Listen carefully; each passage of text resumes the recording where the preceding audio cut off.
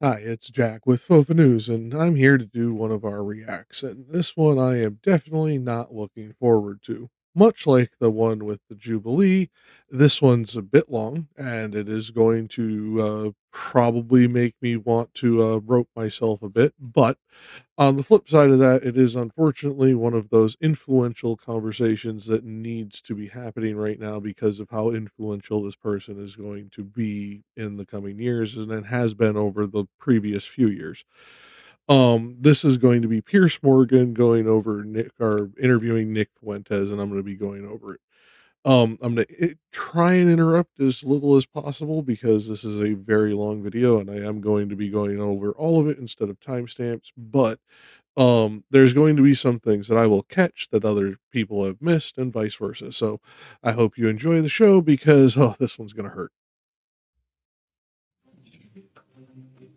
You're a New York Times reader, an NPR fan, a Daily Wire subscriber, or an avid consumer of all things Tucker Carlson. For several months now, there's been no avoiding the subject of Nick Fuentes. And let's be clear, the main reason you're hearing about him is because he's popular. A large number of people, especially young men, are interested in what he has to say.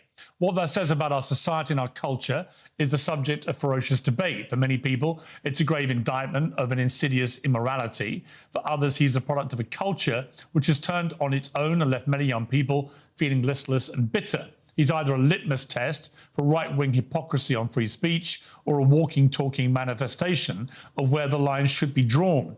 And a frankly preposterous amount of airtime has been spent on debating everything from his ideology to his sexuality and whether anyone should actually talk to him at all. If I were writing a glossary entry on the Streisand effect, I wouldn't put a picture of her next to it. I would put a picture of Nick Fuentes. They have opted to not do so when it comes to Nazis like Nick Fuentes. Fuentes takes this guy apart brick by brick. It's a full takedown. My concern is that people who are a bit more moderate are deeply alarmed by Nick Fuentes. I was very happy to see that, like, Nick Fuentes really passed that test with flying colors. That fragmentation is being caused purposefully by a splinter faction of people led by a young man named Nick Fuentes. That's the war. Can you get the beef prices down? Not crazy things that Nick Fuentes or these other loons say on social media. Well, it looks like all the screaming about Nick Fuentes on the internet is finally dying down a little bit. So now we had on this guy, this Fuentes guy, and never challenged him. You should have Nick Fuentes on your show and you could ask him questions about that. The truth is, it doesn't make a lot of sense to spend all this time talking about Nick Fuentes, but not actually to Nick Fuentes. People who say you shouldn't give him a platform overlook the very obvious fact that he already has a platform of his own, which is often bigger than most of the people complaining, and he uses it to speak unchallenged to his many followers. It's on that basis that I've invited him to appear live and uncensored on my platform. Okay, so I'm going to pause here for the first time because based on the way that Pierce laid this out, he is essentially doing the challenging of the legacy media of why they don't have this person on, so on and so forth, set him apart because Pierce is no longer legacy media. He's new media. He follows the same kind of model that channels like mine do. He just has a much larger following for obvious reasons. Um, that being said, um, this is both smart and slightly underhanded because it's trying to put him on the same level as Nick, which he is most certainly not, but they are in the same field of new media. It is an interesting way to do the intro, and I'm kind of looking forward to see what Pierce does, although 50-50 he actually fucks this up. And Nick Fuentes joins me now. Nick Fuentes, welcome to Uncensored. Hi, great to be with you. I don't know you. I don't think we've ever met. You can correct me if that's wrong. I know about you. I know that increasingly people are talking about you in a more mainstream environment than you may be used to. So for those who know nothing about Nick Fuentes, I want this to be an opportunity to get to the real person. I don't know who that person is, but I do want to use this opportunity to get there. I've seen you talk as we prepared for this in exchanges with people and on your show, saying you fear it's going to be very hostile, it's going to be an ambush, all those kind of things. I don't intend it to be overtly hostile. I don't intend to ambush you. I intend it to be an examination of what you said on the record, an examination of what you believe or what you say you believe, and an examination of what your rising popularity says about the state of the conservative movement in America. So those are my goals from this interview. What are your... Never mind. I may have spoke too soon. I still think this is going to be a softball interview for the most part, which is annoying. But at the same time, if he does what he is actually saying he's going to do there, it seems like Piers Morgan's going to be taking on a more street epistemological approach to this interview, where he is going to be questioning Nick and allowing Nick to set a vast majority of the direction of the conversation, allow for Nick to rebut any points that he makes. As he's going to be very non-committal. He's going to be using quotes from Nick, etc. And very Anthony Magnabosco. I don't know if he's going to pull it off, but let's see. Goals. Why are you doing it? I thought it'd be interesting. And, you know, you've talked a lot about me on your show over the years, and this is the first time you actually extended the invitation. I think it might be the second, actually. I think we talked about doing it during A24 a few years ago, but you've talked a lot about me with the panel, and now you've extended the invitation to talk to me. And I think it'd be interesting for me to maybe clarify some positions and maybe get to know you a little better as well. So I'm looking forward to it. There is a belief that you have two personas. There's one that you roll out now for podcasts and for shows like mine, where you come across as reasonable. And then there's your show on Rumble, where you often come across as having, you know, a very unreasonable view on things. This is what Coleman Hughes said about you. Nick Fuentes knows exactly what he's doing. He is consciously playing this double game as part of a long-term strategy to become popular enough to take the reins of power, at which point he plans to pivot towards the extreme and unpopular policies that he advocates daily on Rumble. So first of all, what is your response to that?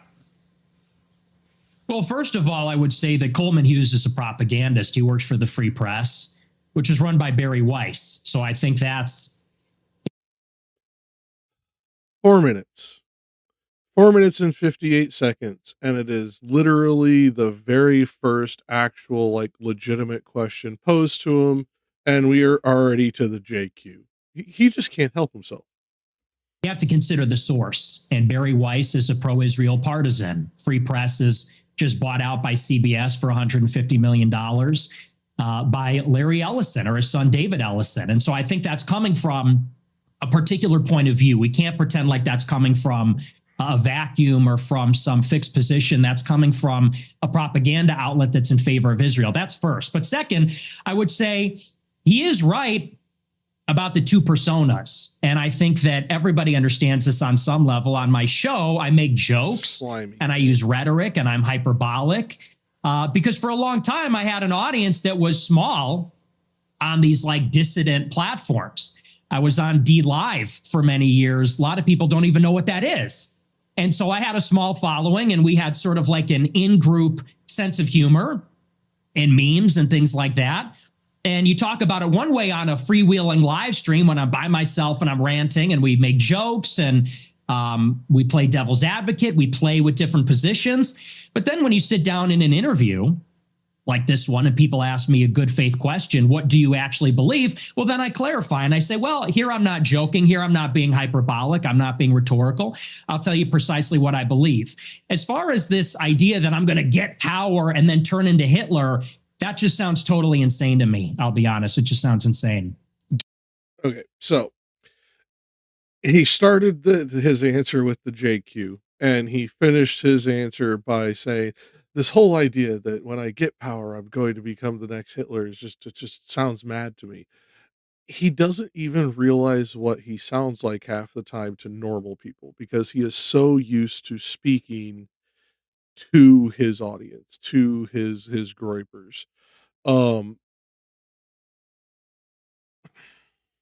The way he did it there, though, was slimy because to most people who do not know his history, who do not have years of combating his anti-Semitism and white nationalism, um, he sounded reasonable.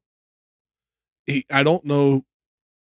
He usually isn't this good at it, and it's why I'm a little annoyed and pausing at this point because he is a charismatic guy, and that is an annoying thing. But at the same time, this was a very effective answer, and I'm really hoping Pierce is about to fucking try and like gut back to where he was bringing the point up because the reality of what he just said less than 5 minutes into the interview is he is already going to associate anything with a Jewish person or a pro-Israel group, and I'm not pro-Israel by any stretch of the imagination, but he is going to associate it with just to be disregarded. It can't be trusted, and that is playing into a trope that he has literally been playing into for years, and unfortunately is all too effective in America right now. Do you have aspirations for political power? Not really. I think that if I wanted to run for office, I wouldn't say a lot of the things that I say. I don't know that a lot of people would vote for me. I tend to offend everybody, even a lot of people that like me. So no, I'm a truth teller. I like to tell the truth. I like to do my live stream. Who is Nick Fuentes? Tell me about your upbringing. I know you grew up in the suburbs of Chicago. Tell me about your early years. Or early how? Like my childhood or a little bit your later? Childhood, yeah. Well, I grew up in the suburbs of Chicago in LaGrange Park, as you say. My parents are ethnics. My father's half Mexican, half Irish. My mother's Italian. And despicable fucking word to use for another human being. Ethnics. And even more despicable that he says that about his own fucking parents. They both came from a pretty rough upbringing themselves. They both were raised by single mothers, not because of divorce, but because both of their fathers had died. They endured a lot of dysfunction. And I think that's one of the reasons they came together and they related to each other and they wanted to create a normal upbringing for their children. They wanted to have a normal family life. And so they moved out to LaGrange Park away from the city. And they raised me and my sister and really put us first. I think that's a big reason why I tend to have a lot of these family values or Christian values. My mother quit her job and stayed at home to raise us. And so I have a very close relationship with my parents, with my sister. We're a very tight family. And we grew up in a pretty idyllic town. And maybe we can sort of get into a conversation about politics from this. I loved my upbringing. My mom stayed at home. My dad was working. We're in a mostly white suburb in Chicago. I was maybe half Catholic, half Protestant. It was a baseball town. I played baseball for many years. In Chicago, we love our hot dogs. We have our baseball parade and get a hot dog. And so I love where I came from. I love the city. It's a working class city. I love the people here. They're very good, humble, down to earth, decent people. And I guess I had my political, not to jump ahead, but this is a big part of where my political awakening came from. I sort of left this bubble, if you could call it that. When I went to college in 2016, I went to Boston University and I read a lot of things online and I realized the country does not look like LaGrange Park. It doesn't look like Western Springs or Hinsdale or Elmhurst. It looks very different. The country's undergoing a radical transformation because of immigration. And so I saw that and I said, this is not really a desirable change. I don't like the south side of Chicago or the west side or LA or certain parts of Boston as much as I like where I came from. And I guess that's what made me an American nationalist. I said, I want to preserve my home and the things that are familiar to me and the things I like about my home, what makes it America. So that's a little bit about my background. I don't know where you want to go with that, but that's kind of where I came from. My first obvious question is, were your parents... Before he gets into that, I'm just going to point out the very obvious tropes he just played into. I was half Protestant, half Catholic, so literally trying to appeal to all Christians in the country, despite the fact that his ideology is contrary to 90% of what Christians believe in modern day. I played baseball for many years, baseball and hot dogs and parade, literally playing into the Norman Rockwellian tropes as hard as he could, as quickly as he could, and the working class families and this and that. This is a young man who went to university, as he said, in Boston, and since then has been a influencer. So he isn't a member of the working class in the way that he attributes that phrase. He is in the way that us leftists are, but in the way that or in the way us leftists use that word, but he is not a member of the working class in the way he uses that phrase. He has never turned a wrench. He has never worked outside. He has never none of the things that he professes on his rumbles and all of that dumb shit about what makes manly men men and all that dumb shit. He's never done it. He has no clue about any of it, but he just played into every one of those tropes like a seasoned professional con man. This is called the soft approach. It is used by street con artists quite often. They'll give you familiar approaches, things that you'll share in common to make you let your guard down a little. This will usually be to either guide you into a cooked club, with strip clubs, dance clubs, etc., where they will get a certain amount of a cut on the head count, or they're getting ready to walk you down a certain alley so that you can get mugged, so on and so forth. This is an age old approach, and it is one of the things that he doesn't actually appeal to any of it in reality. The vast majority of his audience are young men, yes, but disaffected young men. They are not the jocks. They are the outcasts that you probably avoid in school if you're watching this and you're a teenager. They're the ones that you worry about coming to school and shooting up the place, or they're the ones who you worry about, shouting slurs at you and your friends as you guys are walking home, so on and so forth. This is not the majority of the all American appeal that he is trying to lay out here. Um, and finally, with this whole American nationalist, he's not an American nationalist. He is a white nationalist. American nationalism, if that was a desirable term, we would be then appealing to the actual like founding principles of this nation, a nation that was built through immigration, a nation that was built through diversity. And when everyone goes, oh, blah blah blah, we were 90% white. No, we weren't. The only reason that you can say that stupid, dumb fucking shit is because these assholes that fucking use that line didn't consider Native Americans or African Americans fucking humans on the census. So when you start dealing with some of these older records, you then have to factor in we completely disallowed certain people to be counted on it because they were not considered of a civilized race or civilized people or even whole peoples in certain cases like the African Americans. So again, he is playing to a white nationalist trope that was never true, has never been true, and should never be true. He's trying to make it true. He is trying to make this a predominantly white nation controlled by that. And I know there's a lot of people of color who are going, it's always been that way. You're not wrong. But he is trying to make it into the thing that you fear us becoming. Yes, America has been horrible over the decades. It has not been great on relations between the races at all. What he wants is what Nazi Germany became. And yes, there were people who were not Aryan in Nazi Germany, and their lives were utterly horrible. And that is what he wants. He wants everybody who is not white and Anglo Saxon Protestant to be afraid. Now, when I say that, people are going to point out, oh, he's a Catholic. Yeah, I know he's a fucking Catholic, but literally a vast majority of his audience are WASPs. Immigrants to the United States, or were their parents, or were their grandparents? In other words, at some stage, I presume there were immigrants in your family who came to the US. Is that correct? There were. I believe my mother was fourth generation and my father was third generation. So their ancestors came here on my mom's side in the 1860s, I believe, the first wave of Italian immigration. My father's ancestors, I think they came around in the turn of the century in 1900. So your view of immigration, and we'll get to the specifics about your views on immigration, are they not affected at all by the fact that if it wasn't for immigration, you wouldn't exist as an American?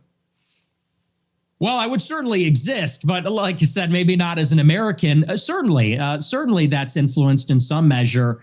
But I think that the kind of immigration that we had for a long time in the country, it's different than the immigration that we have now.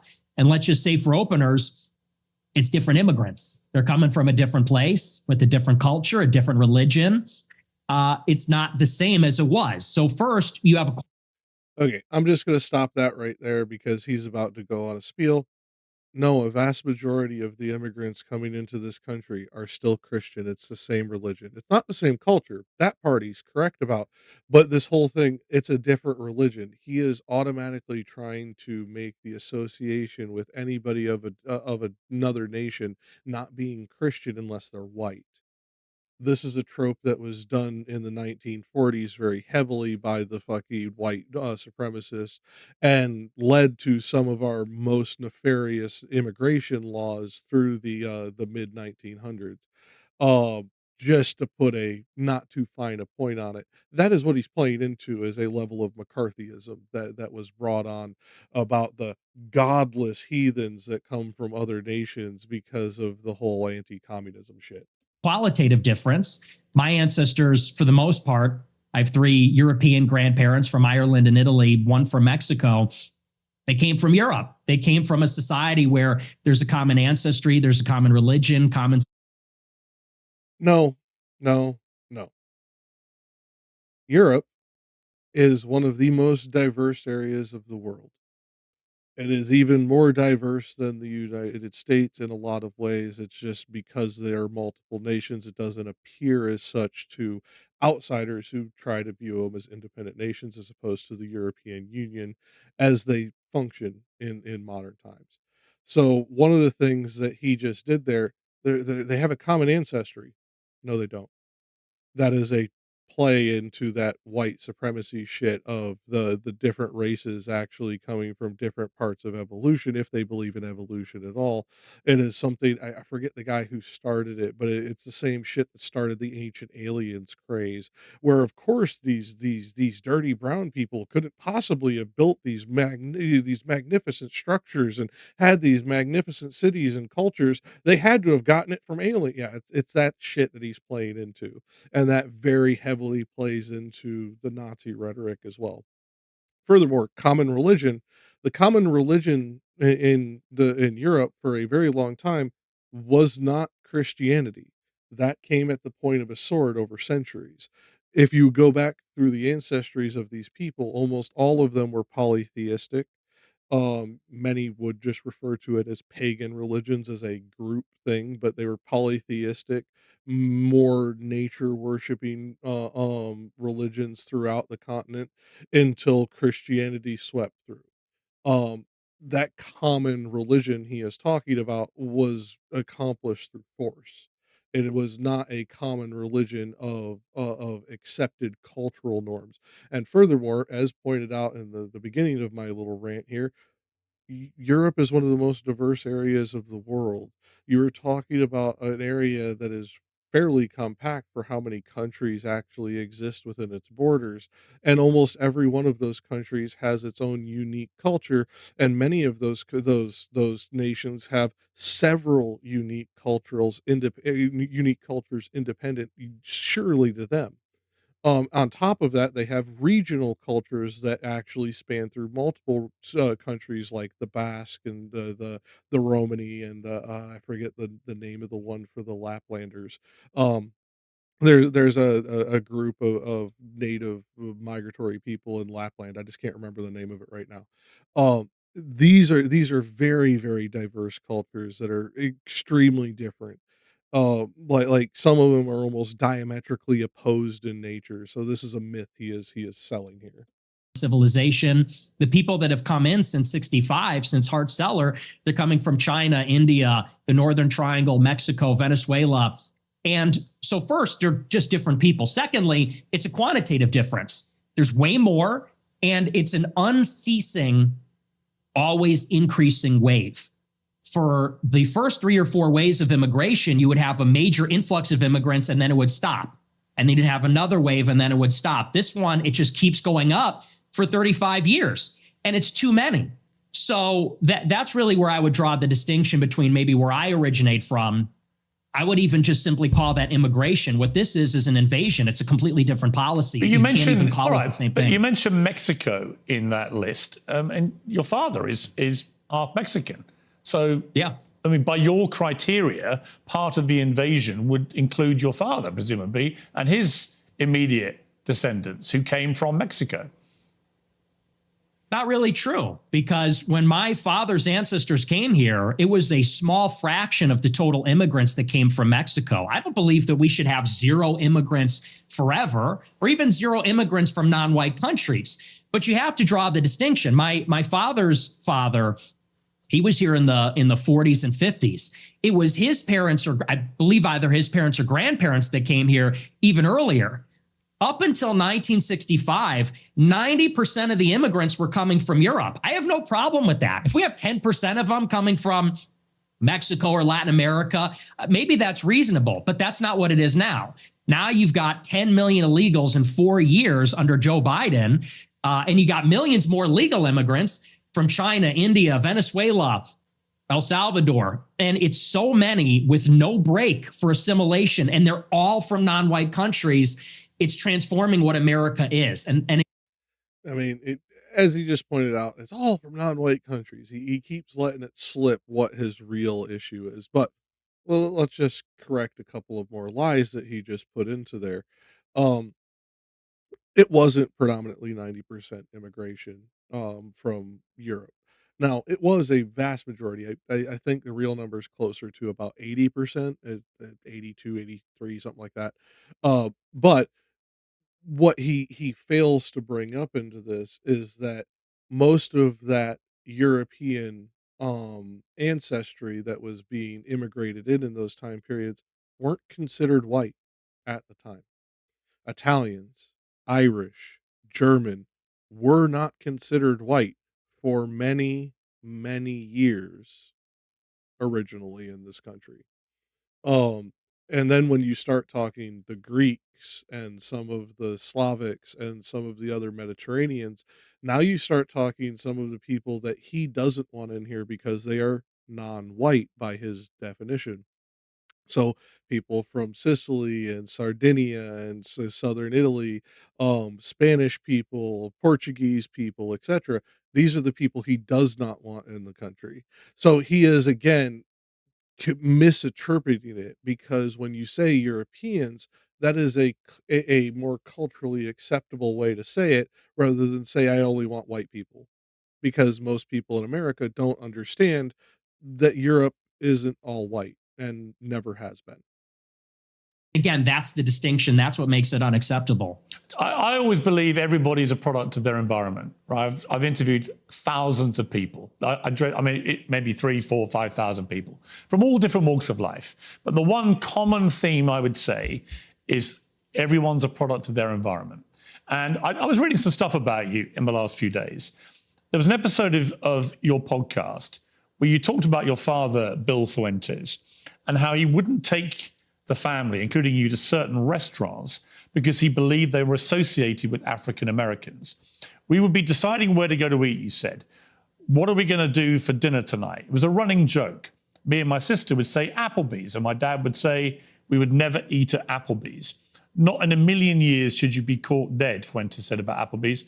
Go to a different restaurant, a local restaurant. No Applebee's, no Red Lobster. That is commonly known as black fare. And you also shared another story about your family and restaurants. It said, before me and my sister were born, my family had a saying about Olive Garden that contains the N-word that we're not allowed to say. So my question, based on that anecdote that you say on your own podcast, is do you think you grew up in a racist environment, that your father was inherently racist, and that thought process moved to you? Well, I would say it's a new low. I've been attacked for being a racist many times, but to attack my father, to attack my parents based on anecdotes, I would say that's sort of a new low. Hang on, it's your anecdote. Yeah, but he's not here to defend himself. You are. And my parents are. You told the story. And I will. And I'll I'm defend. not Victim complex. trying to I'll ambush you. defend As I them. said at the start, Nick, to be clear. No, it's not an ambush, Nick, but to be clear, I think I'm everybody not understands. ambushing you. I'm literally reading an anecdote that you revealed on your podcast. It's you that's put it in the public domain. I know. I'm simply asking you whether my assessment of that, which is that your father didn't want to take you to certain restaurants because of what you refer to as, they were commonly known as black fare, whether that, attitude to African Americans in that instance permeated to you. It's a reasonable question. Okay, before he answers, I'll just point out, notice the interrupt there. He didn't want Pierce to say it again because he knows how bad it sounds.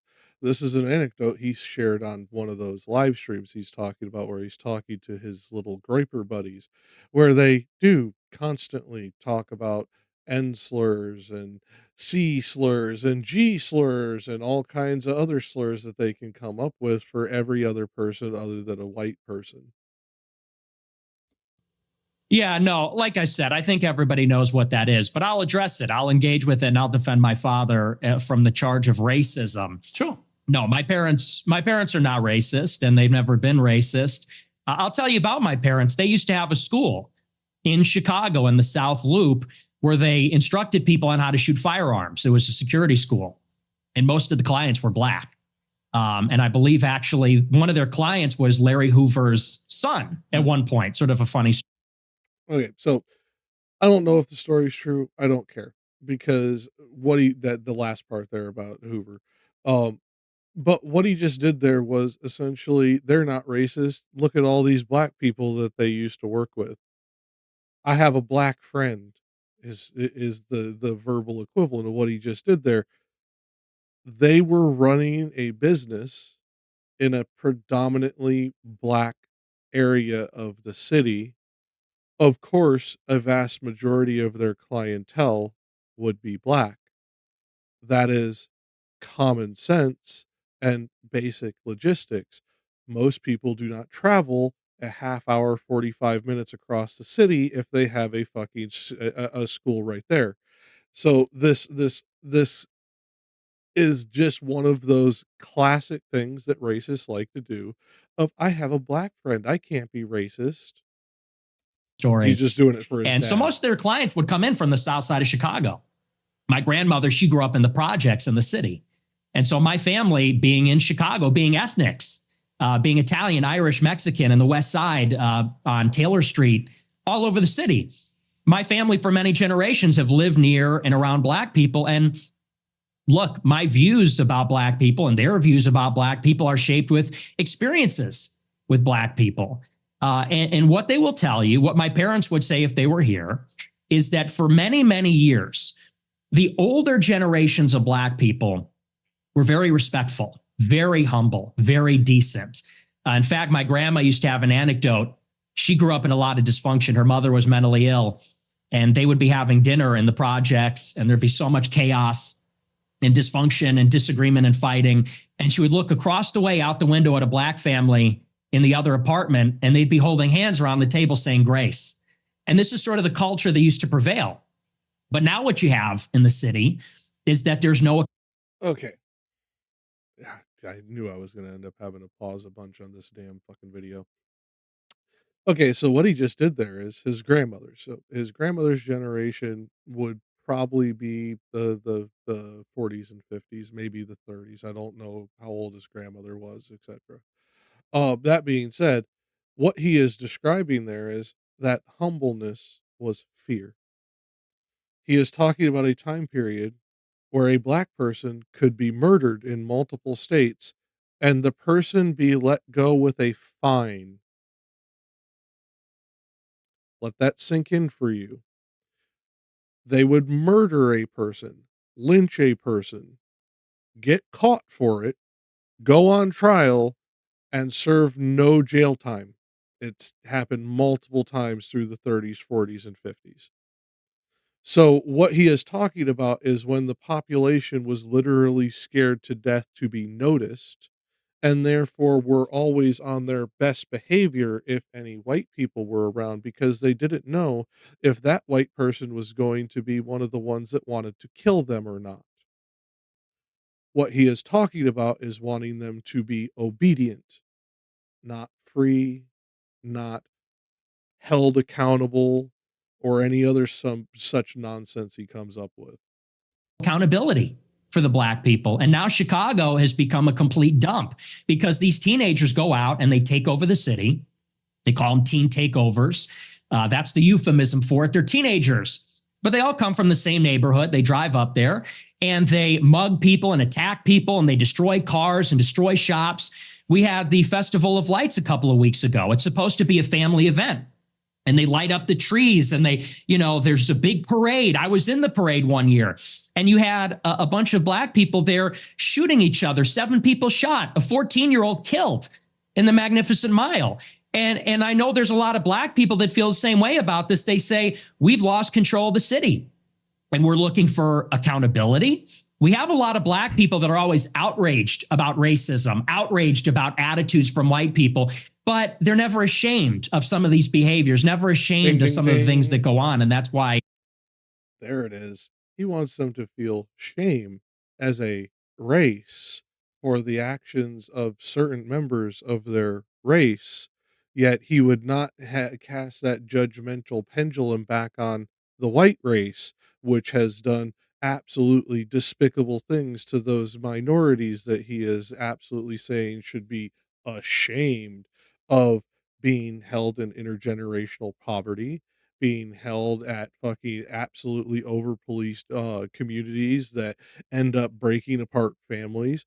He has absolutely fucking played into every Norman Rockwellian fucking trope he can for every one of the fucking maggots that he can peel off now that Trump is starting to crumble. I think there's a lot of negative attitudes these days. And so, again, I think those attitudes, you say I'm a product of my environment. I am. And so are my parents and my grandparents. Unlike you, because you're not even American, in Chicago, we have to live in a big, diverse city where there's a lot of different kinds of people. And I live think in a big anybody in diverse Chicago city. tell you the same. I live in London. It's one of the most. Good job, Piers. I'm not even going to let him finish that before I call it. That was the dumbest fucking point he made. Pierce literally lives in the most diverse city on the fucking planet. What the fuck? The biggest and most diverse cities in the world. But it's not the same. Well, actually, it's a big, diverse city. The only difference is we don't have the gun violence because we don't have guns. That's a whole different story. I don't want to get into that with you. I have got into that before. You got in America. a knife problem. You got sword problems. We have problems with Aladdin. We have problems with violent crime. I make no. And there's the appeal to the Middle Easterners. Oh, you have Aladdin. You have knife crimes. Sense of it. So the idea that somehow I'm cosseted in London because I'm not in Chicago. Didn't say that. Well, you can. Yes, you did. I guess my point about the environment, I'm not saying you are a product of your environment. I'm saying most people are in some capacity. Mm-hmm. When I read that anecdote, which just to remind you, it's not something I have put out there. You told this story, right? And you said that you said this. We're looping. You said this already. But you haven't really directly. I think. And again, I'll point out, notice he does not want Pierce to say it again because he knows to anybody but his groiper lunatics saying nobody should be caught dead at Applebee's. It's commonly known as black fare. Sounds racist as shit, even to other racists. I think responded to it, which is whether your father would not take you to certain restaurant chains because he associated them with black Americans. Is that true? No, well, see here, if you're in America, you would say that Olive Garden is not real Italian food. Applebee's, TGI Fridays, this stuff is a load of crap. My dad was just a food snob, but no, it's got nothing to do with that. My best friend in first grade was a black guy. We're not a racist family. So okay, so when you told the story, I'm just curious. So when you told that anecdote, which clearly on the face of it, I hate to laugh, but it's like it's just funny to call out a trope that he was doing in a more obsequious way earlier for him to just then do it the fucking blatant textbook way moments later. Is racist. right? You're basically saying your father made racist decisions about where you would go as a family to eat. Are you saying, well, I'm just going to ask you a question. Are you saying that when you told that story, you didn't mean to infer that he was racist? And do you understand why when somebody like me reads that anecdote for the first time, as I did this week, I reach a different conclusion? Well, I understand what you're doing, which is a sort of making of a murderer. How did he become racist? Well, his father didn't eat an Olive Garden because he said that's not real Italian food. I'm literally reminding you of something you said on your show, which led me to conclude a certain thing. If I'm wrong, tell me. Yeah, it was said in jest as a humorous anecdote, and now you're trying to spin it into a narrative, which is his. It was said in jest as a humorous anecdote. Let's dissect that. What is humorous in the anecdote about calling Olive Garden and Applebee's and TGI Fridays and Ruby Tuesdays and all the other ones that he listed common black fare? What is actually funny about that? See, the only reason that would be funny to a racist is the next part of the trope he said. It's not real Italian food. No shit, it's a chain restaurant. Of course it's not real Italian food. But the whole point is they're too stupid to know better. And he let that slip when he goes, "My dad was just a food snob." Therefore implying elitist. Therefore implying any black fare, people that would be willing to eat it, were not elite. So his humorous anecdote only works on other racists who also have the bigotry of low expectations. Parents are racist. He comes from a long line of racists. And I think notice everybody he still knows hasn't answered Piers' our parents, my parents are boomers. And these people come, well, you're a boomer, I guess, too, in a I'm way, 60. right? You were born I'm in 60. what, 19? Yeah. So you're a boomer also. Or maybe you're a Gen Xer. I suppose it's sort of on the cusp. But it's a humorous anecdote. These are kind of the attitudes of baby boomers in society, but you're trying to spin it into a narrative, which is you're a product of your environment. Your dad's racist because of this joke. Now you're a racist. And I don't think that's a fair characterization. Okay. People can make their own minds up. They can go back and listen to you say it. I mean, the beauty of what I'm going to talk to you about in this interview is that almost all of it is just going to be reminding you what you have said and asking you what you meant. Your position about that story is that it was a joke, okay? I want to come to something else you said. This is where you talk about Jews, women, and blacks. Let's just take a listen. They're always coming up with, no, it's not the Jews. No, it's not women. No, it's not blacks. It's actually really complicated. No, it fucking isn't at all. Jews are running society. Women need to shut the fuck up. Blacks need to be imprisoned for the most part. And we would live in paradise. It's that simple. Okay. Would you like to clarify what you meant there? That's all true. That's 100% true. Everything I said in that clip is true. Including that blacks need to be imprisoned for the most part. Yeah. Yes. But all of them? No, for the most part. What does the most part mean? What percentage of American blacks would you like to see in prison? And this is a good question from Piers. What percentage? Because he said, for the most part. For the most part implies a majority in the phraseology. He knows this, but now Piers just asked him for a clarifying, very specific percentage. Now he's going to come up with a bullshit percentage that I guarantee you is going to be wrong. The actual rate of violent crime amongst African Americans is about 1% of African American males and about 0.7% of African American females. I don't know what number this dickhead's about to come up with, but the number is nowhere near what he's about to say. I guarantee it. Whatever the percentages of the murderers, I think it's 1 in 20 black men will commit a murder in their lifetime. So maybe let's say that 5%. Oh, so you're talking about black people who murder people? Yeah. Oh, absolutely. Yeah. But you didn't say that. That's you the just crime said problem. blacks need to be imprisoned for the most part. you didn't clarify that you were talking about black murderers. Right. No, you're right. That's a good addition to that. That's a great point. Do you think it's funny or? I do. I think it's hilarious. I think it's totally true. Do you think a black American would find it funny? You think that blacks should be imprisoned for the most part? Blacks are my biggest fans. I get high fives all the time. They say, Nick Fuentes, I love your show. I would bet every dollar I have in the bank that this motherfucker's demographics do not show what he just said. If we were to pull up his social blade and actually look into the fucking racial demographics of his viewers, I guarantee goddamn to you that's bullshit. I'm not saying there's going to be 0%, but it is not going to be his largest percentage. They agree with me. And you want to know why? Here's the difference.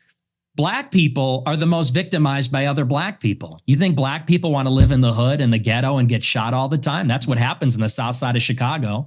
You should come here. I'll take you there. We could go to Garfield Park. My son went to Chicago University for a year, actually, several years ago. Yeah, that's a bubble. That's a bubble. You think you're in Chicago and Hyde Park? You don't know Chicago. Go a little bit west, see what it's like over there.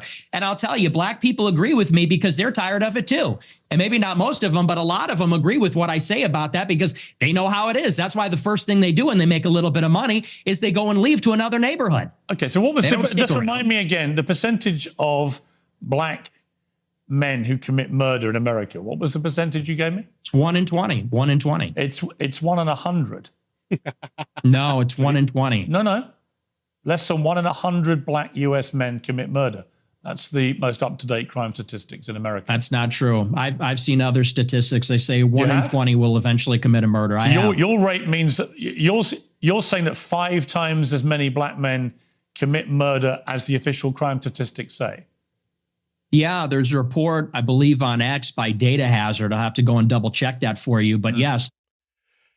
So the crime statistics from the Department of Corrections, FBI, and all of the other law enforcement agencies that compile that data are wrong, but a report by somebody on Twitter somehow trumps all of that.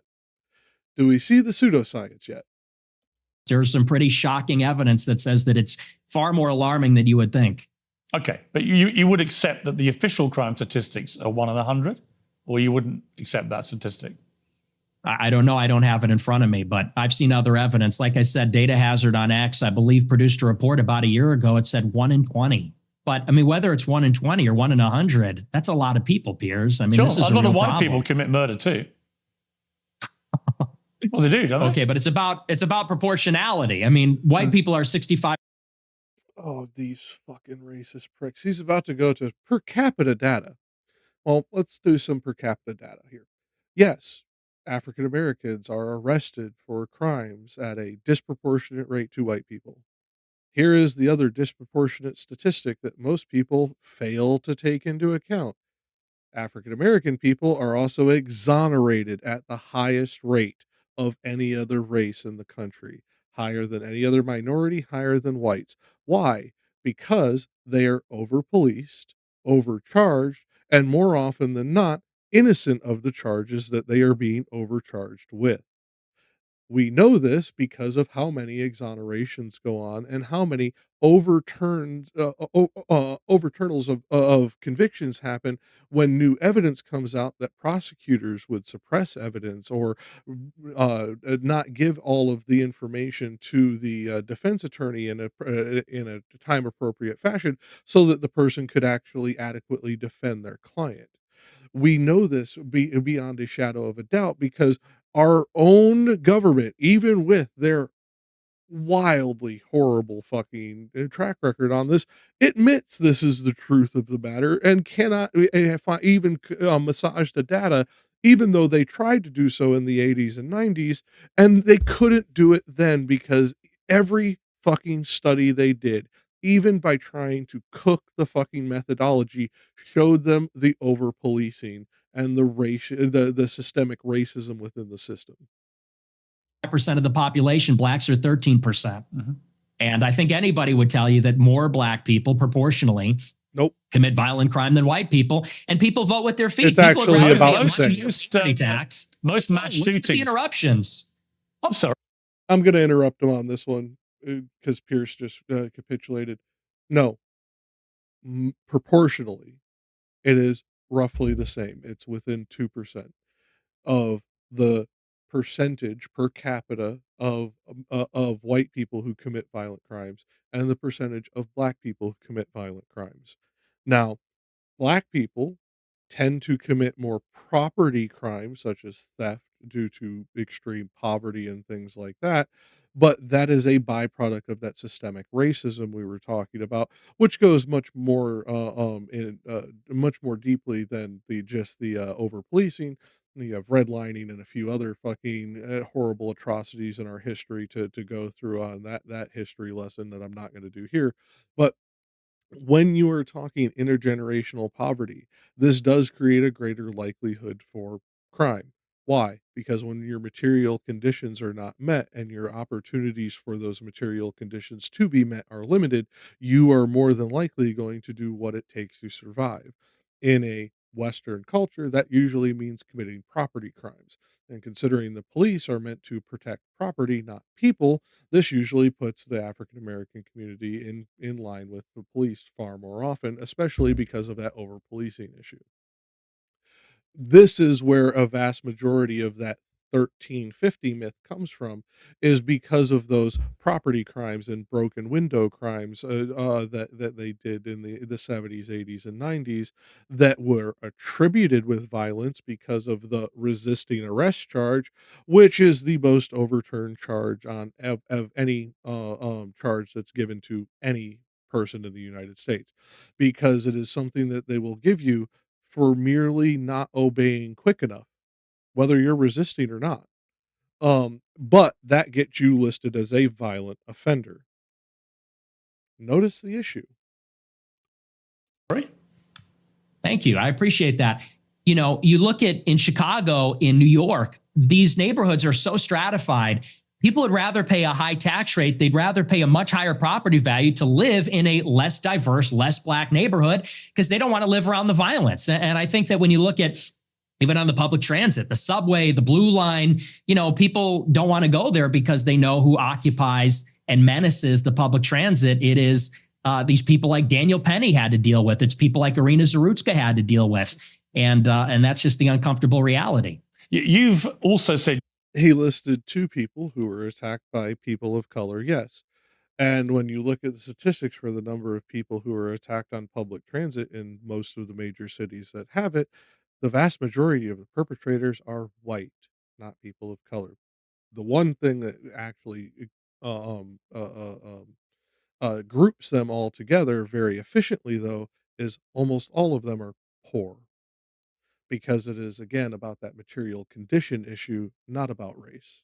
Yet he is going to continue to make it about race and not about material conditions, because if he talks about material conditions, then people like Pierce or myself can bring up why the material conditions for these ethnic communities are so disproportionately negative. African American communities, every time they built up a certain amount of wealth, we would destroy it. I will point you to the Tulsa massacre. I will point you to the US government literally bombing African American communities from fucking planes. That's part of our history. And that disproportionately, I think it was wiped out 60% of African American wealth at the time that happened, because the place that they killed was known as Black Wall Street. You don't want to live near black people. Let's take a listen to this clip. I'm a new generation of white person. I'm not living around blacks. Sorry. You know, I want white kids, and I don't want my white kids bringing home black people to marry. It's racial for me. And call me racist. Oh, very Christian of you. I don't give a fuck.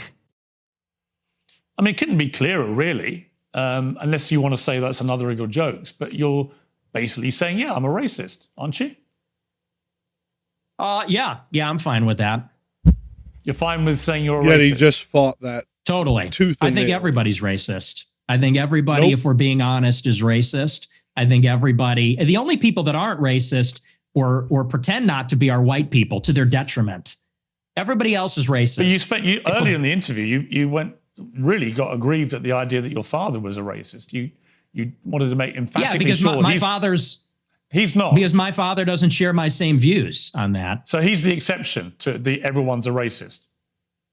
Well, everybody's a little bit racist. You're right. So maybe everybody. The difference is you're attacking my father. You know, he could get fired from his job. I'm not attacking your father. You are. No, I'm not. I don't know your father. And to be clear, I have no knowledge about him at all. Well, then let's leave him out of it. Well, let's leave him out of it if you don't know him. Hang on, Nick. You put that story into the public domain on your show. I'm simply reminding you of what you told everybody, millions of people, about your father. If you now want to retract it, fine. If you want to say it was a joke, which is what your position was earlier, fine. But I'm allowed to put to you things you've said publicly. That's not unfair. That's not me targeting your father. You put that story about him out there. You know what you're doing. You know what you're doing. I'm asking you about a pretty shocking anecdote, which to me looked like you were saying your father made decisions about where you as a family would eat based on skin color of people who worked at these places. If you say, or use them, if you say that is not what you meant, that's fine. You can respond any way you like. But the idea I can't ask you about it without you saying I'm attacking your father is ridiculous. Well, you are, and you know what you're doing. And there's a political culture in America where if you have the wrong views, you get fired from your job. And my father has a job. And if you go on here and say, you charge him with racism or something, and I'm put in a position where I don't look like I'm sticking to my guns if I don't say my father's a racist, you're putting him in jeopardy, and he's not here to defend himself or explain his views. And it's very low. And I think you know exactly what you're doing, and people can see what you're doing. I'll defend my views. And I think that, so let's leave him out of it. Let's just not talk about my father because my father isn't here. I'm here. Okay, well, then do you accept that you shouldn't I'll defend the anecdote. Listen, that's fine. But then do you accept you shouldn't talk about your father on your show? And you shouldn't tell... Absolutely not. Absolutely not. So it's fine for you to put a story out there which would make most people who listened to that story or watched it at the time on your show conclude that he was racist. It's fine for you to do that. But if I then ask you about it, I'm the one who's being unfair and I've crossed a line. Is that what you're saying? Yes. Okay. Yes, you're being malicious. Okay, that's fine. That's fine. Listen, people are watching. First of all, Piers, fine, that's fine. I get you're trying to be non-confrontational so that you can get through this. It's still pretty early in the interview. But at the same time, that was an absolutely abhorrent give. You should be ashamed of yourself. You're a fucking Brit. You should be able to argue that fucking point till you're blue in the face and fucking not ever have to fucking worry about it. He literally put the anecdote out into the public record. You asked him about it, and you get labeled as malicious and accept it sheerly for asking him clarification on the issue. Yes, most people are going to see through it, but you shouldn't have given him this. This is that charitability bullshit I was talking about earlier. This live, they can draw their own conclusions about whether what I just did. And they will. Yeah, and I'm sure afterwards, by the way, you'll say, he ambushed me with your own words. With their own words. That's a little presumptuous. I'm not going to say it's an ambush, but I think that's a low blow. And I think you know what you're doing, and that's fine. You're a tabloid journalist. I expected that. I don't think it's an ambush because I knew it would be like this. And people will see what you're doing, and I think they'll say it's low. But as far as you want to talk about racism, I do. Let's talk about racism. Okay, let's leave my dad out of it. Look, you've admitted you're a racist, correct? Yes, 100%. Okay. Own it. Okay, that's fine. You're perfectly entitled in a free democratic society to stare down the barrel of his camera and tell me you're a racist. People can judge you accordingly. Many people who have assumed that you're a racist will now have heard it from your own lips. That's fine. There you go. That's the point. The point of this interview is to go over the things you've said, which have led people to reach conclusions about you, and to ascertain whether those conclusions are fair and reasonable or not. That's it. I want to play you another clip. This is where you talk about why white people are justified in being racist. Let's take a listen to this. First, White people are every single bit justified in being racist. Every single bit justified, to the extent that that means going out of your way to avoid black people when you see them. You stand by that? Absolutely. Absolutely. Absolutely. So white people should go out of their way to avoid black people when they see them? Absolutely. They would be wise. Why? Because it's a lose-lose proposition. If you're Irina Zarutska and you don't walk the other way, you get stabbed to death and you die. If you're somebody else and you walk on the subway and you stand near a black person or something, maybe it's fine. It's a lose-lose proposition. So no, I think that white people have been beaten into submission, that we're afraid to tell the truth about it. And the truth is that when you go into these major cities like New York or Chicago, I believe she was in North Carolina, there is a menace, which is young, black, adolescent men. They're extremely violent. And we have been told that we have to pretend like they are every other person. We have to be colorblind to that. And we're supposed to go and be in the midst of all this danger. And I think that at this point, it's gotten out of control. You look at the BLM movement, they said that the reason that black people are violent, or the reason there's crime, is because of police brutality, or redlining, or all these other things. They said we need to get rid of the police. We need to defund them. And a lot of cities did. A lot of cities like Chicago, for example, the police changed the rules of engagement. They don't chase them. It's not a felony if you steal a certain amount of merchandise. They won't chase them on foot. And now the city's totally up for grabs. And now, whether you're in the Gold Coast or whether you're on the Mag Mile or you're in the worst neighborhoods in the city, you might get shot, you might get mugged, someone might run up on you. And I tell my followers, it is. I am just going to point out that despite what many politicians like to say, and a lot of influencers on TikTok and YouTube like to say, the crime rates in Chicago, a city I absolutely despise, by the way, are actually lower now than they have been in, I believe it's 60 years. Like, we are talking about some of the lowest crime rates in the city since before the Vietnam War. Let that sink in for you. Most of the people who are going to end up watching this, you were not even alive the last time that crime was this low. And the last time crime was this low, you are talking about a influx where charges were not levied. In Chicago in the 30s and 40s, they had an extremely bad police corruption issue where charges weren't filed at all, and people would just get the living bejesus beaten out of them and money stolen from them, and no record ever fucking placed in the official fucking paperwork about it. No contact paperwork, no arrest paperwork, no confiscation or financial forfeiture paperwork, just stolen, beaten, robbed. So when you start talking about that going on in Chicago through the 40s and 50s, in the 60s, you were talking about a population that was scared to death of ever being seen or noticed. Again, I point this out because that is what people like Nick want again. They want minorities to live in fear so that they are on their best behavior, meaning appeasing to whitey. As a white person, this personally fucking disgusts me. And that's not some virtue signal. It's I look at this and I go, that's a fucking human being. There is absolutely no reason that that person should feel afraid of me because of my skin color any more than the fucking racist should feel afraid of them for theirs. It is absolutely fucking absurd in 2025 that we are still doing this absolute fucking caveman bullshit.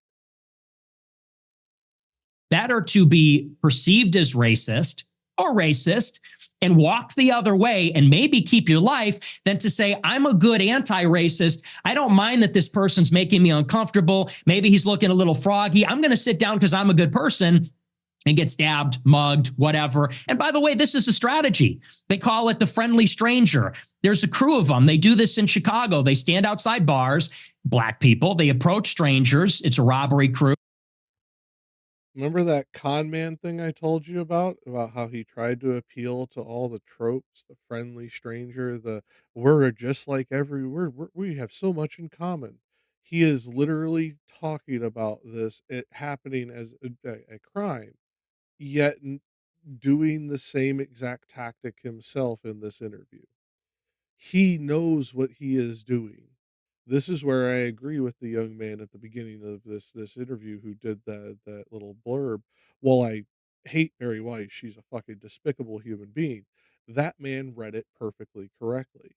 He knows what he is doing because he knows to his racist fucking followers, the more indignant and more victimized that he acts, the more that they will be mad and stop paying attention to anything that Pierce is saying. And it will be he's run by the Jews or he's run by blank or blank. They'll come up with some fucking bullshit. And I'd be willing to bet, because I have been purposely avoiding going online to look at any of these reactions, I'd be willing to bet there's already a few of them out there.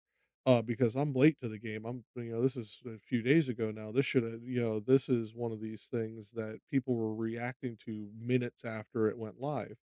Um, some of them even did live streams, which is how I even knew it existed because I don't generally watch Pierce. That being said, he is now then using this psychological tactic of appealing to the friendly stranger as an attack on minorities when he is trying to do it to anyone that is listening here who is unfamiliar with his more repugnant takes, which Pierce hasn't even brought up yet. Like, he is still bringing up the softball material, and it's this horrible.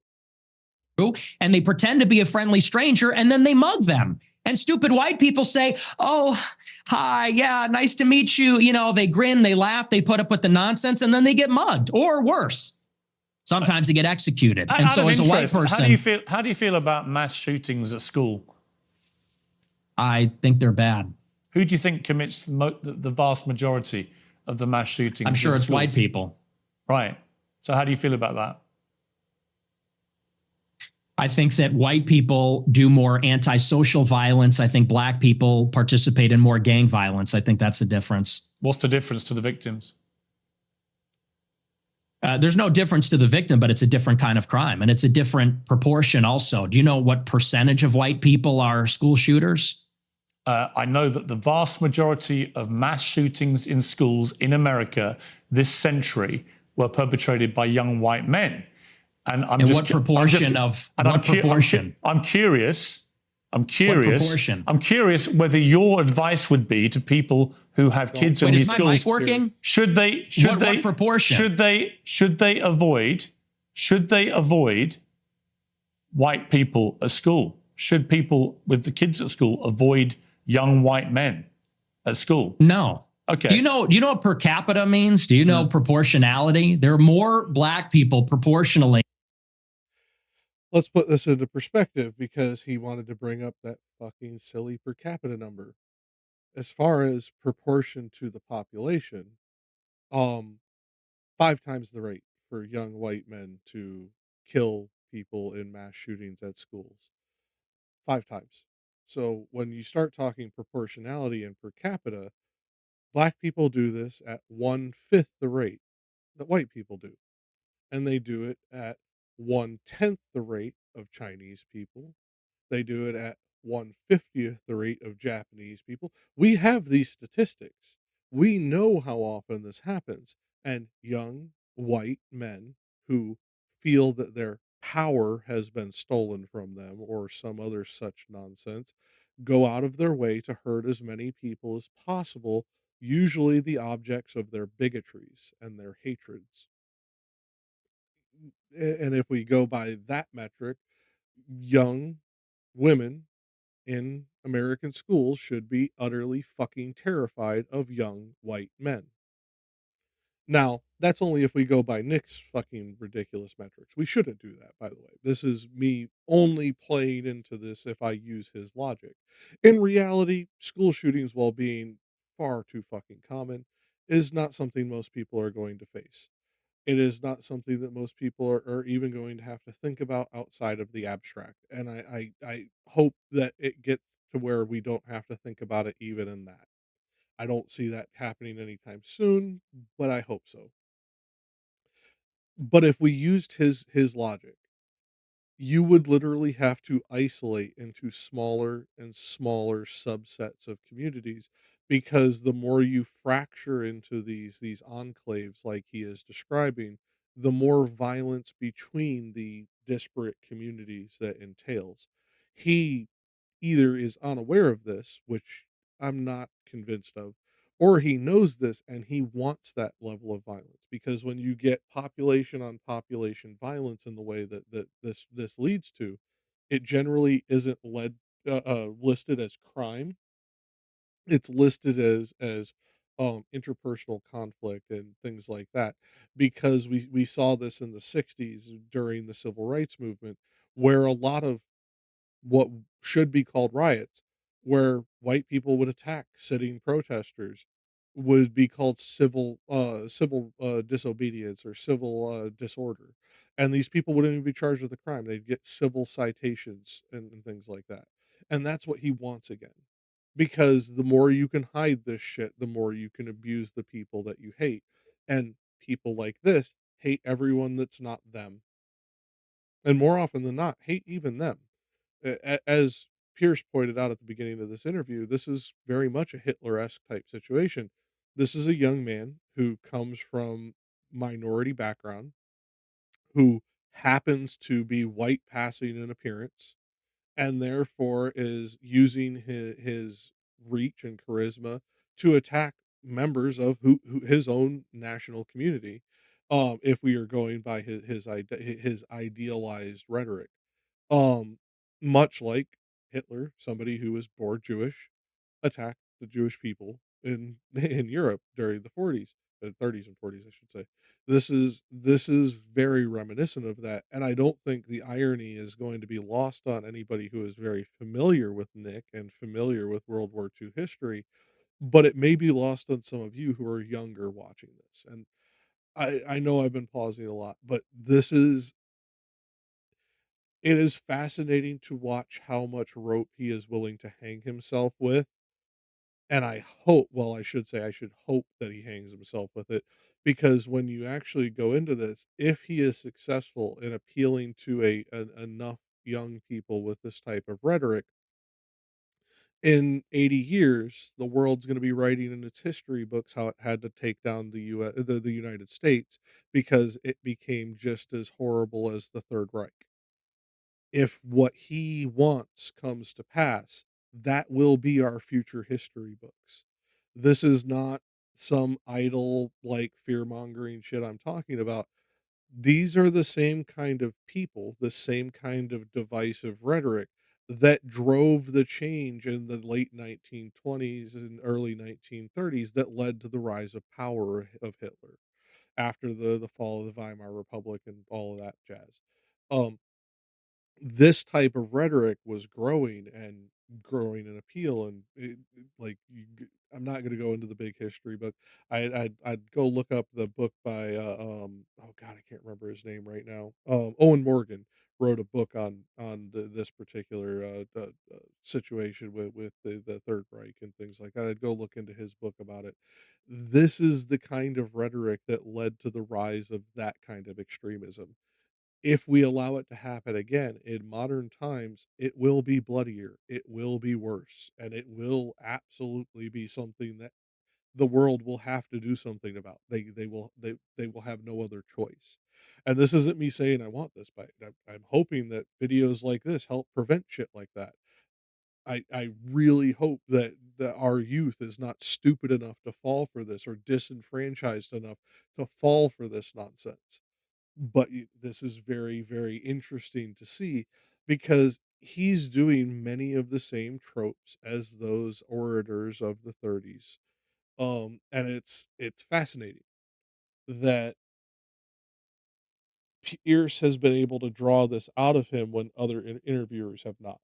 That engage in violent crime or are involved in gangs, especially in these major cities, than there are white people that are school shooters compared to the entire white population. And everybody understands that. Two-thirds of mass shootings at school perpetrated by white people. But what proportion of white men commit school shootings? That's the question. 0.8%.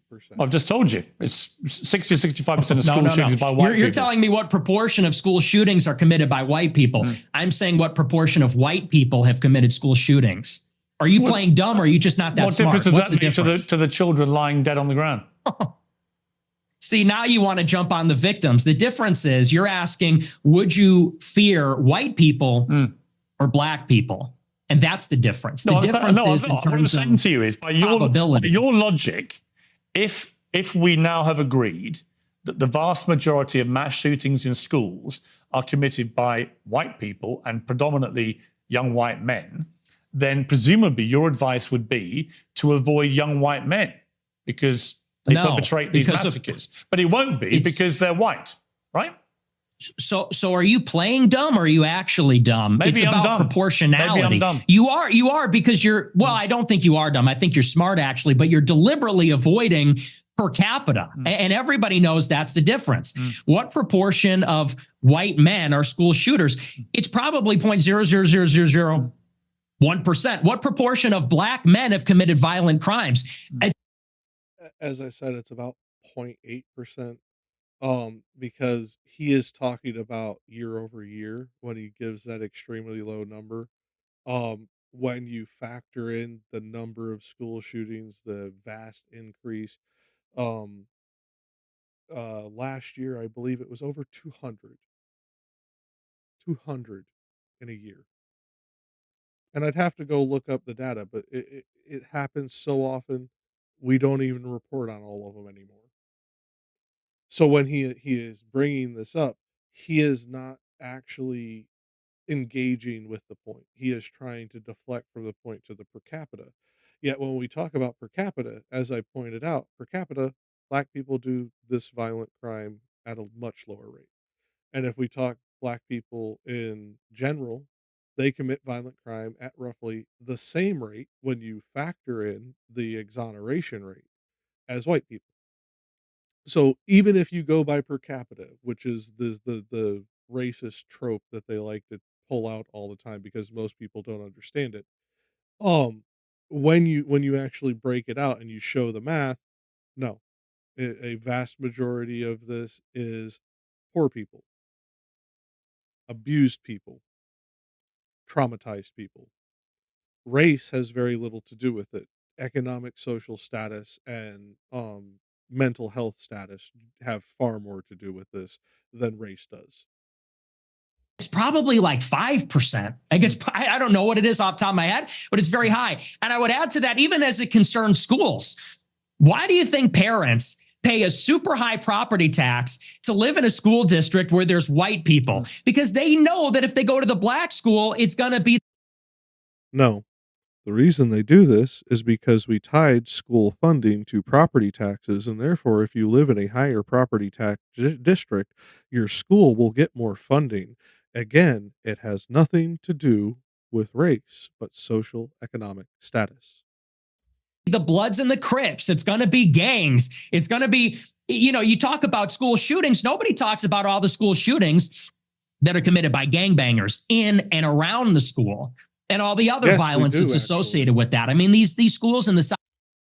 School shootings of the nature that he is talking about also raised over this time period. That school shootings in general rose, but they rose at a rate of 1/100th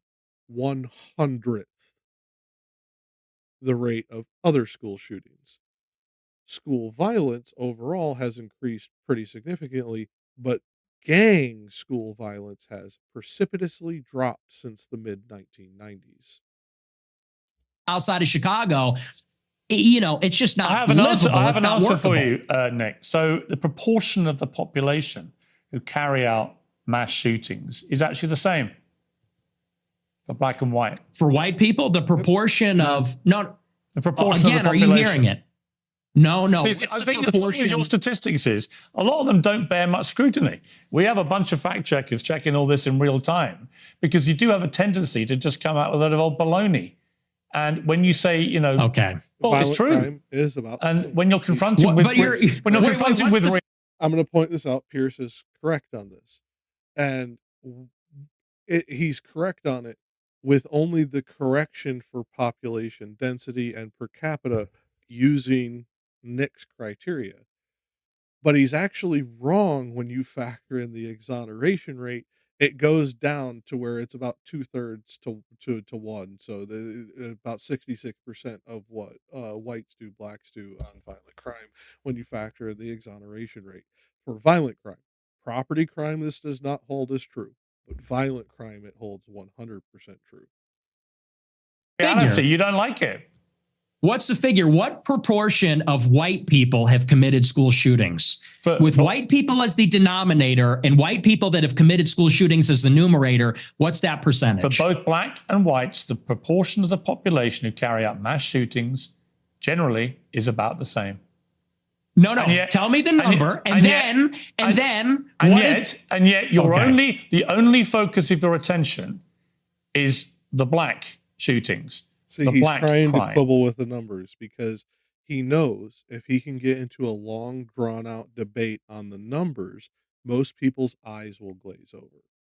Most people hate trying to factor in numbers of any kind, let alone math that they barely understand when they were in school and probably don't understand because they haven't used in fucking 10 to 15 years out of school. Um, Dealing with per capita, most people like love that thing because it gives a rough proportionality out of context. What he's now trying to break apart because the per capita does not fall on his side. He's now trying to break into the nitty gritty where he can then bring up the larger number overall that people do this or people do that because then those bigger numbers when then compared to per capita numbers make people's heads fucking explode. There's a great book by Paul, oh God, not Paul, it's Paulos. I can't remember his first name. John Allen Paulos, I think. Um, he wrote a book called A Numeracy that goes into scalar resolution like this very well and explains why humans are so bad at scaling things up or down from base perspective. If you're watching this, I highly recommend you go get a copy. There's a free copy on the web archive. You can read it for free. You don't want to live around black people. You want to avoid black people. You don't want interracial marriages or relationships that may produce black people. And yet, when I point out to you that there are many parts of crime in America where actually there's a majority of white people that perpetrate them, you don't care. You don't have any interest in that. It doesn't exercise your mind. Maybe because no one's buying this. This kids. argument lost. No one is buying this. Everybody understands per capita, and people can even see what you race ahead and say, well, we're comparing the proportion of white and black school shooters. I said, no, compare the proportion of school shooters that are white versus violent criminals that are black, because that was the basis of the monologue, is that you're very likely. The basis of the monologue was a false dichotomous parallel of white school shooters to black violent criminals, therefore comparing two different data sets, and without proper statistical weighting, that data set means nothing. And most of the people in the audience, hell, even I'm very good at math. I couldn't do that weighting in my head on the fly. Most people are never going to understand that, which is why he keeps trying to draw it back to numbers like this, because he knows it will confuse most people. And if he can play into their emotions while they're confused, If you encounter black people or a young black man in the city, that you're going to be the victim of a violent crime, of a robbery, a mugging, a car theft, a carjacking, or a murder.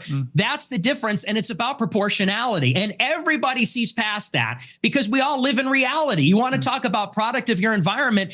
People that live in New York, Chicago, LA, we live in reality. We live in this environment and we see what it's like. And the threat, the danger in terms of probability it's not even comparable. And I would say this to your point. If you're in a high school and truly, if you see a white person who looks like a little autistic, he's got the SSRI stare. Fuck your ableist bullshit. Yes, a vast majority of school shooters have mental health issues. A vast majority of them are not autistic or on SSRIs, indicating that SSRIs are the cause of the rise in violence. It has absolutely been disproven. This talking point was used back in the 90s when the trend of school shootings first started, and it was debunked so badly that the person who came up with it lost their medical license. And he reaches for a backpack, people joke and say, run. Similarly, if you see a jalopy pulling up with a bunch of black people in it and they got their pants around the ankles, you're going to run also. And I'm saying the same thing. The difference is the latter happens much more often. It's much more common. You know, in Chicago, there's like 10,000 carjackings and car thefts every day. It's in the thousands. I would have to look up that statistic, but that seems highly unlikely. If I remember correctly, the car theft capital of the world is somewhere in fucking Kenya. And it was nowhere even near that high. So like this number seems ludicrous. It could be millions of people in Chicago. I don't know the number off the top of my head, but I'm skeptical. It happens all the time. How many mass shootings committed by autistic SSRI white people? I don't even know. I mean, it's probably in the single digits in the last decade in this city. That's the difference, and everybody knows that. But you're really just trying to carry water for liberal ideology. It's an ideological No, I'm position. not. No, I'm really not. I can absolutely say yes. There is way too much black on black crime, for example, involving guns in black Chicago. on white also. Yes, but there is way too much gun violence in Chicago, right? I mean, it's indisputable. I've got no problem saying that. The difference is... Okay.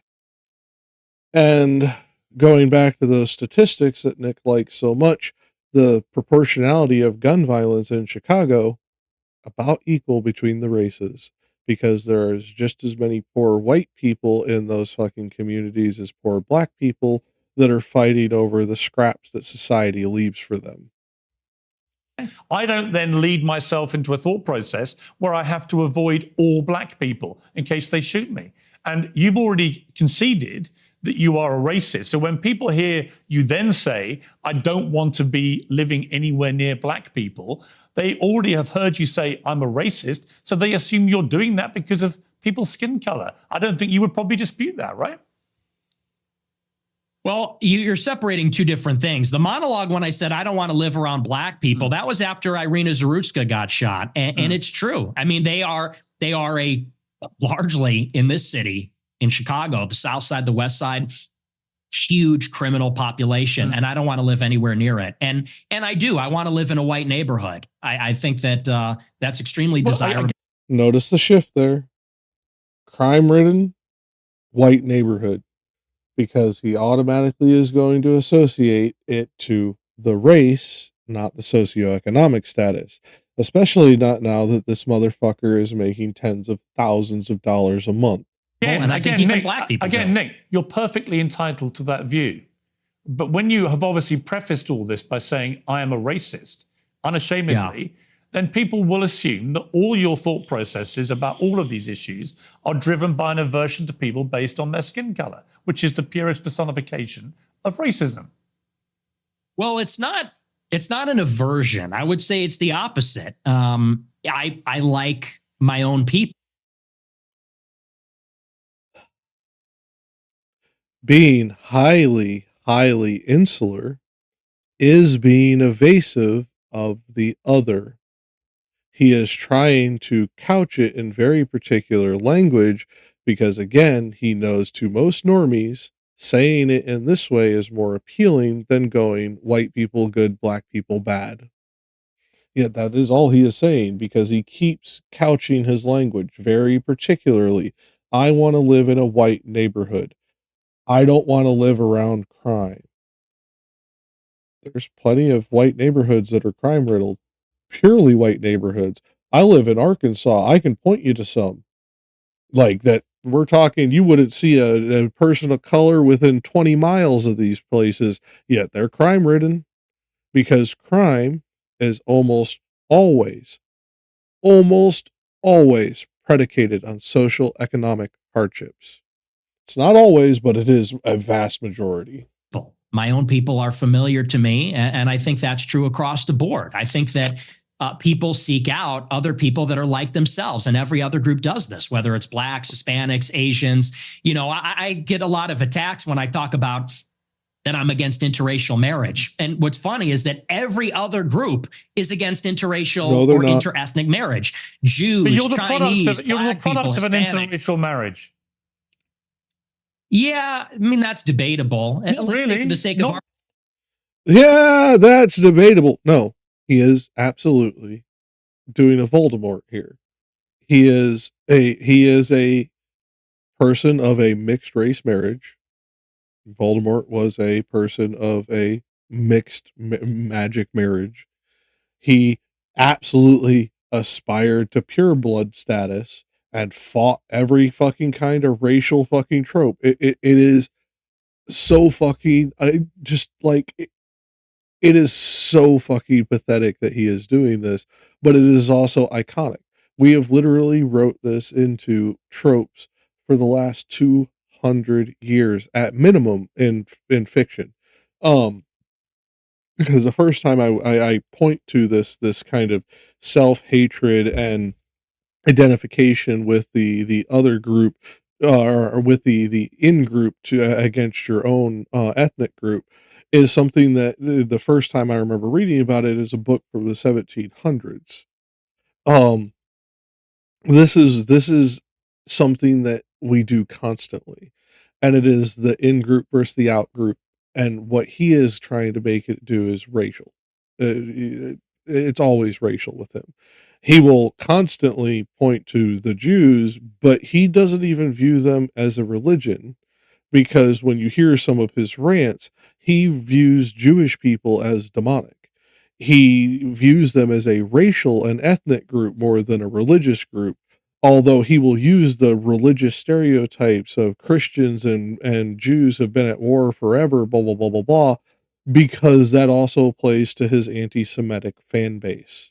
I don't even know if he's truly anti-Semitic, because he started primarily with the racial bigotry, but he plays into the anti-Semitism so well, I find it very hard to tell the difference. Really? Sure. No, you're the product of an interracial marriage, and your father is part Mexican. You're literally, for the sake of argument, the very person you just told me you want to avoid. What race is Hispanic? Is that a race? Yes. Well, what do you think it is? I'm asking you, what race is Hispanic? Hispanic, of course it's a race. It's called Hispanic. It's a mix between two races. It's a mix between indigenous Americans it's not and white, Europeans. though, is it? It's not. Okay, let's just, Jesus Christ, I hate having to pause this much, but as he just pointed out, it's a mix between two races. No, it's not. It's a mix between two ethnicities, because race is a social construct. Ethnicity at least has some kind of regional variation and some kind of like genetic marker to it. And what he just did there is completely ignore the fact that it is one of the most numerous ethnicities on the planet now, or at least this half of the planet, because of the way the Spanish and the Portuguese divvied up the New World. This is a vast majority because it was a combination of indigenous ethnicities, multiple. I forget the exact number. I'd have to get in contact with one of my friends who's more familiar with Mexican and Central American history. But if I remember correctly, the numbers had like 180 different tribes of Central American people that intermarried and created what is now known as the Hispanic people. Again, don't quote me on that, but I think the number is that high. I know it's that high. I know it's close to that number, if not higher than that number. So when he is talking about this, he is talking about the way that races, the social construct of races, are created, which is the mixing of peoples. And what he is trying to do is race realism, indicating that there is some kind of genetic purity that one should vie for, when what we actually understand about genetics is hybridization actually creates the strongest offspring. And I know a lot of people are going to get really butthurt about me using that particular phraseology, but because we are all humans and therefore it would not be a hybridization in the traditional sense, we understand that the influx of new genetic code from diverse people groups and the therefore greatest genetic diversity within an individual organism is the greatest likelihood of having a positive outcome, because the dominant genes from all of these different people groups mixing within this one individual have the greatest likelihood to push out the negative recessive alleles that come from inbreeding. White. Well, apparently you're more of a racial purist than me. You got like Not a really. You just keep saying you only want to live in a white. white neighborhood, but you're literally from a mixed race background yourself. You've literally got Mexican blood.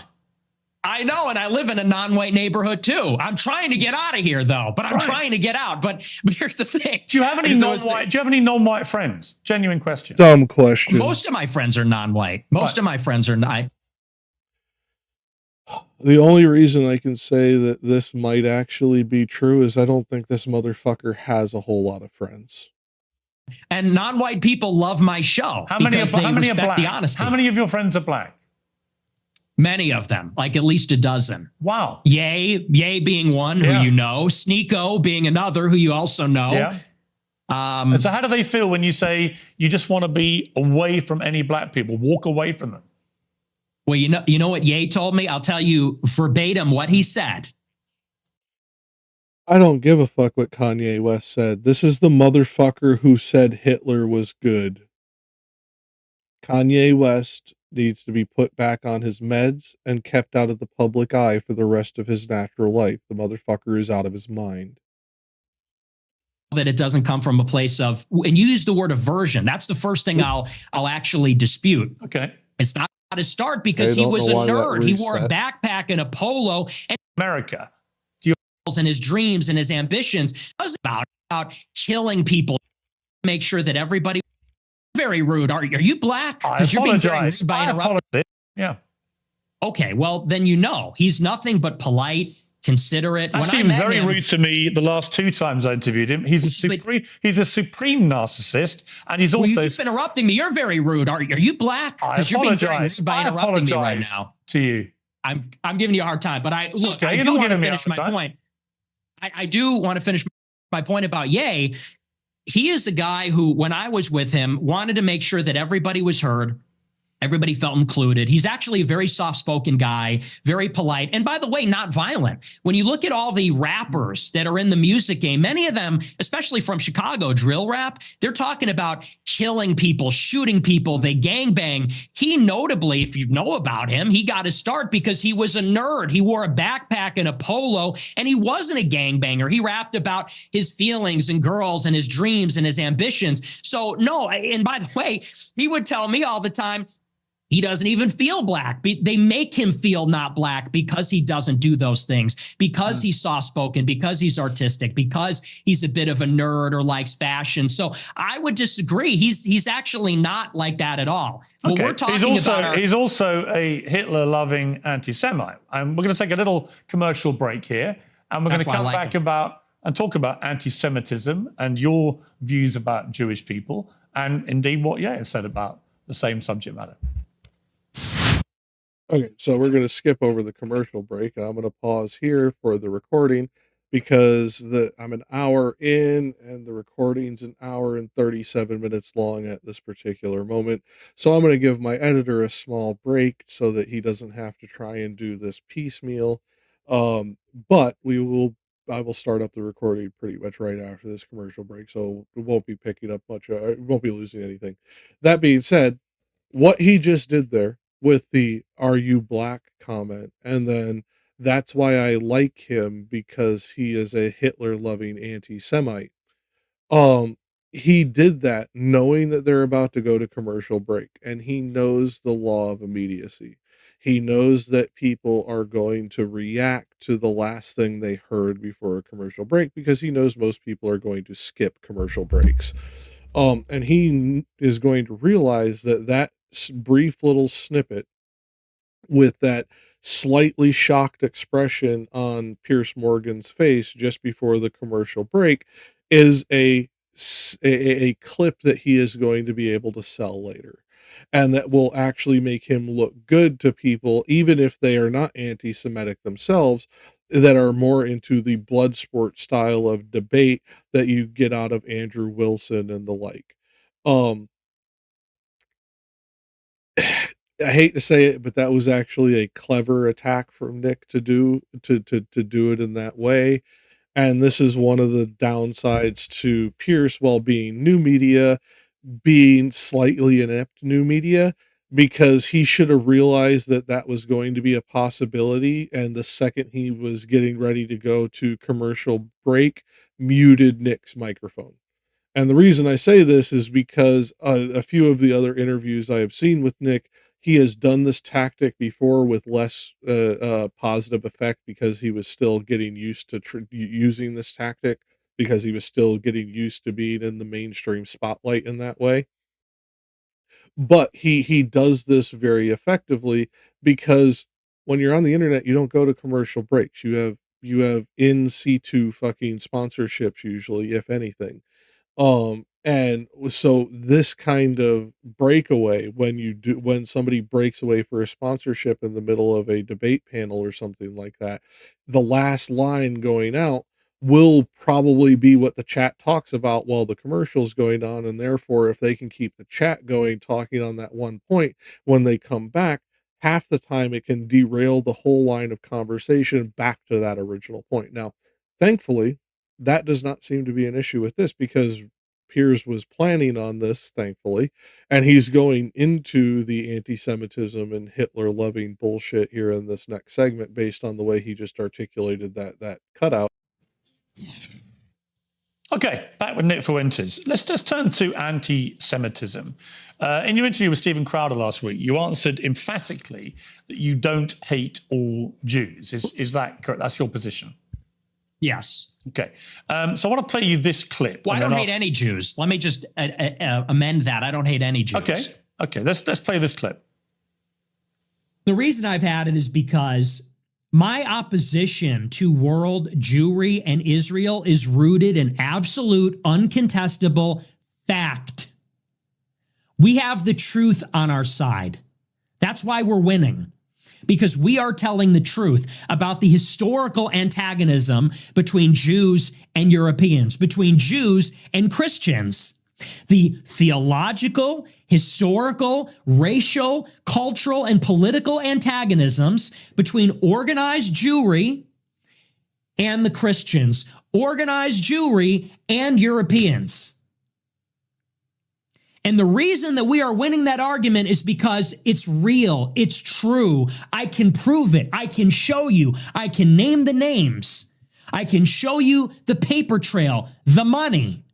That is why we're winning. That is why all of this is raising the consciousness. Okay. So before Pierce can get into it, I'm going to get into it. So in my last segment, again, I don't know if my editor is going to be breaking this up, but if he is, I'm just going to catch you up. I called this, that he would play into the Jews versus Christians trope, that he would play into the anti-Semitism trope. But what he did there was very nefarious. He used the word Jewry, which sounds really anti-Semitic. And for the most part, when most people use it, it is. However, it is also the name of a few particular Jewish councils that a lot of anti-Semites like to point to as indications of Jews running the world, which is fucking horseshit. But they like to point to it because Jewry is part of those organizational names. I have the sneaking suspicion Pierce is going to step on this rake, because he's not used to dealing with this type of bigot. It's thankfully most people in their life will probably never meet a bigot like this unless it's at Thanksgiving dinner. That being said, this is one of those things that it is very easy to overlook, but it is a very particular trope that is intentionally done. He is doing this to connect a group that is mainly meant to connect the diaspora to one another. Or two groups, I should say, that are mainly meant to connect the diaspora to one another and decide how the Jewish governments, meaning the hierarchies within their synagogues and their church structure, will operate. And he is going to tie that to the more nefarious Jewish question of, do they rule the world? Are they running the banks? Blah blah blah blah blah. Which in that trope he played into. Here's the reality. It's bullshit. Yes, is there a disproportionate amount of Jewish people in the banking industry? Yes. Why? Because for many years in many countries, they were forced into the industry. Because in a lot of Christian cultures for many centuries, it was illegal to charge interest on loans because of the usury issues within the Bible. In the process of doing so, they knew that Jewish bankers were allowed to do this in that way, and therefore they would force Jewish people into the banking industry and money counting and money lending industries. That is a form of anti-Semitism in and of itself. We force them into the industry and then blame them for their predominance in it. Same happened with the music industry, at least in America. The music industry, the movie industry, and the television industry, because these were considered low class jobs that people of breeding and class would not be caught dead doing. This was forced into that medium. Entertainment has been, until very recently, a medium of the underprivileged catering to the privileged. Um, Only in the last, I'd say, 40 years has that predominantly shifted, where we see a more privileged class of actors as well, and so much so that I'd say they may even make up the majority now. But that is a fairly recent change in history. When you go into the entertainment medium in general, this is not true. Same with the banking industry. This is not true. Um, he is playing into these tropes, and I hope against hope that Pierce does not step on this fucking rake, because if he does, he is going to make this segment fucking nearly unwatchable to me. I'm still gonna do it, and you guys are gonna watch me fucking want to gouge my own eyes out, but I hope he doesn't step on this rake. When you say you have this opposition to world Jewry, I mean, it's one thing to criticize, for example, the Israeli government over what it's been doing in Gaza. I've done that myself. When you talk about world Jewry, I presume you're talking about the 15 million Jews in the world, and you are opposed to them. How does that square with your position that you don't hate any Jews? Well, do you take issue with my use of the term world Jewry? Well, what do you mean by that? Or do you take issue with it? Do you have a problem with that? Clarify what you mean by it. Thank fuck he didn't step on the rake, and you can see that Nick got pissed. And I'm actually going to back this up so that you can watch it again. Pay attention to Nick's face when Piers essentially says, clarify your position. I might agree with you, but tell me what you mean first. Take issue with my use of the term world Jewry? Well, what do you mean by that? Or do you take issue with it? Do you have a problem with that? Clarify what you mean by it. Well, it's funny you bring that up. Okay, so the first time he asked it and he didn't get the answer, you watched his mouth go slack for a second. He breathed in. Because he didn't want to go off script. He knew he was setting this trap with the way that he phrases this, because this is a trap that was created. Oh fuck, I can't remember the asshole's name now, but there was a famous neo-Nazi out of Venice Beach, California back in the 80s who created this trap. It is a dialectic trope that has been used since the 80s because of that asshole and his neo-Nazi newsletter. When it didn't get bit the first time, notice what he did. He immediately, well, do you object to it? Because if Piers objects to it, Now, Piers can be labeled anti-Semitic because he is opposing a phrase that the Jewish people decided for themselves for those two organizations I mentioned in the preamble. And when he didn't get it, the laugh, that nervous laugh, pay attention for that. It is one of the few tells that Nick has. He has a fairly decent poker face, but he has a nervous laugh. It's one of his giveaways. When he is drawn off script and he realizes he has to draw it back, that nervous laugh and let me tell you something, here's something I know, here's something I've been told. That is a stalling tactic while he is trying to decide how he is going to bring it back to his script. We also see this in theological debate. This is a tactic that is less well known, but is also attributed to a man by the name of Dwayne Gish, who came up with another debate tactic known as the Gish Gallop.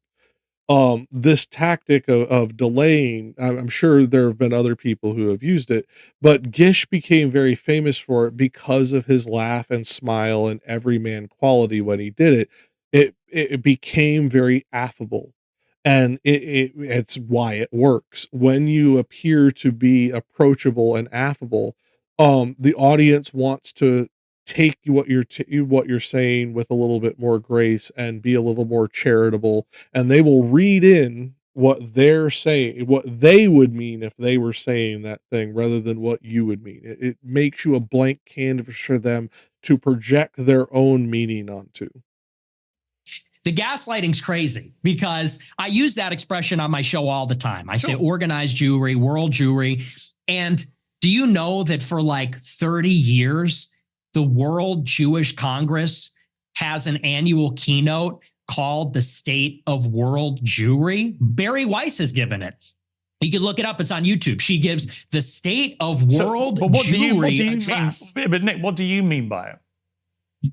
Good. I mean, you. Yeah, good on Piers for this. I'm gonna back it up 5 seconds to start from that again, but good on him because he realized the way that Nick was playing this. He realized he was trying to get into that affable way of, I can't believe the gaslighting. Do you know how often I use this? If you listen to the first portion of this interview, no, he doesn't. He doesn't watch you. He's only really learning about you recently as far as like the actual like depths of your depravity. So when you play this game, this is that affability thing that I was talking about. Pardon me. Because so few people actually understand what gaslighting means. Nowadays, people will use it to mean just about anything. Gaslighting is a very particular expression that was I think it was the 30s or 40s when it was brought up with, and it is the idea of lying to somebody about the reality of things, so much so that they doubt their own sanity. Um, he is trying to say that because Piers doesn't understand this term as this obviously negative thing, obviously Piers has to be gaslighting him to try and make him doubt his own sanity because he has to be the voice of reason.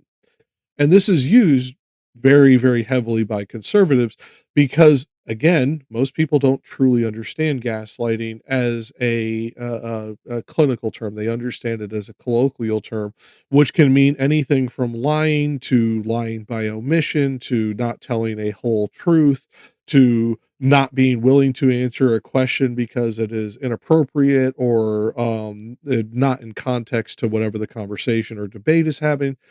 It can be used in so many different ways now. Again, he is trying to make it to where this phrase can mean whatever his audience will project onto it. Damn it, it backed up again. It could even be higher than well, that. it could be higher. That is. I went too far forward, I think. You can joke about. Since the Roman Empire, not make that up, and that didn't come from 4chan. It's like I use that expression on my show all the time. I say organized Jewry, world Jewry. And do you know that for like 30 years, the World Jewish Congress has an annual keynote called The State The of World diversion. Jewry. Barry Weiss has given it. You can look it up. It's on Play YouTube. back She to the gives the JQ State earlier. of World But what do you Jewry mean? address. But Nick, what do you mean by it? Yeah, see, and I that mean, you is the good talk thing about that he just did there. What do you mean by it? Because what Nick was trying to play to is that affability. Well, it can mean whatever you want it to mean. It can mean whatever your crazy uncle said at, the most recent family dinner, blah, blah, blah, blah, blah. But Piers did the right thing. What do you mean by it? Not what do Jewish people mean by it? Not what do crazy people mean by it? What do you specifically mean by the use of this term? And this is a very useful tactic. It's called clarification of definition.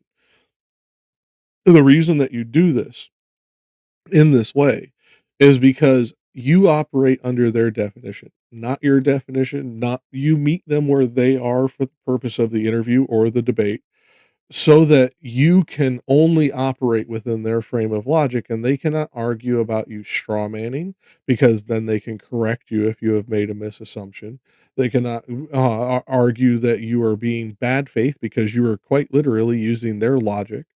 And it is a way for them to set the definition. And usually, when people in Nick's situation set a definition for something like this, which I don't know if he's going to or not, but if he does, it will end up revealing more about what he didn't say.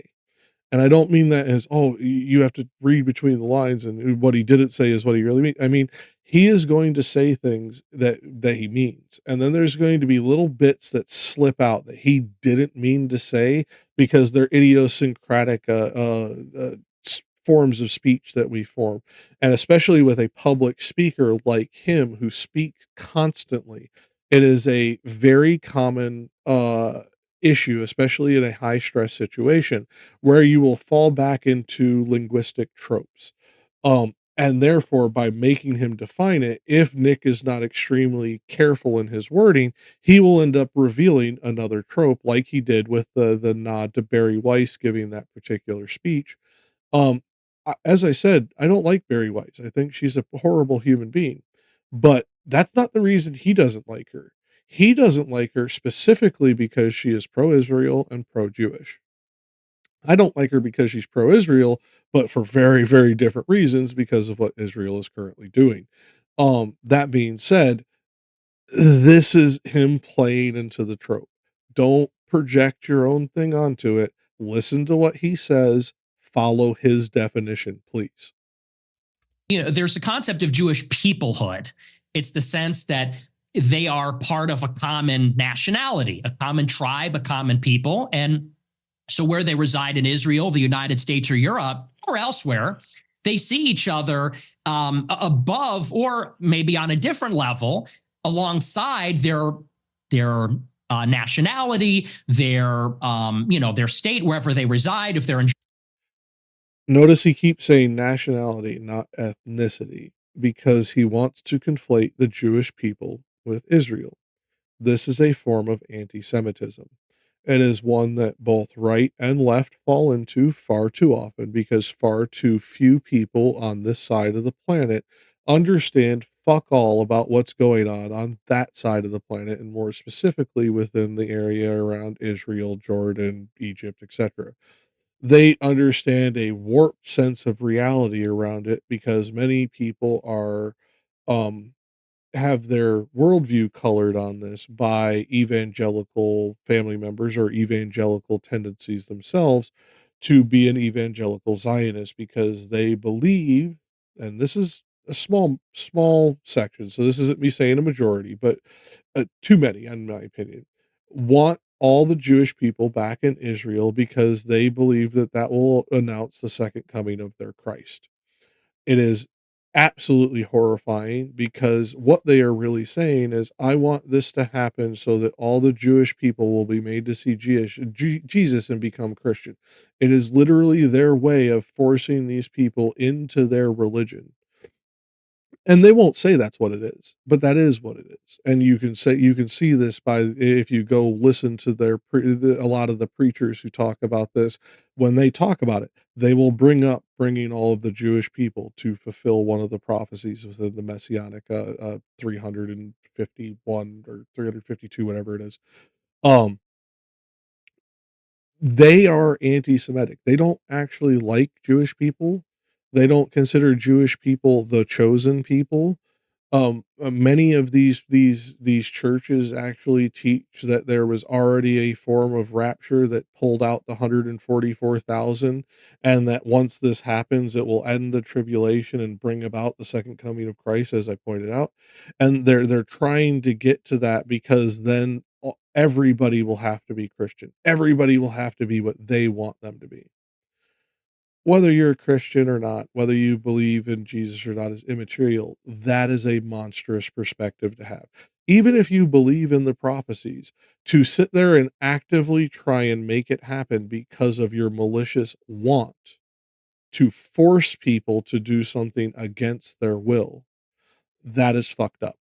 You want them to come to it naturally, you want to come to it through faith, all that stuff, that's fine. That is not one of those monstrous actions. But this type of theological interpretation is monstrous, and we can date it back to uh, far too long ago, and right now I'm too tired to remember exactly who, but it's Northern Europe, mid 1400s. Germany, France, the I'll United remember States, it they see later. themselves as part of a transnational nation, of an international nation. The Jews in America, the Jews in Israel, they identify as Israeli or American, but they also have something in common. They identify as part of a common nation, which I would say there's a world Jewish population. It's world Jewry. And world Jewry has representatives. There is such a thing as the World Jewish Congress, where they actually elect, it's democratic, all the local Jewish organizations elect representatives to represent proportionally the Jewish population in their area at the World Jewish Congress. And it's sort of like Davos. It's like the World Economic Forum, but it's exclusively for members of the Jewish nation that exists across the world. And so that's a real thing. And I didn't make that up, and that didn't come from 4chan. It's like I said in that clip, I read what they write. Conflating this time the religion with the concept of a nation as opposed to an ethnicity or generalized people group. This is, again, that trope. I read their books. I watch these speeches. I watch a speech from Barry Weiss. I pay very close attention. So that's what I mean by that. There is such a thing as it's a nation that exists across borders on a global scale. They're organized, and they have He didn't say it, but notice the little nod to the globalist trope there. National self-interest as that nation, as that tribe. So if you don't hate any Jews, what do you like about them? I like a lot of things about them. I think they're funny. I think they're smart. I think that they're pretty remarkable people. And as Christians, especially as Catholics, we say they're remarkable. And this has been adjudicated in Catholic doctrine for thousands of years. We say that they're a witness people. And so we actually, there's provisions inside of Catholic doctrine that says we need to give them special protections because they were a witness to Christ's passion. So, this is why you can't clip the show. You have to watch the whole thing. I say this repeatedly in interviews. I do think they're remarkable. By definition, they're exceptional people. It's just that there is a sort of natural opposition between them and Christians because of the theology. We believe that. And there it is. See, this is why I pause so often and why I make sure to point out these very particular issues, because he is going to gloss over them as quickly as possible to try and make his racist point, when in reality, you need to examine these things more critically. And what he keeps doing here is they're special. They are witness people. He is making them special only in relation to Christianity. They are not special because they're Jewish. They're not special because of their culture or their benefits to humanity or their gifts to humanity through invention and so on and so forth. Because they are a witness to his Messiah, a Messiah that didn't fulfill messianic prophecy, but that's beside the point. But he is trying to directly connect it to that, as I just pointed out with that evangelical take, and where I pointed out in earlier section how he is more evangelical Protestant Zionist than Catholic. And that is actually not uncommon amongst conservative Catholics within the United States in general. Most conservative Catholics in the United States don't act like Catholics. They don't understand Catholic history. They don't read the encyclicals. They do not obey the Vicar of Christ on earth, etc. They are in schism with the Vatican more often than not because of their more evangelical nature and more political uh, inroading what Catholics generally tend to do in Europe or Central America or South America or Africa or Asia. The only ones I don't know as heavily about are Catholics in Australia, but that one I can fix that later. Um, he is trying to tie this to this, but this is very much a evangelical trope within the United States, and considering there are more evangelicals within the conservative circles, that's why he plays into this trope. I'm not like I said in a previous portion, I'm not sure if he believes it or not, or if he is just so convincing an actor that I have a hard time telling the difference, because there are times where he lets it slip, where I can't tell if he actually means it, where I've seen, episodes of his show where he is screaming at his audience about things. So I don't know how much of it is real and how much of it is an act, but he is intentionally playing into this trope. You will never convince me otherwise on this part. Christ is the Messiah. They don't. They have been a minority in Christian lands for thousands of years, and they have been pushed around and expelled. See the trope there? No, the Jewish people were not minorities within Christian lands for thousands of years. About 1,000 years, true, but not Christian lands, all lands, because of the way that their diaspora dispersions have happened throughout the centuries. So what he is playing into here is again that evangelical trope of they've been oppressed for thousands. No, they weren't. In many of these cases, they were the ruling class. They were the elites. They were literally kings in their own right. Like he is literally even ignoring the context within the fucking Bible to say the dumb shit he just said. And they've been persecuted and segregated. And that's why there's a lot of paranoia. There's a lot of distrust. There's maybe some sense of chauvinism among Jewish people. So there is, like I said in that clip, there is an historical antagonism between these two peoples, between Christendom and Jewry, and that has always been the case in Europe. But I don't hate them, and I think I actually sort of understand them in a weird way. I think that because I've studied a lot of their politics, I think I really kind of know them in a way, and it doesn't come from a place of hatred. Do you have any Jewish friends? I do. I have many, yes. But that's weird because you said this. Jews and Christians have never been friends, ever. Not since Jesus Christ fought with the Pharisees. Have we ever been friends? Not since Saul was leading.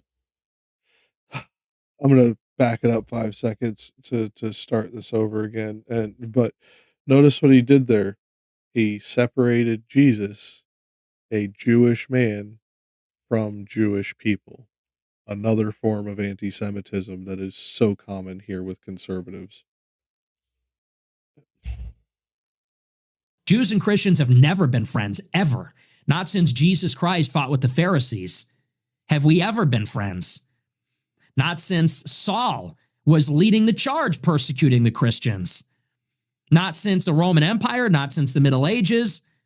Never. We've never been friends. We've never been allies. We've always been set against each other, actually. And even here in the United States, it was communist Jews who were the architects of both communism and the civil rights laws that are dispossessing white Christians of their land and civilization. Okay, so let's point that out. Now, again, the conflation with the religious Jewish identity and the ethnic Jewish identity. Yeah, because those Jewish communists that he was talking about were godless fucking heathens. They had no use for God at all. They had no use for organized religion at all. So this is again him being ahistorical. It's oh god. Y'all better fucking be appreciative that I'm going through this mental fucking torture. The Jews and Christians have never been friends ever, except for you and your Jewish friends. Yeah, so easy. As peoples, as nations. Got it. Not saying every individual. Okay, now that's very telling.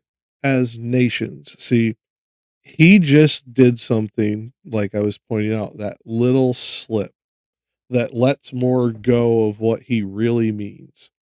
See, he views the Jewish people as a globalist nation. But what he doesn't say as blatantly, because he knows how fucking horrifying it makes him fucking sound, is that he views all of Christendom as a globalist nation as well.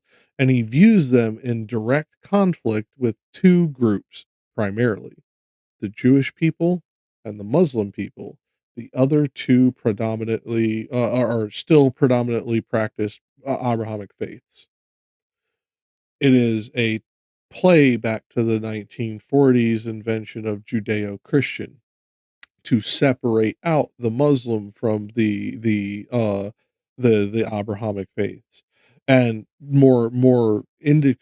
indirectly put Jewish people subordinate to Christianity within this, even though their particular word comes first, because it's Judeo-Christian. It is Jewish Christians, not a Jewish person in Christendom. It is literally robbing them of their Jewish identity by turning them into Christians, is why that phrase was used, and it was done so very intentionally. And he is doing so very intentionally here as well. But that was an accidental slip. He does not normally let that shit slip, of viewing it as a Christian globalist nation at war with these other groups. Christian, and of course there have been Christians and there have been Christian converts to Judaism, Jewish converts to Christian. You're nodding your head, but you're asking this. I'm saying as peoples, they've never been aligned. As a There's been Roman, an I'm a antagonism. Catholic like you, and I have many Jewish friends. I'm just trying to compute what you're trying to say, which is Jews and Christians have never been friends ever. And I'm like, well, you have Jewish friends. I have Jewish friends. We're both Catholics. Therefore, we're Christians. It doesn't really quite add up. Well, like I said, as peoples, there has been an historical. There's that nations thing again. As people groups, there've been an antagonism. No, as people's groups, in a large majority of this history, the Jewish people have been getting their asses handed to them over and over and over again, because of this anti-Semitism created by these tropes. Now, this is far, far fucking older than the 1940s. I just point out the Judeo-Christian thing because that's the modern issues of segregation to cause it. But when we look at this, this has been a trope for a very, very long time. And if you go by Jewish recollection, even some of the more conservative rabbinic recollection, about 1500 years. It's utter insanity, the things that he keeps saying, hoping and more likely knowing that most people are not going to know these historical references. Antagonism as peoples. And you could even say the same about blacks in the United States. Of course, there were black and white people that were friendly with each other, but in many ways they were set against each other as groups. And I think that's easy enough to understand. The reason that many people think you're anti-Semitic is that you have regularly downplayed the Holocaust, and in particular the number of Jewish people who were murdered by the Nazis. It's been said that you believe no more than several 100,000 have been killed. And I want to play you this clip.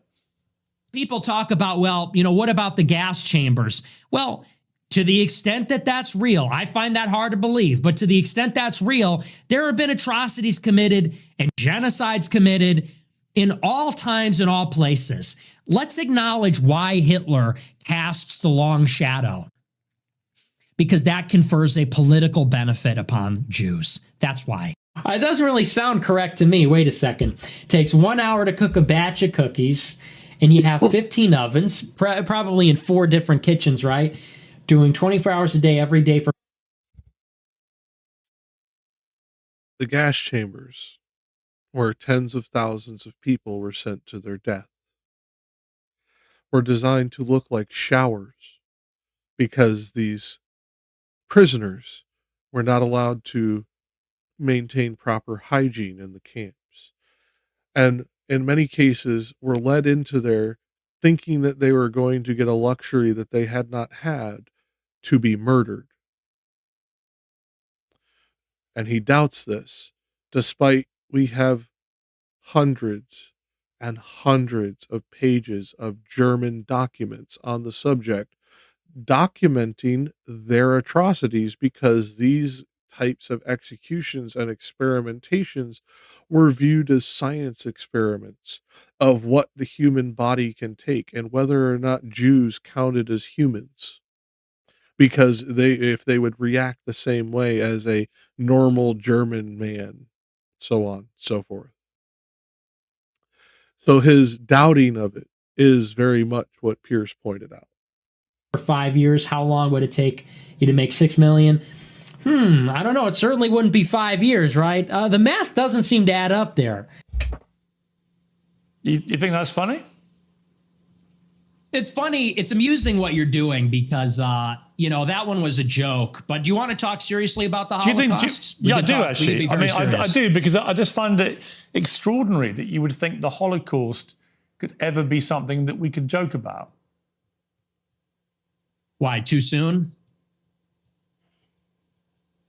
Is it too soon to make jokes? How many people do you think died in the Holocaust? How many Jewish people? I don't know. I'm thinking maybe 7 million. What's the number? 6 million, something like that. So you 8 million? You concede that 6 million Jews died in the Holocaust? Possibly more. Possibly, we're discovering all the time. So it could be, maybe even be more than that. So why have you doubted the numbers in the past? I'll tell you why. I really think that every death is a tragedy, however many Jewish people died in the Holocaust. And I'm not a World War II historian, so I'm actually open to believing the official narrative, and I've read some of the conspiracy theories. And to tell you the truth, it's a rigorous debate. But what's interesting about this is in many countries, it's not even legal to talk about it. And that's really where my interest in the Holocaust begins and sort of ends, to tell you the truth, is that if you wanted to question the number, you would be put in jail in about, 17 or 18 European countries. And I think that's really the more interesting conversation, which is that this is almost like a religious dogma in the West. No other genocide, no other atrocity is treated like this. Could you imagine if in the United States they said the number of Palestinians killed in Gaza is 100,000, and if you don't say that, you're going to jail, you're banned on X, you can't have a job? That's the part that's totally insane. And a lot of people, they can't even make up their minds. I think it's actually done a disservice. If your goal, and I'm not saying you as Piers Morgan, but if your goal, if you're an advocate for awareness about this, if your goal is to convince everybody that this is the way the Holocaust happened, I think the last thing you'd want to do is say that everyone that disagrees is in jail and is banned and you're not allowed to say it. So there's really been no open debate about the subject since the scholarship started to be produced about 60 years ago. But there is no.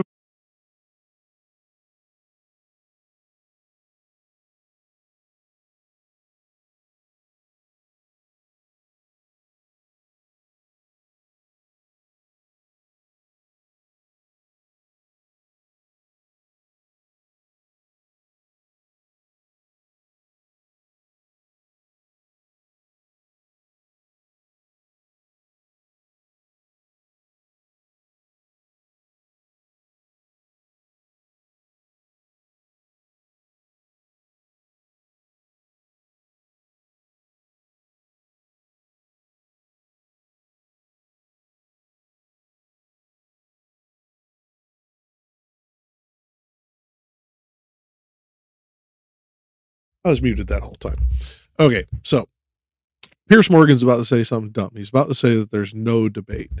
There's plenty of debate to be had. The debate that's had, though, is not about the overall number ever being less. It's always about how many more because of the destruction of records. Because while Germany destroyed records near the end of the war, America and the Allies destroyed a lot of records inadvertently during the war because we were bombing the shit out of fucking Germany in certain situations, and then shit happens.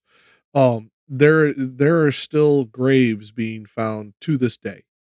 I forget when the last one was. It was a few years ago now, but they still occasionally will find just a unmarked grave in the middle of a fucking field somewhere. Some farmer will accidentally dig it up, and we will find that this person died in the 1940s, and um, with the manner of their execution, it's fairly easy to tell what was done.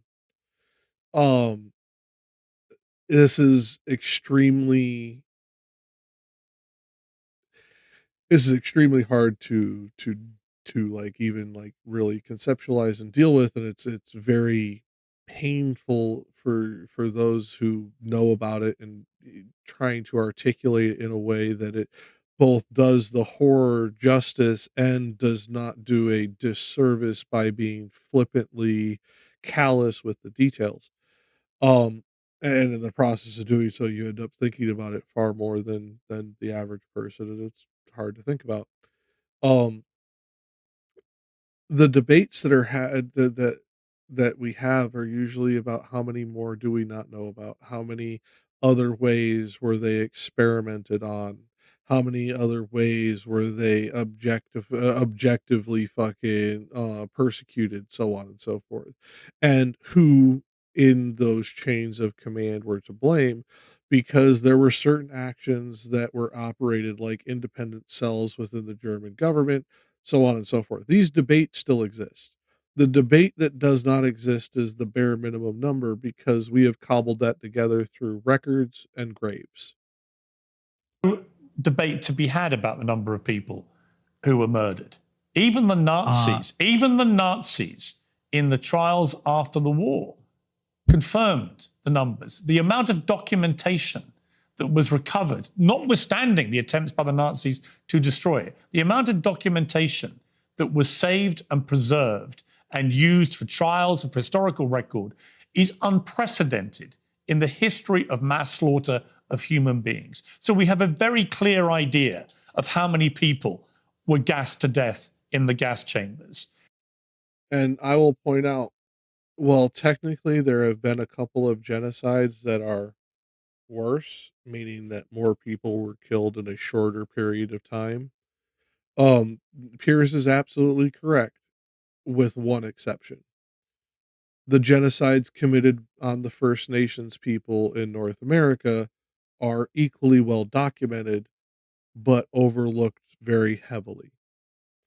And we do not know how many hundreds of thousands or millions of people that we overall killed, because as I pointed out in a previous section when we were talking about like census data and immigration data, Native American people were not considered humans in certain time periods.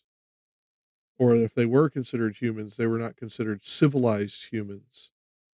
And in the process of doing so, we recorded them almost like animal kills, and therefore parsing through the data becomes far more difficult than what the Nazis did. But I can personally remember of at least 60 nations that we wiped off the face of the earth.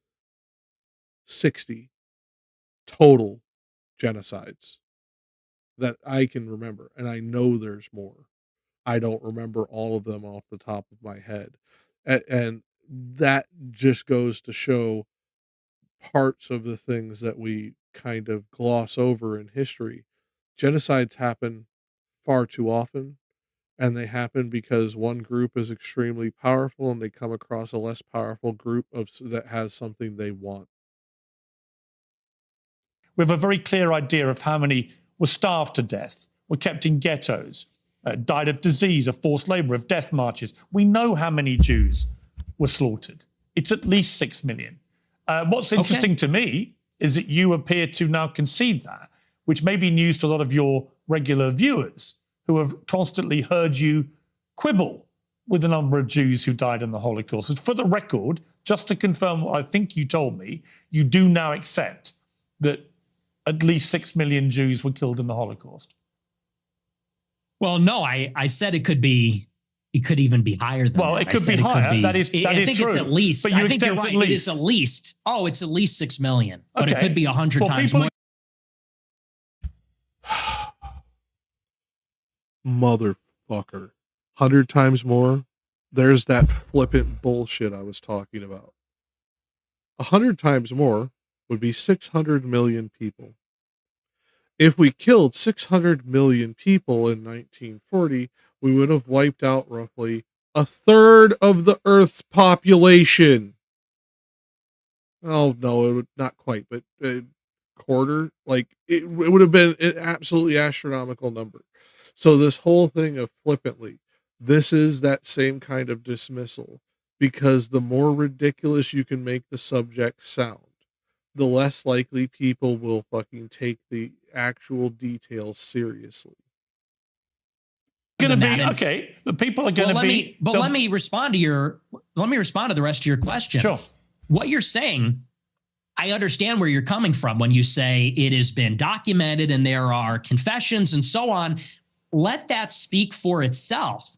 But you don't see, your show is called Piers Morgan Uncensored. Yep. But the United Kingdom is censored and Europe is censored. And if you talk about these things, you will be put in jail in many countries. And I think that's where a lot of people start to say, well, if the truth is so clear and if there's such overwhelming evidence, why do you need to throw people in jail for disagreeing? And you yourself said, well, there is no debate. I think everything is debatable. I think everything at least should be debated. And if the evidence is very one-sided, let the evidence speak.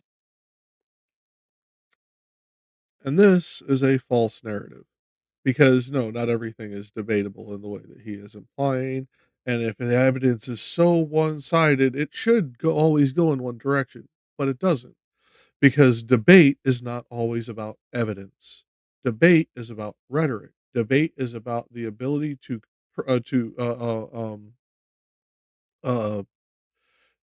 convince the audience that your side is the right side, whether it is or not.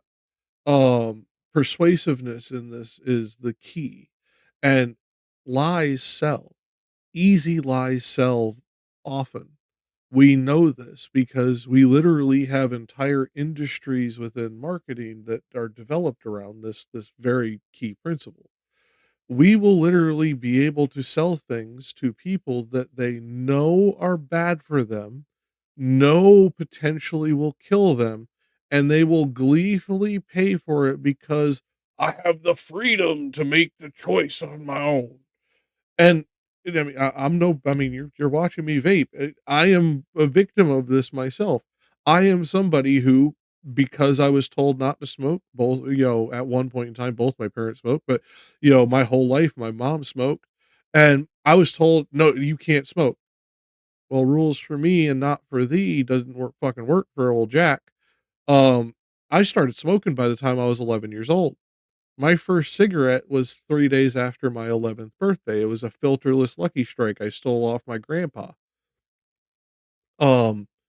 I, before I was 18, was smoking multiple packs of cigarettes a day. This is a very clear, obvious example of, you can sell people on a lie. You can sell people on very digestible, easily emotionally acceptable lies, because most people do not have the time or energy to fucking put in the effort to debunk something that they don't consider overall important in the grand scheme of things, because they do not understand the evidence. If I were to go into the average individual on the fucking street and try and explain the evidence that we have from particle accelerators about the Higgs boson, they would look at me like I was crazy and had 3 heads. If they actually didn't just accept it outright because, oh, cool, it's science stuff. I don't understand what you're saying, but cool. Yeah, 100% right. Because that's the reality of this. Very few people want to be the person who looks like they don't understand. Very few people want to look like the outsider. Very few people in this, we are a communal species, have the emotional wherewithal to potentially be shunned by the group. And therefore, lies that help you stay within the group are easily digestible. Don't throw people in jail. So do you think that Holocaust denial laws should be overturned? I don't particularly agree with Holocaust denial laws. I don't think people should be imprisoned. Okay. Well, because I have a blanket view now, which has evolved slightly actually over the years, that I have a blanket view that speech should not be criminalized, right? People should be allowed to say what they want to say, and they should be then made accountable for what they say. If you have an employer, they can make a view about whether you are the right kind of person they want for their employment, as they would make a decision about anything else you do in life. So I actually believe that speech should never be criminalized, is my personal view. I understand why in places like Germany, they have strong laws about it because they want to move on from what they believe was the most shameful moment in their history. I understand that. Do I want that in my country? No. Am I appalled by what has been going on with free speech in United Kingdom in the last 2 or 3 years? Absolutely. It is ridiculous that people have been frog marched to prison cells for stuff they put on social media, right? So yeah, I do. I think what is more interesting to me about our exchange is I was not expecting you to go the opposite way. I was not expecting you to be so emphatic that at least 6 million Jews died in the Holocaust. And there'll be people watching this who I think will be very surprised by that, because you have built a reputation for being, if not a Holocaust denier, then somebody constantly questioning in a downward way the number of Jews who were murdered. That doesn't appear to be what your position is now. No, and here's what I would like to see for my entire career. When I started my show, it started with a good faith inquiry where I was questioning a lot of these narratives. And I said, what is the answer on the other side? But what I found is that the answer was criminalized. So when you would talk about anything regarding Jews, Israel, the Holocaust, you could be in favor of the official narrative on those things. If you went against, you were banned, censored, and in some countries jailed. And so I actually haven't made up my mind on that because that's not really a matter of interest to me.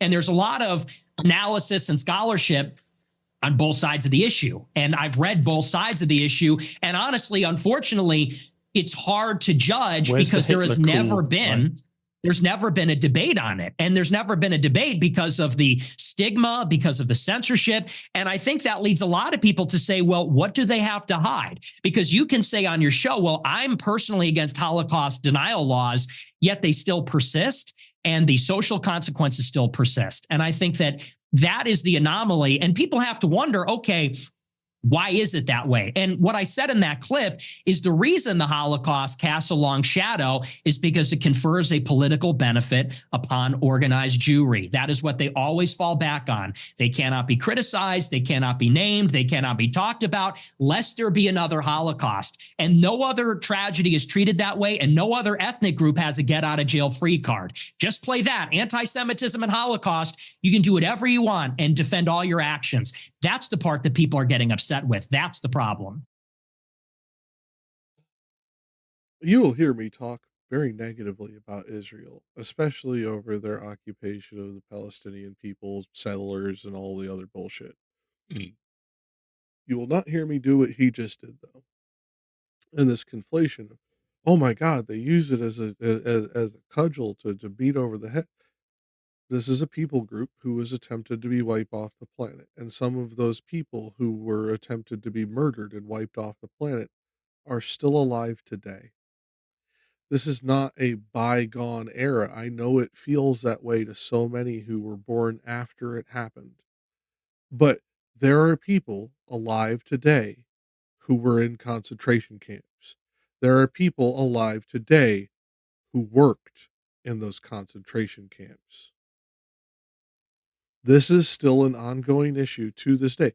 They are still chasing down 90-year-old Nazis to this day. Or if they've stopped, it's very recently they stopped because they assume all of them are dead of old age. This is one of those crimes against humanity that never should have been forgotten, never should be downplayed or questioned in this way. Because here's the thing. You can question Israel, You can question any people group.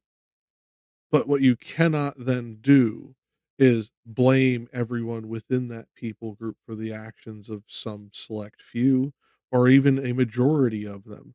If that was the case, people like myself who are not Christian, etc., would be anti Christians, not anti Christians. I don't like the organized religion. I don't like any of that bullshit. I don't like what it does to the people within the faith. I'm not against Christians, though. They're just fucking humans. And what they believe is their business. I can't change that any more than they can. Doxastic volunteerism isn't a thing. So this concept of this is just it's ludicrous. I don't makes my know head hurt. any right-minded person who believes that Jewish people weaponized the Holocaust for their own personal get out of jail free or whatever you called it. You don't know anyone that does that? That believes that? I'm sure there are some people that do that, but it's such a ridiculous generalization. You know, the truth is that most Jewish people have lost relatives in the Holocaust. In fact, I want to play you two clips. One is where you talk about Adolf Hitler. Hitler was a pedophile and kind of a pagan. It's like, well, he was also really fucking cool. So, you know, time to grow up. We're not children anymore. Am I right? Am I right? Am I right, boys?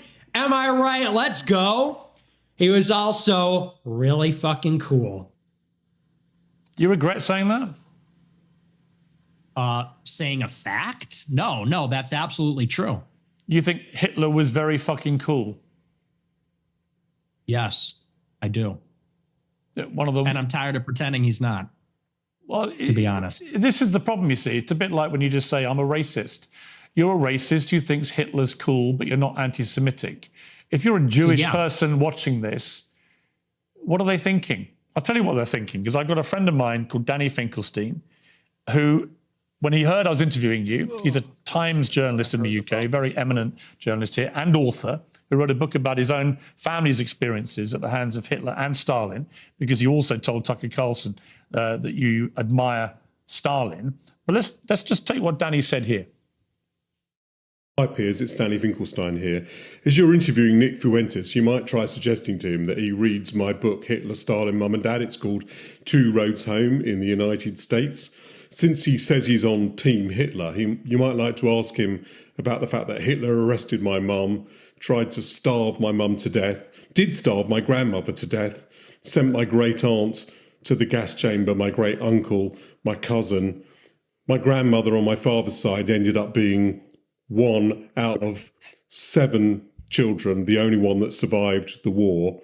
So you might ask him whether he wouldn't rather be on Team Mum rather than Team Hitler. And as for celebrating Stalin's birthday, well, Stalin took my father, sent him to a state collective farm, sent my grandmother and to a state collective farm, sent my grandfather to the Gulag. You might try asking why he doesn't celebrate Dad's birthday rather than Stalin's. It may all be a big joke to him, but he complains that he was 18 when someone tried to cancel him. Well, Stalin and Hitler arrested my mum and my dad when they were 10 years old. So perhaps he might like to reconsider his joke. See, that's the reality of your jokes, although I haven't ascertained yet whether you are joking when you say that Hitler was very fucking cool. Are you joking, or do you actually think he was very fucking cool? The most genocidal monster of the last 150 years? Yeah, the thing is, my generation, we're just done with the pearl clutching. You know, yeah, you might be, but then your generation hasn't gone through what Danny Finkelstein's family went through. So maybe the pearl clutching has a way to go for families whose family members were murdered. Yeah, we got all that. We, you know, me mom, like we're, you know, I don't even know who this person is. Why is this person talking to me? This old British guy is saying me mom got killed by Hitler. Because he doesn't find it funny when you say Hitler's very fucking cool. I don't care. He finds I don't care. I know you don't care. That's fine. You don't have to care. But he does care. Does that guy care about America? Does that guy care about me and my country and my family? No. He cares what you, a prominent conservative in America, has to say about Adolf Hitler. Now, what do you mean by Hitler is very fucking cool? Because I think he's very fucking a monster. Okay. And that's a clip. I think he's very fucking a monster. Do you hear yourself? Yeah, I mean, do. can we all grow up? I do. Can we all grow He up? murdered That 12 is just million childish. people. He murdered 12 million Okay. people. What is very fucking cool about that? Tell me. The edits, it's just cool. The uniforms, the parades, it's cool as a guy. You look at World War II and it's fascinating. And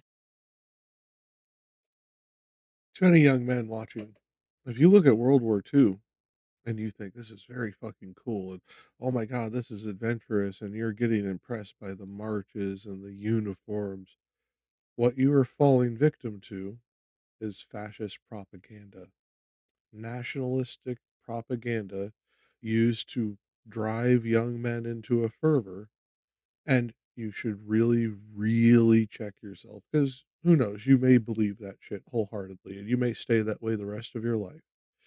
But you should look very, very carefully at the people who are trying to appeal to things so that you will do things you would not have considered if you were not part of this in group. Oh my god, this in group, you're going to be so important. You're going to get this power and blah blah blah blah blah blah, and all the fucking tropes that they're going to sell you on. Would you have done it without those the incentives? Would you have, in this particular example, murdered millions of fucking people so that you didn't become one of the people on the fucking murder block? Because people forget, mm, Hitler killed a lot of fucking German people outside of the German Jews because they wouldn't obey him, because they wouldn't go along with what he wanted to do. And would would you or anybody else be that person, or would you be the family that hides Anne Frank? Would you be the person who potentially risks your life to stand up for what is right? Because what he is appealing to is you not caring about what is right. He's making you want to care about only your survival, because your survival becomes paramount. And that's playing into a self-preservation instinct. It is why it works. And you, if you're aware of it, hopefully can not fall victim to it. So many young men do. And it is not a problem to have some pride in your nation.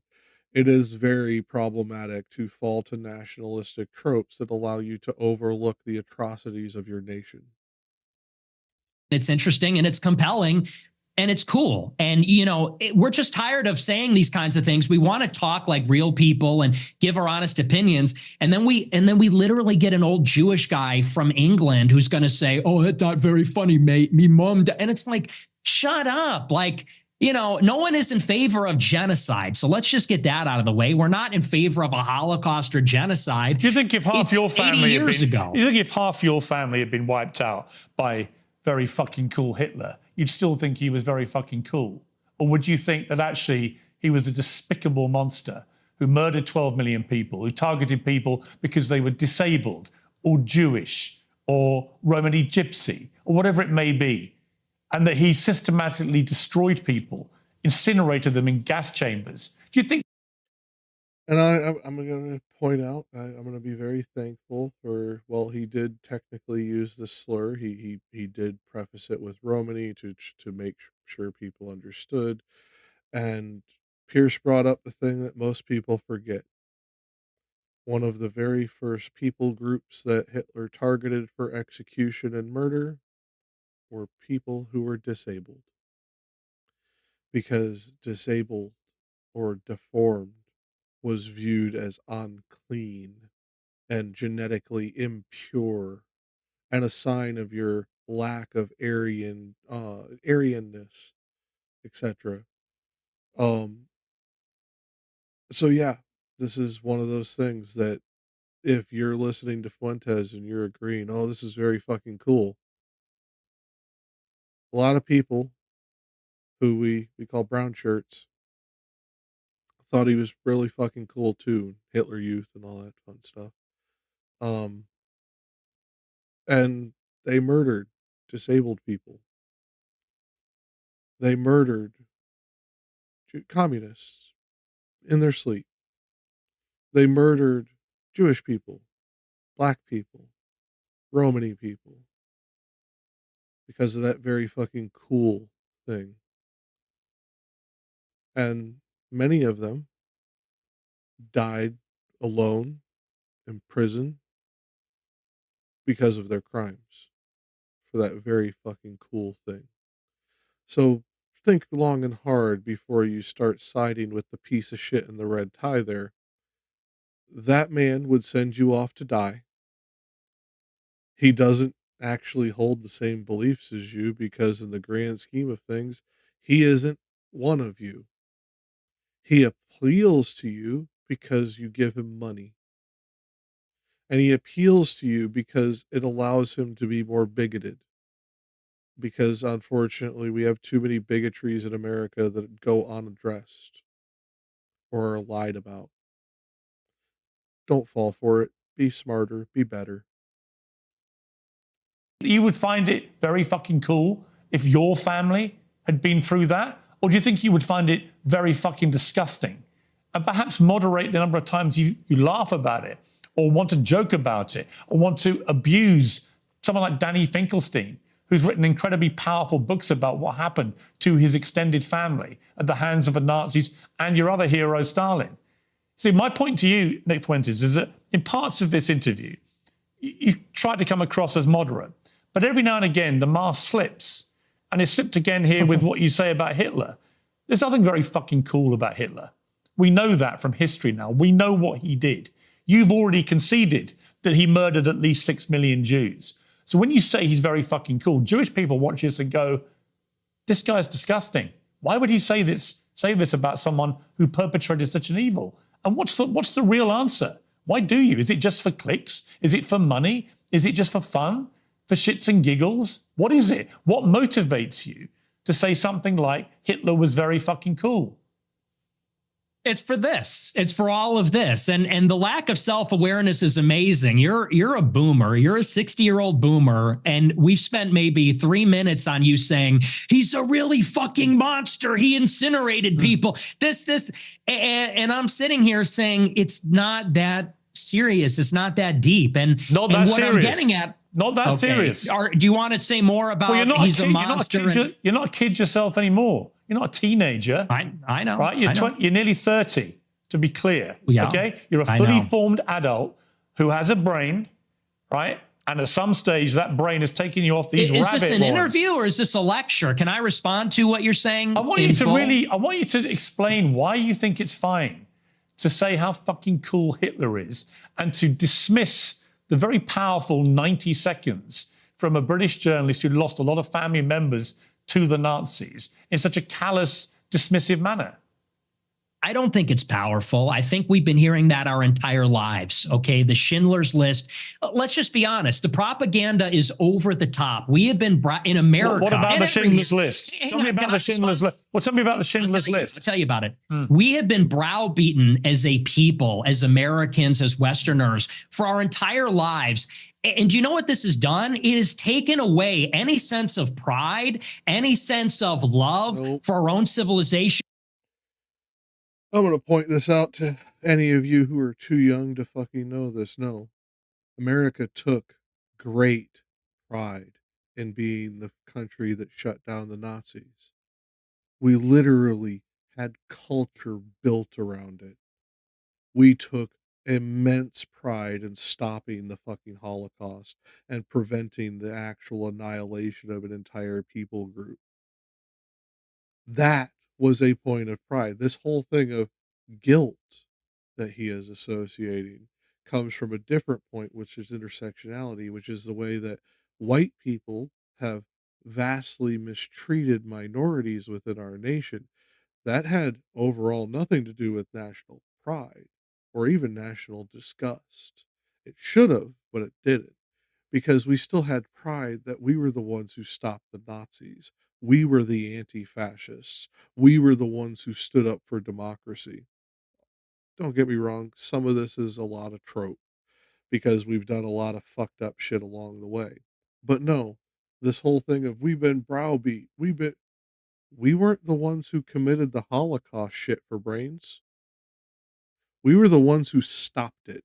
If you're feeling shame about the Holocaust, that's because you identify with the ones who did the fucking atrocities. we have been made the villain in our own story. We have been made because, well, let's just be clear. It doesn't begin and end with Hitler is a monster. This has been the political narrative, which is why we have thrown open the borders. This is a political narrative, which is why we can't be a conservative society as a whole anymore, why we can't be proud of Europeans, why we can't be proud of being Christian, because they've told us if you're too white and too proud and too Christian, it's going to lead to a Holocaust. And so my generation, our entire lives.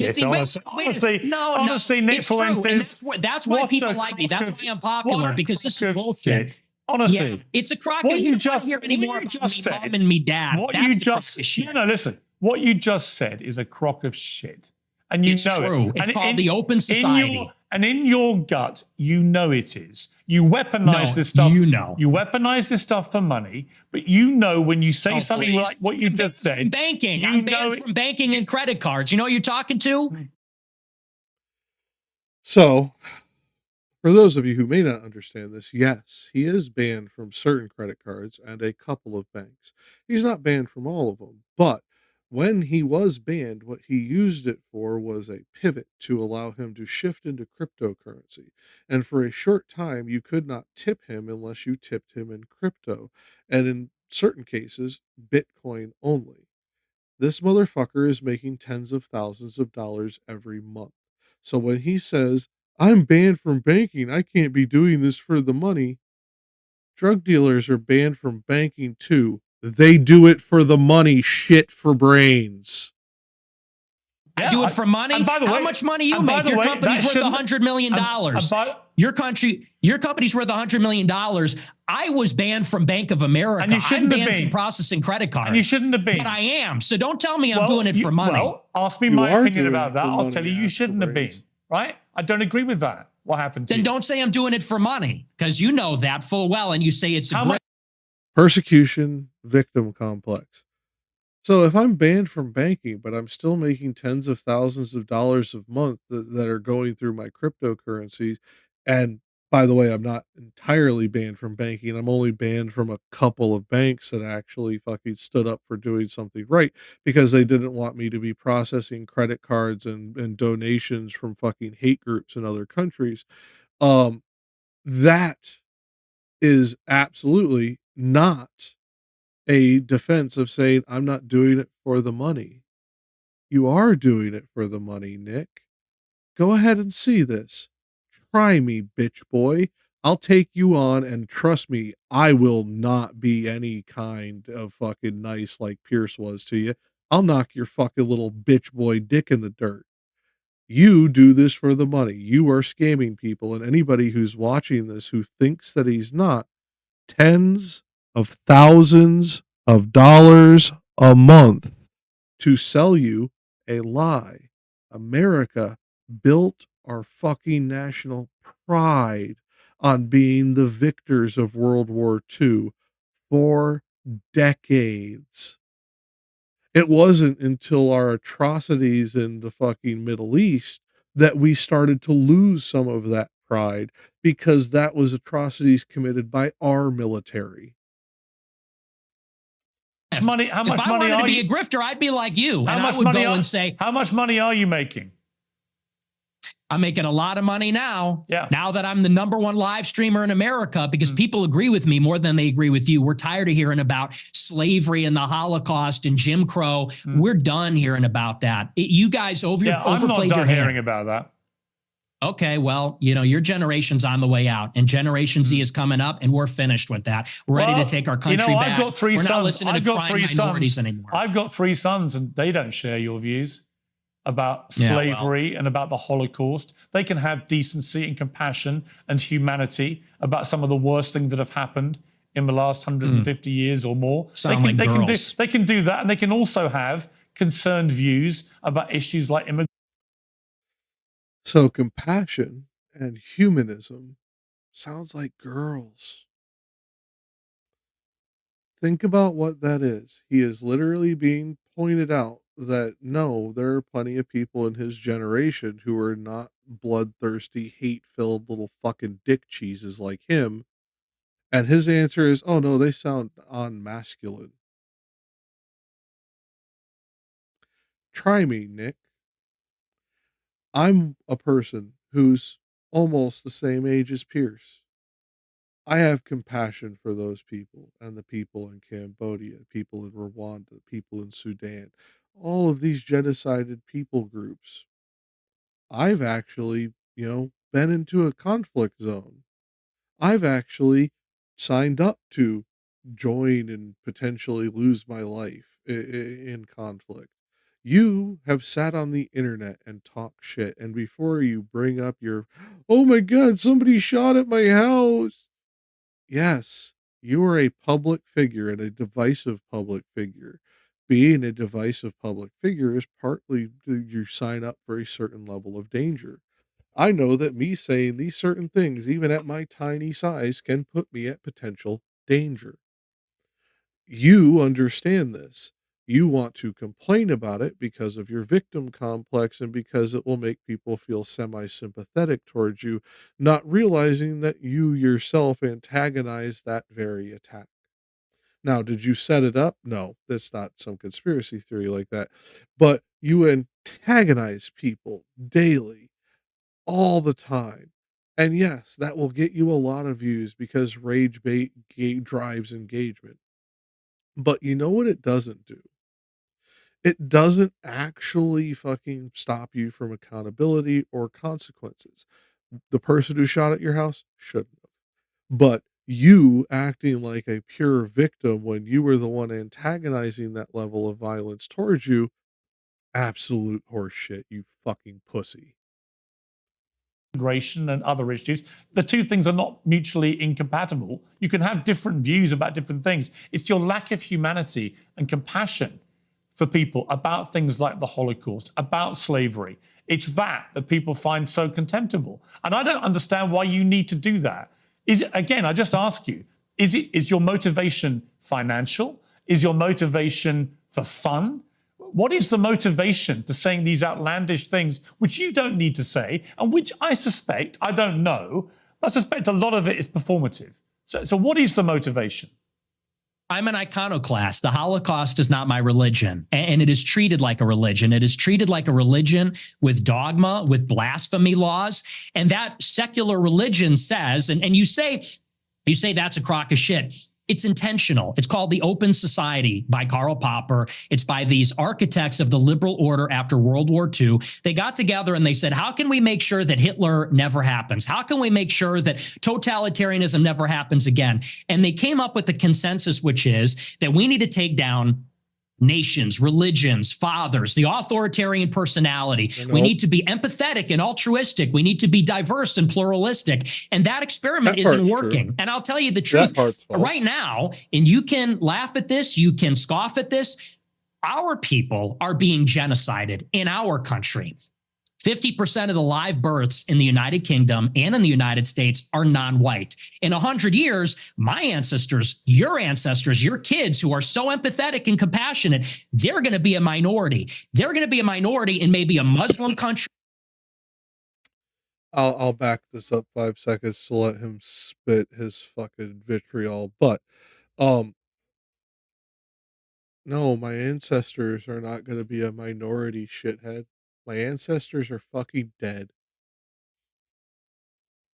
You mean descendants, but you use the word ancestor because when you intentionally evoke the word ancestor, it drives a sense of legacy, especially in younger people who are still trying to find their way in the world because they want to build their name in the world and they want to be remembered and blah, blah, blah, blah, blah, and all that dumb shit that we think when we're young because we think that that's important. It's nonsense.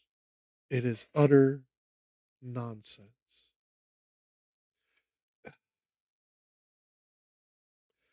I really hope that any of the young people who witness this are not stupid enough to be falling for this, but if you are, reach out to me or any of the other 5 old fogies, 4 now, unfortunately. Reach out to us. We may not be nice about it, but we will give you information that you can verify, that you can go look up. You do not have to trust us at our word. Anything that we can't provide you evidence for, dismiss. but contact us. I will show you how this man is lying to you. Yes, the open society was about preventing authoritarian mindsets because authoritarianism, be it left wing authoritarianism or right wing authoritarianism, leads to atrocious outcomes and great amounts of human suffering. That was Popper's indication. Wiping out nations was not. Wiping out nationalisms, yes. Because you can have your nation and not be nationalistic. Wiping out religions, no. Wiping out theocracies, yes. Because theocracies lead to great amount of human suffering. Not necessarily theology in general, although my personal view is that it does. But when you start talking theocracies, you start talking some of the most disparate fucking outcomes in any societies that we have ever seen.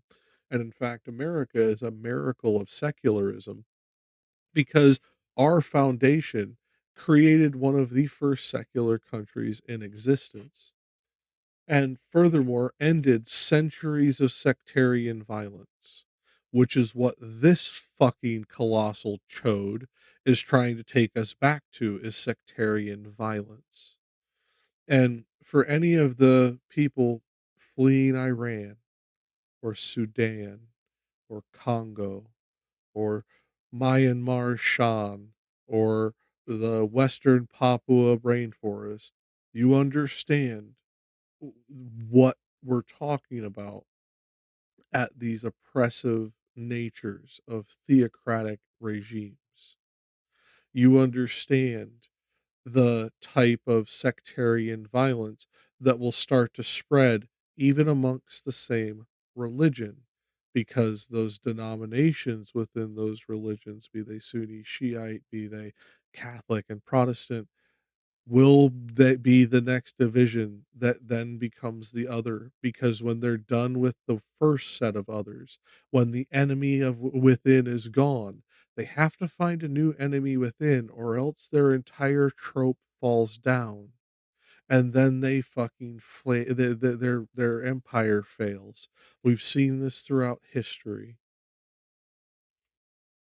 Compassionate, they're going to be a minority. They're going to be a minority in maybe a Muslim country, an Indian country, an Hispanic country. And these Jewish people that are 100 years old talking about my grandparents and the Holocaust, they don't care about that. Actually, they like to see it. At the SPLC, they're literally counting down the days until whites are a minority in America. So forgive me if I don't believe them when they talk about compassion. There's a genocide going on right now. It's not against the Jews. How many Christians are there? Gaza, it's against How many whites. Christians are there in the world?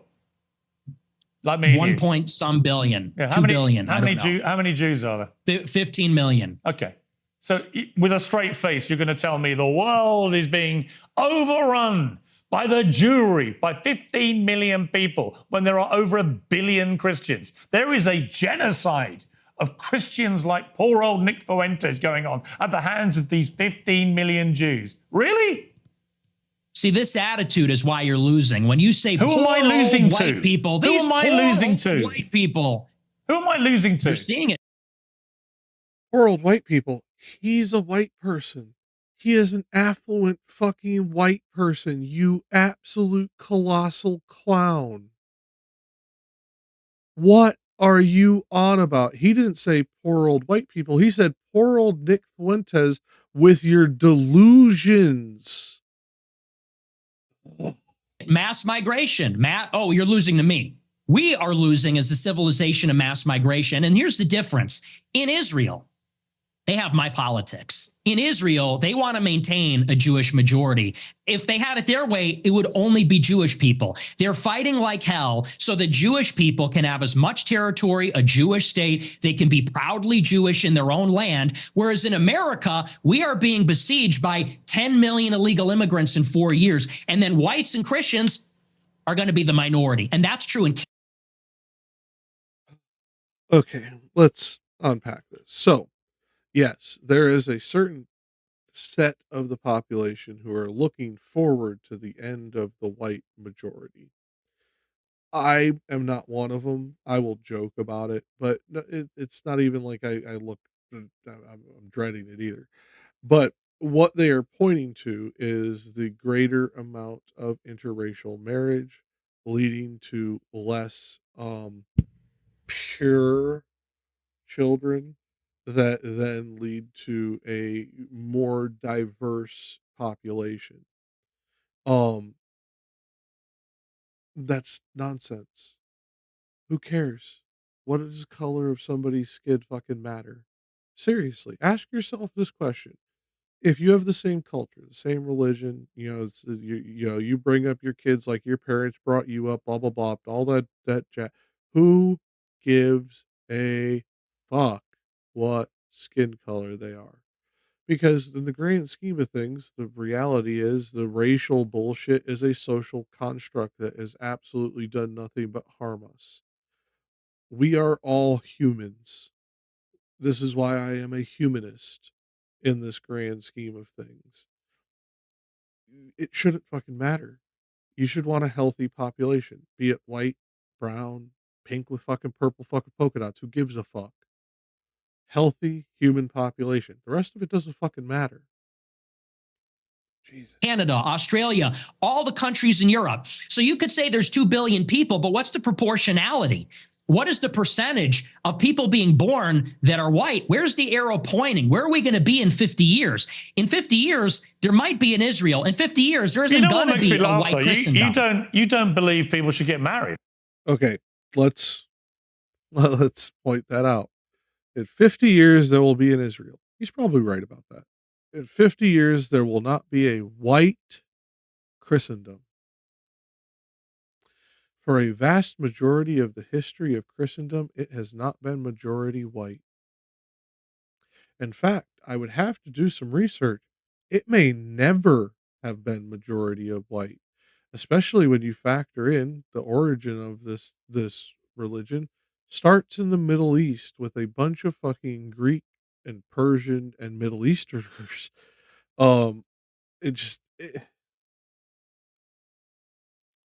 It is utterly asinine, the conflations that he makes. White Christendom isn't a thing. Christendom is a thing. White Christendom is a fucking offshoot of white nationalism and white supremacy. White supremacy is bullshit. Utter and complete bullshit. There is not a single white race. And for any of the fucking historians who want to point out, well, these people call themselves white, and these, yes, talking about their complexion, they did not refer to themselves as a conglomeration of white races or a white race. I understand the history of white as a descriptor of a person's group going all the way back into, I think it's 3200 BCE. But at the same time, that was describing a complexion, not a race, because they did not have the concept of race as we have it today. In fact, in most cases, the way people think of race today traces back to offshoots of people who were fighting against Darwinism, who then point to his fucking work on a race of cabbages. Yes, because apparently cabbages can have races. Because this comes from a time period before we started talking about these things in anthropological and sociological terms, and even less than we did on biological terms today. Because and now we understand through genomic sequencing, biologically we have almost no differences. It was always nonsense. The melanin pigmentation in our skin is related to our position on the fucking globe in relation to UV fucking radiation, so on and so forth. We know all of that was bullshit. We debunked race realism. Right? I think people should get married. I'm a Christian. But you're basically anti-marriage, really. You've talked about this. You've talked about. Are we done talking about white genocide? Well, no, I'm coming to the same part because you seem very resistant to the idea of marriage. You've never got married. You've talked very scathingly about henpecked husbands. Just take a look. That's true. Guys get to a certain age and they're like, you know what? Women suck. Like they're talking too much. They're not hot anymore. Like, you're fat, you're chubby, you're not as hot as you think you are. You fucking talk too much. You're a bitch. So we'll obviously get to the brazen Preach. misogyny part of that a little later. But I'm just curious.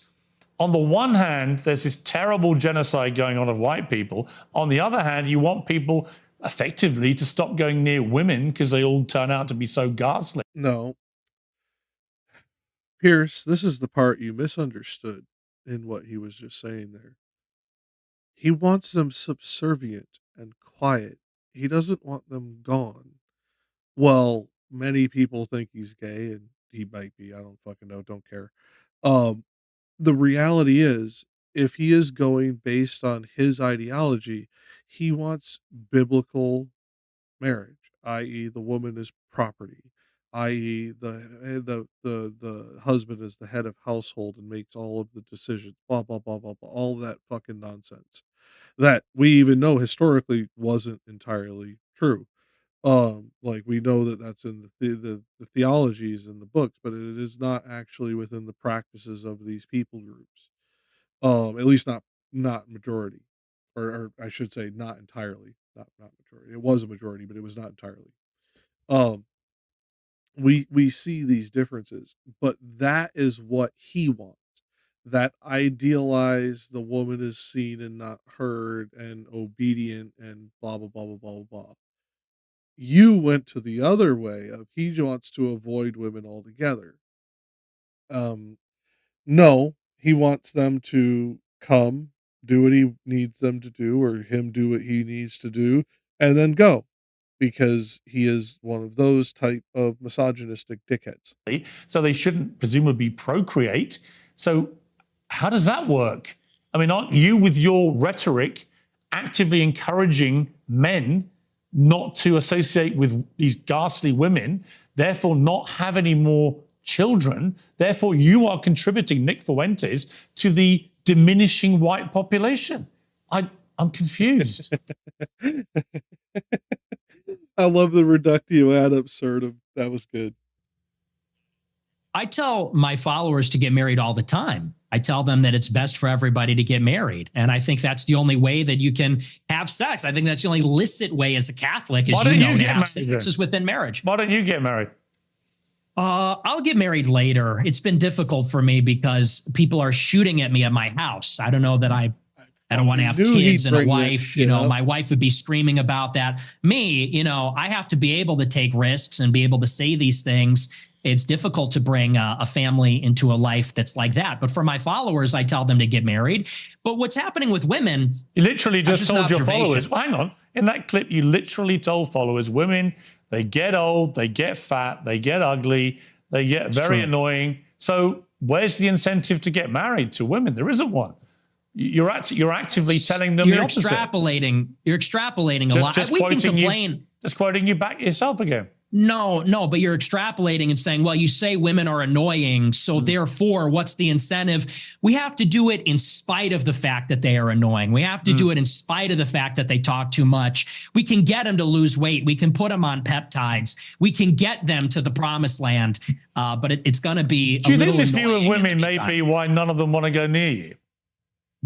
Oh, you should see my DMs. It is quite the opposite. They're called the Groy Bets, and I'm actually batting them away. Granted, not all of them are attractive. Some of them are attractive. Are you actually? Look, just to clear up one of the many theories about you, I've no idea what the answer is, and you haven't got to answer. But are you actually attracted to women? I am attracted to women. You're not gay? No.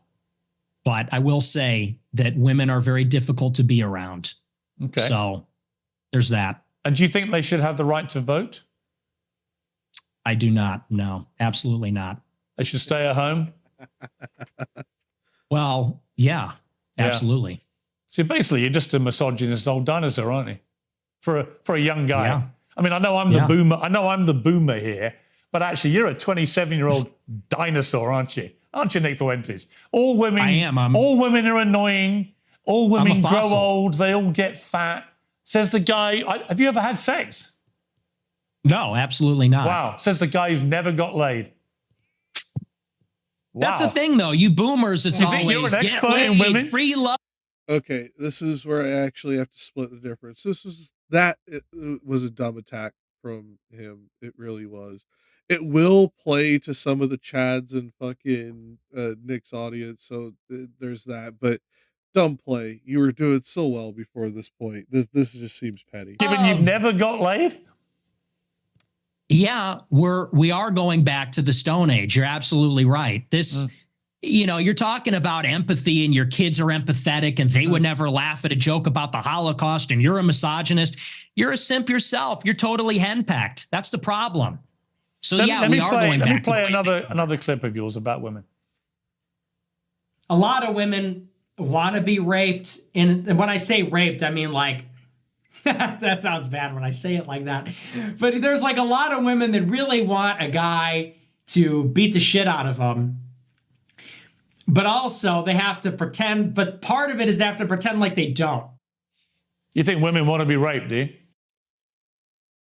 Okay, so he's going to point to a study, I think it was early 2000s, that came out to women that have fantasies about something called consensual non-consent. The role play with a partner that they know doing a scene like this, like, and not even in the actual SA style that would happen in a majority of real situations, more like the movie-esque burglar robber shit. It is a trope of the stranger, the taboo, etc. There's a lot of fucking other tropes beyond the CNC thing that this goes to. It has been misquoted for so many fucking years that the original authors have had to do interviews about it and explain the fucking findings because of the way that these idiot fucking incels misquote it. No, most women do not want to be raped. Most women do not even like the quote unquote manhandling. It's about 35 to 40%. But about 45 to 50% will read novels or watch movies that involve these things because of the safe nature of it. It is about the safety of these avenues that make them appealing, not the actual horrifying sexual assault that this motherfucker is trying to attribute, that they want the shit beat out of them. That is not the case. That is not to say that there is no such thing as a masochist. There's some women that are into really crazy amounts of pain, but that is far from the majority, and this is another one of those conflation tricks. That's what the studies show, Piers. That is what these statistics say. But that's what you believe, they is have it? fantasies. They have fantasies about it. I don't think that they want to actually get raped, but there's a study out there. Get ready for this. It says 62% of women have rape fantasies. And if you read anything that they're reading, if you watched what they're watching, what do you think 50 Shades of Grey is about? What do you think Twilight is about? Two classic ones that are misunderstood. 50 Shades of Grey is a novel written by somebody who was not a member of a BDSM lifestyle, writing about it after doing some interviews, who ended up writing a series that was essentially a giant sexual assault. Um, Removal of consent, removal of informed consent, removal of the ability to retract consent at any time, so on and so forth. And Twilight is quite literally a 50 Shades of Grey fanfic. What's her name? Stephanie Miller, I think, um, was writing a fan fiction about that, and therefore carried over some of the same tropes.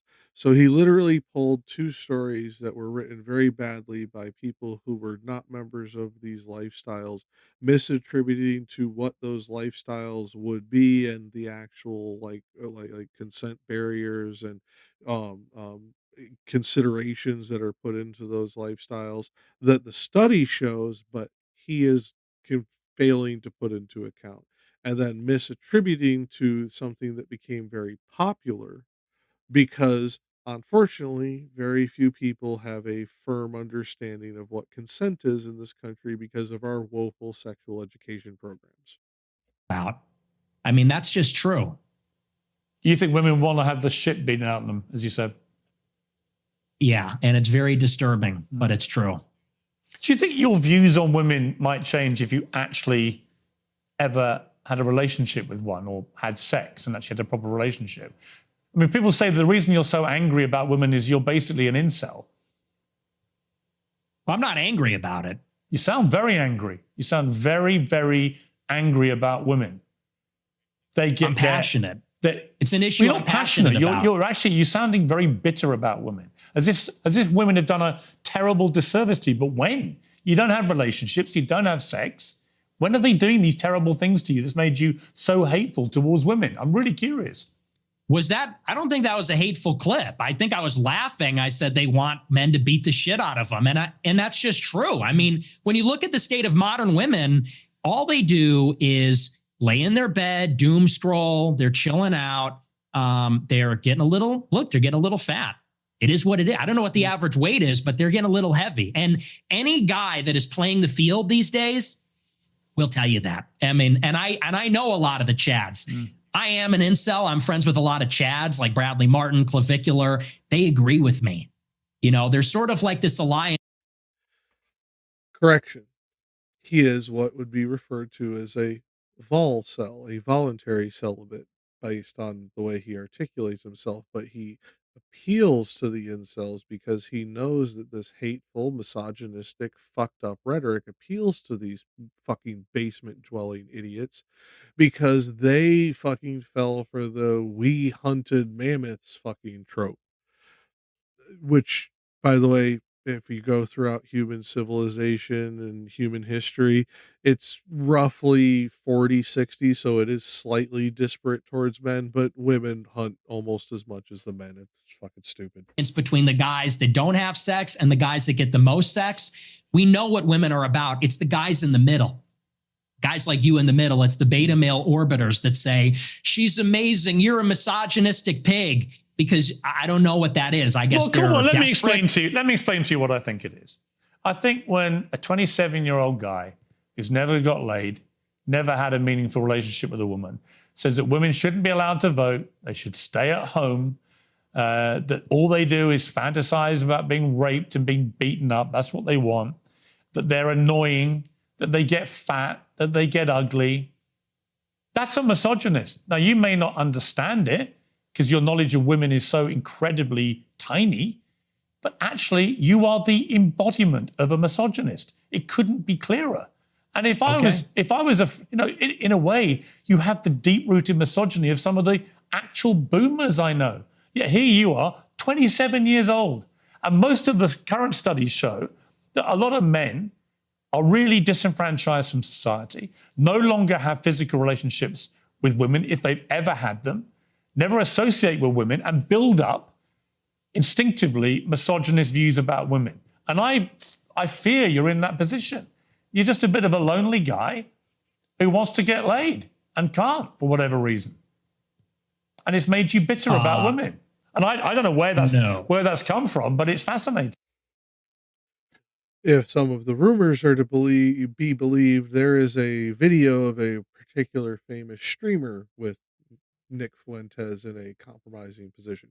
I don't know if it's true. I've never seen the video. I have heard it mentioned. I will not even mention the streamer's name, but anybody who's watching this who knows anything about Nick Fuentes is going to know about this rumor. I don't know if he is gay. I don't know if he's a virgin. I don't know if he's straight, bi, whatever. No fucking clue. And I don't overall care. He could be a virgin and not hold these views. I've known many virgins that stay virgins until they're 25, 30 years old who do not build up these misogynistic views. This comes from enclaving yourself into male only spaces because of the way that you feel that you cannot address and connect with women because for whatever reason you do not understand them. Newsflash, most of us don't. You feel intimidated by the fact that you do not understand some of their reactions, and therefore you try to avoid the potential negative outcomes. That's horrifying. Because then when it comes down to it, the only people that you will be able to achieve a relationship with are other emotionally stunted, similarly warped viewed people. And this will usually lead to dysfunctional relationships. And the reason that I say this is because when you look into the tendency of people with these views to have multiple marriages, I don't mean polygamy, although there's that too. I mean multiple marriages is in they go through multiple divorces because they cannot retain a long committed relationship with a woman. Um, this is because of that, because you treat them as if they are a separate species or an enemy, when in reality, at minimum, they are another human. If you are wise, they are a partner to you. If you are lucky, they are a friend as well. It is absolutely intolerable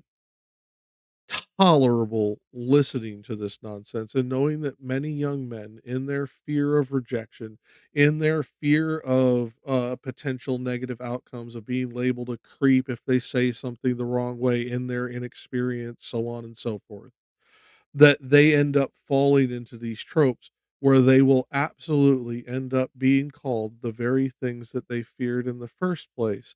And the only reason that they will be able to tolerate it is because through their insecurity, they will mask it through hatred and anger and violence. And this will lead to greater amounts of domestic violence within these groups, as we see through studies, etc. This is a dangerous mindset for you to hold. You can be a conservative. I'd rather you didn't be, but you can be a conservative. You can be a Christian. You can even be a slight misogynist where you feel like the roles are a certain way, so on and so forth, and not end up like this. This is hateful. This is without reason. This is prejudice in its purest form. Please take notice of the difference. I am pointing out, while I would prefer you not be a conservative, there are plenty of conservatives that I would point out do not become this hateful monster like this piece of shit. You can be the thing that you are and not become this. Please do not become this. No. See, here's the thing. First of all, you're very caught up in the labels. It's always, you're a racist, you're a misogynist. You said you these were words mean racist. nothing to me. Oh, hang on. Whoa, can I respond? You gave yourself the label. What is this? You said, I am a racist. I didn't give you the label. Okay. You said, Nick Fuentes, I am a racist. Calm down. Calm down. Did you or didn't you? It's okay. Did you? Yeah. Okay. But so here's I the didn't thing. give you the label. You did. Why are you yelling at me? Because you're trying to infer something that didn't happen. You said, I gave you the label of being a racist. No, you did. You said, I'm a racist. You gave yourself the label.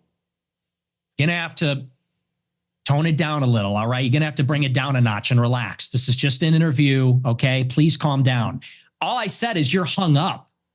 I didn't say you gave me that. Maybe I did. You did. But here's what I mean. What I mean is, what I mean is you're just hung up on proving you're a misogynist. Okay, you're a racist. Okay, you denied the Holocaust. And I'm not about the labels, man. You didn't deny I'm the just Holocaust. past that. As I said to you, look, Nick, as I said to you, I just wanted to go over the stuff that everyone uses out there about you and get you to respond. And we are getting, I think, a long way in this interview.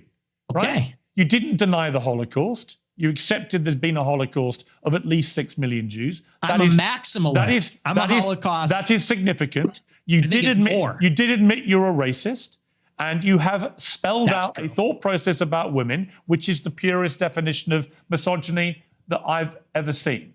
And you've said you're not gay. So we're getting somewhere.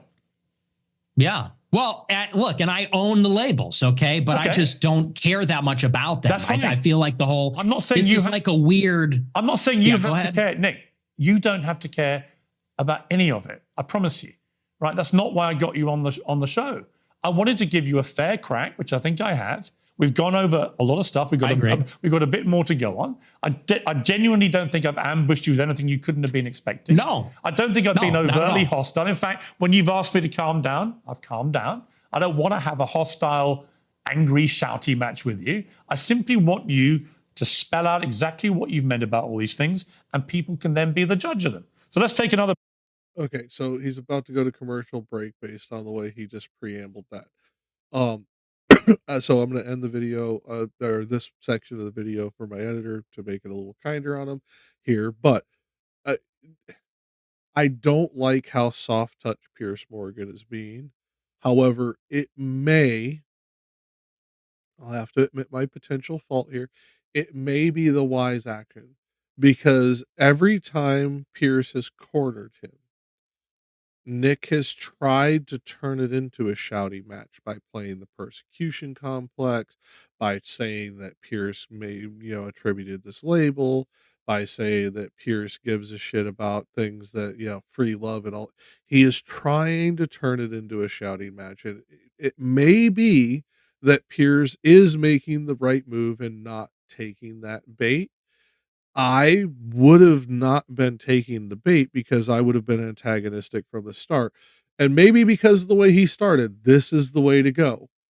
I wish he wouldn't have gone this way overall, though. Although I do agree, we have gone over several things, and there have been certain things that Nick Fuentes that has revealed that will be utterly deplorable to a large section of the population of America. I hope it's a big enough section. Okay, back with Nick Fuentes. You began your show in 2017, the same year as Trump was inaugurated for his first term in office. You supported him at that time, but you've grown increasingly disillusioned, I think it'd be fair to say. Let's play a recent clip from you about Trump. We played this game in the first term. We're 10 years in.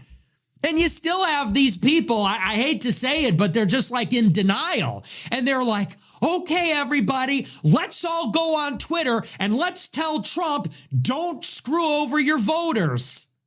Okay. Hey, Trump, don't hire John Ratcliffe in the CIA. Like, what are we doing? We lost. It's over. The time to make demands was during the election when he needed the votes. He's a lame duck president. He doesn't need anything from us. He's not even on Twitter. He's on Truth Social. So what are you talking about? We're going to all rally and tell him, don't hire yet another neocon? Now, over the weekend, you posted this on X. You said performative cruelty is the perfect phrase to characterize the Trump admin and the mood of the MAGA movement. In order to compensate for his compromises and failures, Trump has to fall back on mean-spiritedness to appeal to the basest instincts of its followers. It's really sad. I mean, do you think you're the best person, Nick Fuentes, to lecture people about performative cruelty? Why? Are you accusing me of being cruel? Is that what that is? Yeah. How am I cruel? You're cruel about black people. You're cruel about women. I mean, you're cruel about a lot of people, and you're very performative. Okay. I don't think I'm performative. If anything, everyone else is performative. I'm... Okay, so if this is the first video of the portion you're watching, if we even split it, I will point out, go back to video 1. It's within the first 15, 20 minutes of the video. He admits he's performative. Now he's denying it, because in this moment, admitting being performative with the context that Piers laid out, as opposed to the Gish Gallop, Norman Rockwellian fucking way that he laid it out, makes him look bad. So now he's going to do the projection, which he did in that clip as well about MAGA, the performative cruelty about MAGA. What are gripers doing? What is people like Nick Fuentes doing in his actions? They are doing performative cruelty. They are attacking trans fucking story hours and so on and so forth. These are people doing that too, not just Proud Boys. So yeah, this is performative, and he now realizes he can't admit that, so he just now has to contradict himself. authentic. You know, whatever you want to say about me, it's real. It's from the gut. But yes, I do think it's performative. And what I mean by that is, you know, when they're doing the deportations, they know the deportations are not where the base wants them to be. They deported, the figures are disputed, but from my data, it's 300,000 in the year, which is not a massive deportation. They know the base is unhappy with that. So what do? The deportations that they are carrying out, they do a big spectacle and they arrest everybody and they film it and they put a hype at it. And there's a meanness in there. They played that song, I think from Sabrina Carpenter or something, and they make it a joke. They make it glib. And they do that because they're not delivering on the promise. So they compensate by doing it meaner, edgier, more mean-spirited. So there's more of this projection. He does it meaner. He doesn't have the power. Therefore, he can't actually, deliver on his promises, so on and so forth. He just doesn't have the state power to be doing this style of performative. His performative is more vitriolic speech, more talking like a fucking goober, and appealing to the basement dwellers who barely fucking pass 9th grade English. So that the base will overlook the fact that it's not happening. And I think that's by definition performative cruelty. You can call me a hypocrite, but... But I will. And he said, you can call me a hypocrite if you want.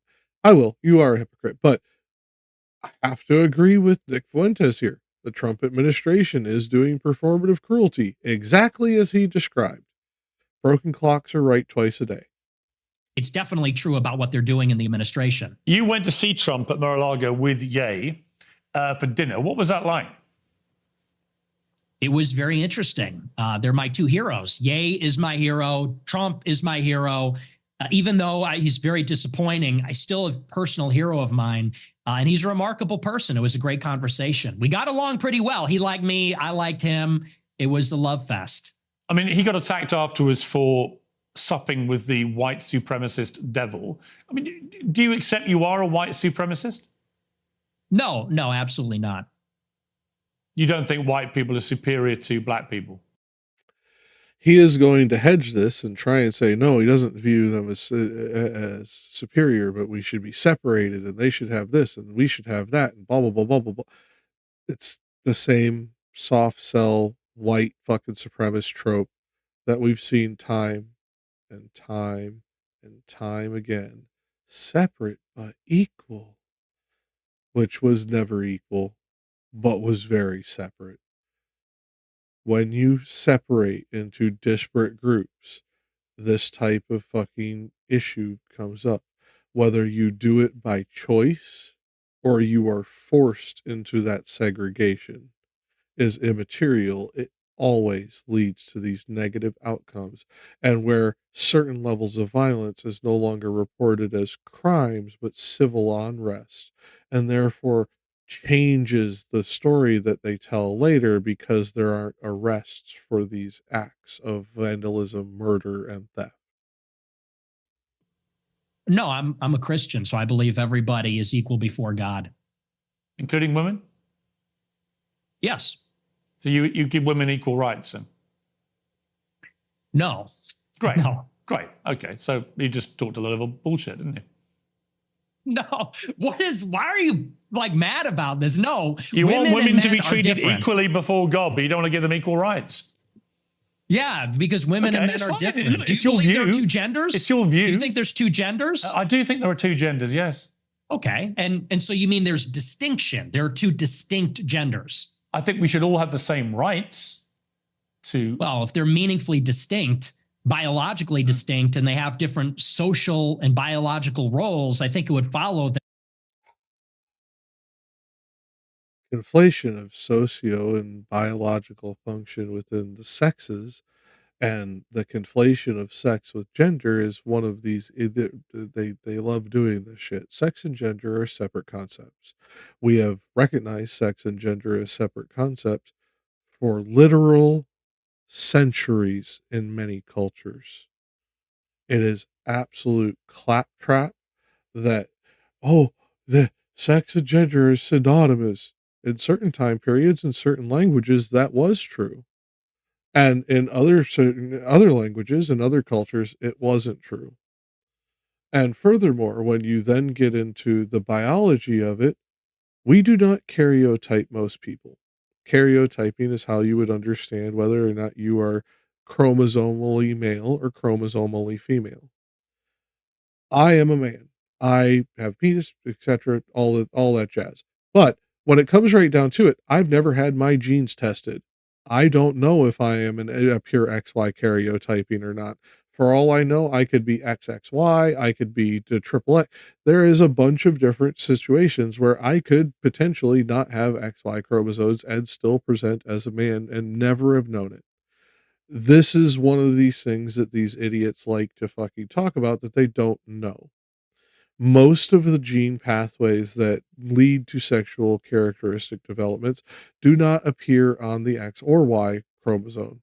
Many do, but not all, and not most, because when you actually start going into the sexual characteristic pathways, these gene pathways can be hundreds of different sequences long.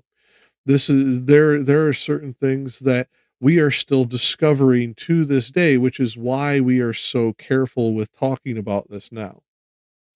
Piers Morgan, not wanting to get into this debate, I suspect, even though I know he has certain bigotries on this, did not get onto the discussion, but he also accepts that trans people should have rights and should not be treated unfairly or be discriminated against, even if he may not think of them as women, a trans woman being a woman, or a trans man being a man.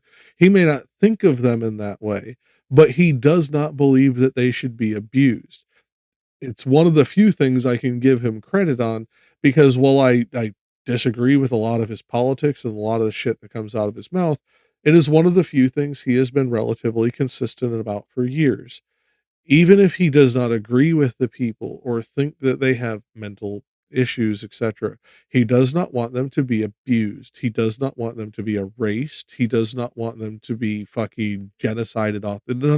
He never has those fucking intentions. And I actually believe that of him. Now I still think he's wrong and an idiot on some of this shit, but that's, you can be wrong and still want to protect people.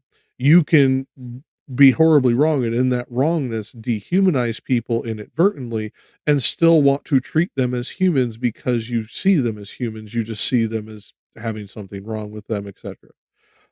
He has been fairly consistent on that. And that is one thing that we will see here in a second.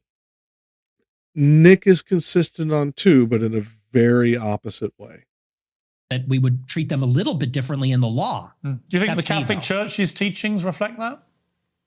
I do. Yeah, there's Really? no female priests. Have you ever seen that? Do you think that the Catholic Church thinks all women should be deprived of the vote?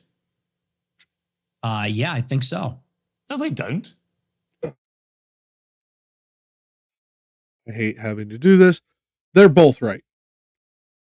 Pierce is right that in the modern Catholic Church, and roughly since I believe, don't quote me on this, but I think it was the 1930s, have believed that women should have the right to vote, or expressed it as a church. Where Nick is correct is that a predominant number of Catholic men, not the clergy, not the church, but the Catholic parishioner men, did not want the women to gain the right to vote because of the whole head of household thing. They're both technically right. And I'm just going to point out that the right answer is everybody gets the right to vote. If you are taxed in a country, you should have the right to vote, citizen or not. It's the reality of it. If you are contributing to that system, or you are obligated to pay taxes in that system through sales tax, etc., and therefore are again contributing to that system, you should have fair representation within our system, or any system that for that matter. You should have a right to a vote. I don't always know, like, I'm not going to sit here and say I know the exact way to implement this, etc. But if we are doing this correctly and we are doing this with humanist principles in mind, if you are unfairly burdened or unfairly contributing to any system, you absolutely need excessive representation.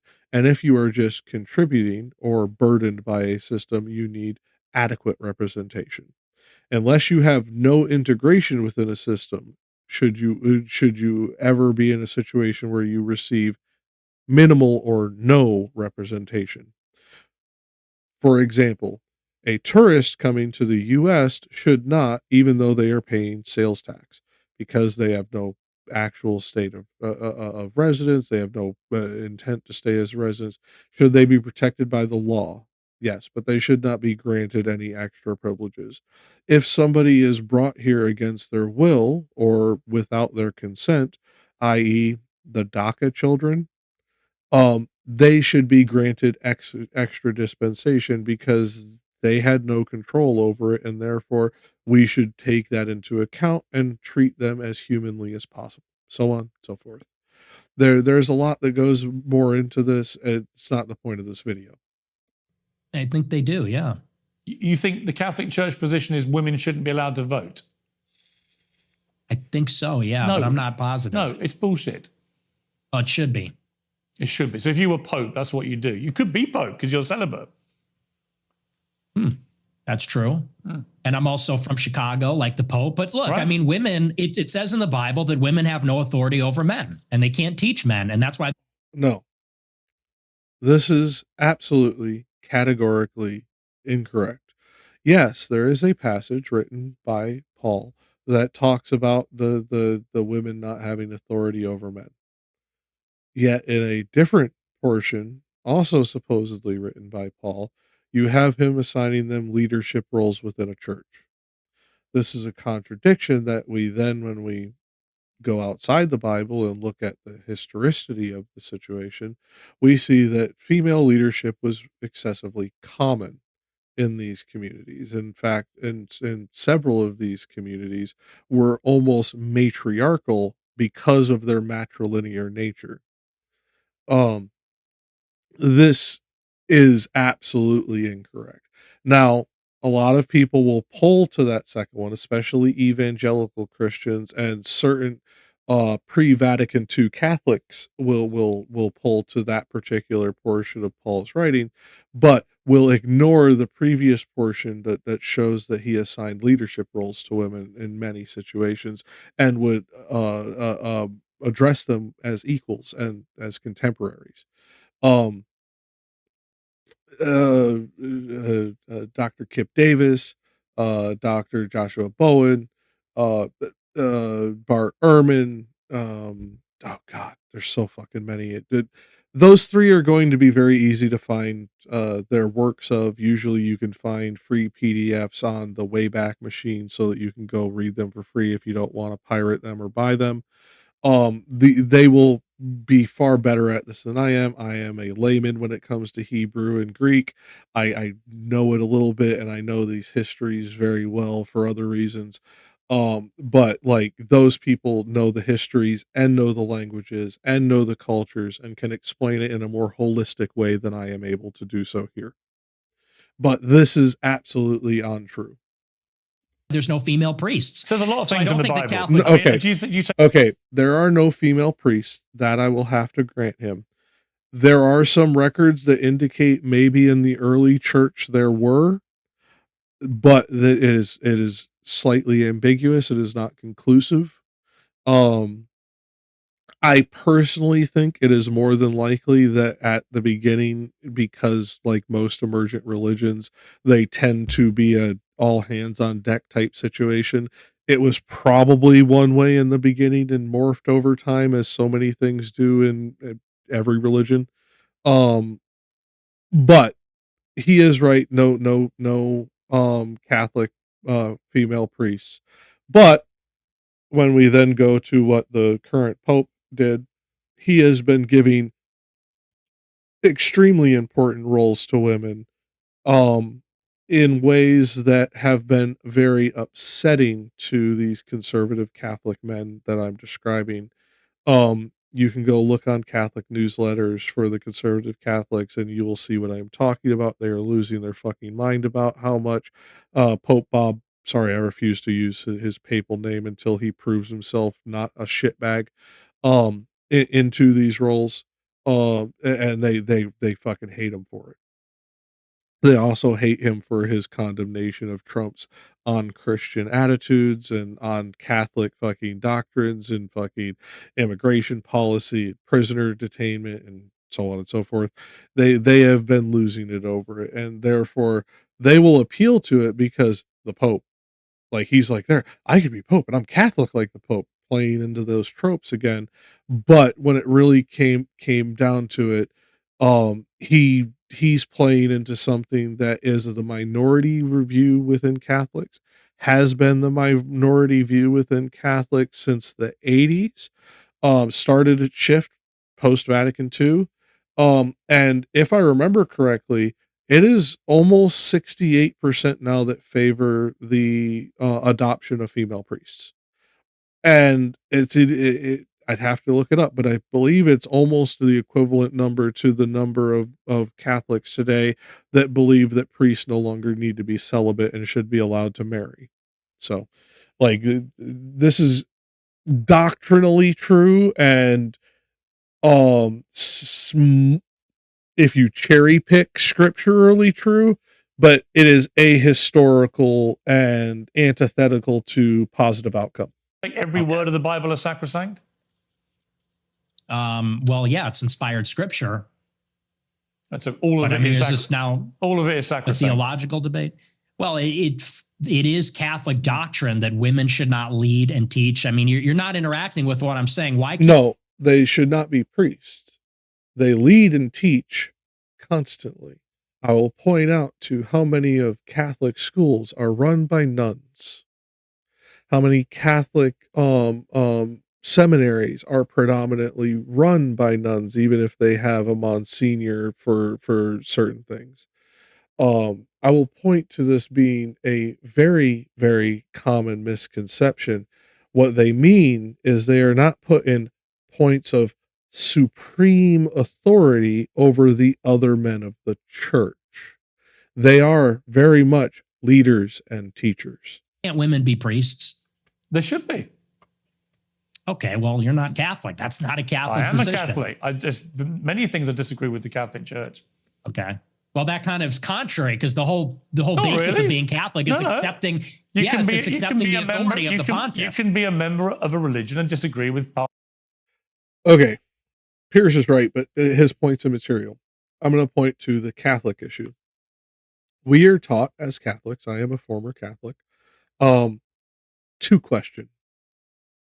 Yes, the magisterium is there and the clergy is overall the ultimate authority on interpretation, blah, blah, blah, blah. But we are taught to constantly question. We are taught to constantly question. It is absolute horseshit that we are not taught to question. That is a more recent thing by cafeteria Catholics who show up only on the high holidays and then make up their own religion at home. Very, very different. Parts of that religion. Perfectly reasonable. You could be, well, yeah, I mean, you could say unless you're an extremist. But it wouldn't be true. If you're an extremist, you can't. Okay. Obviously, you never deviate. That's just not rigorous. You never That's deviate if you're an extremist. But even the Constitution, even the Constitution's been amended. What was it, 27 times? People talk about this sacrosanct document. It's been amended 27 times. Oh my goodness. Yeah. Oh my, this is not rigorous intellectually. This is very. This is calculated. Okay, no. This is rigorous intellectualism. It is not rigorous originalism. These are not the same thing. I'm not going to go off on a tangent on this. I will go way too off and my editor will want to fucking strangle me. Please go look up the difference. And then once you look up the difference between those two, look up a term called mutualism. You're welcome. Theology. Okay. But it's fine. Where were we? We're talking about Trump and somehow we got into Trump. You're white knighting for women's rights. Well, I think women should have the same rights as you and I. You don't. That's fine. Put on the pink hat, bro. Put on the pink hat. We're waiting. What's the pink hat for? for the march, for the women's march. Are we going to see you at the women's march protesting for women's rights and all that? I think women should have equal rights to men. Period. You carry tampons in case your female friends get a period or something? Like, it's crazy. The white knighting is I'd have no problem diabolical. giving a female friend a tampon, would you? Have you ever? Okay. For any of you youngins in the audience who just cringed at this, grow up. If you end up in a committed relationship with a woman, you're going to probably at some point in your relationship buy them tampons because they will be feeling too shit to go to the store and will run out, etc. It's no big deal. It's a fucking thing like any other fucking, healthcare, item. Are you going to get upset about having to go buy some fucking NyQuil for somebody with the flu? It's the same deal. Just grow up. And what Piers is talking about here, despite he's a misogynist himself in many cases. He's pointing out, I'd have no problem doing that because he's secure in his masculinity. This, as much as I hate to give this fucking codger fucking credit, is actually what a semi-healthy form of masculinity is. Being comfortable in it, so much so that if somebody questions it, you don't care because their questioning it doesn't change your internal locus of identity. I don't suppose you've ever seen a tampon, have you? Gross. Absolutely not. You Get that away think from me. tampons are gross? Yeah, they're filled with period blood. Yeah, it's kind of gross. Wow. Are you into that? You like that? You, have you ever got seen a lot of tampons? I don't think you've ever seen it, have you? I've seen them. I've Oh, seen you them have? before. You've been that close Yeah. to a woman? Really? No, I've seen This them. is stupid, Pierce. He seen used videos? to live with women, so I've You've seen him around the I bet house. you've seen videos, haven't you? What? What are we doing here, Piers? I'm not You sure. really hate Okay, so this will be a slight optical win for Pierce with the old fogies people, but not many, unfortunately, are going to take this as anything more than a bit of fucking ribbing, and it's going to make this part a little flippant, which I'm annoyed about. This, I get it. It's an hour and 40 minutes. I've been going for 4 hours now. I get it. that. I'm not sure, You're Mick. more impressed that I'm a misogynist than you are about anything. It's Not very really. revealing. I'm actually more exercised about your blatant self-admitted racism than I'm about anything. But the misogyny runs a close second. Let me ask you about Tucker Carlson, because you had a long sit down with Tucker Carlson in which he was oddly, I like Tucker. We get on well. I was with him last week in London. You're a but fucking he gave idiot. me a harder time than he gives you. And then afterwards, he was more critical. And then you said this about Tucker. He's a handler. He handles people. That's what he does. He's a fucking liar and a handler. He goes around telling people, I don't know anything. I don't know. Oh, I know nothing. I don't even have a phone. I am just a clueless tourist. I just travel to all these countries and, I don't trust him. And I don't care, maybe that alienates me from people in the conservative movement. I don't care. I'm not going to be a part of it.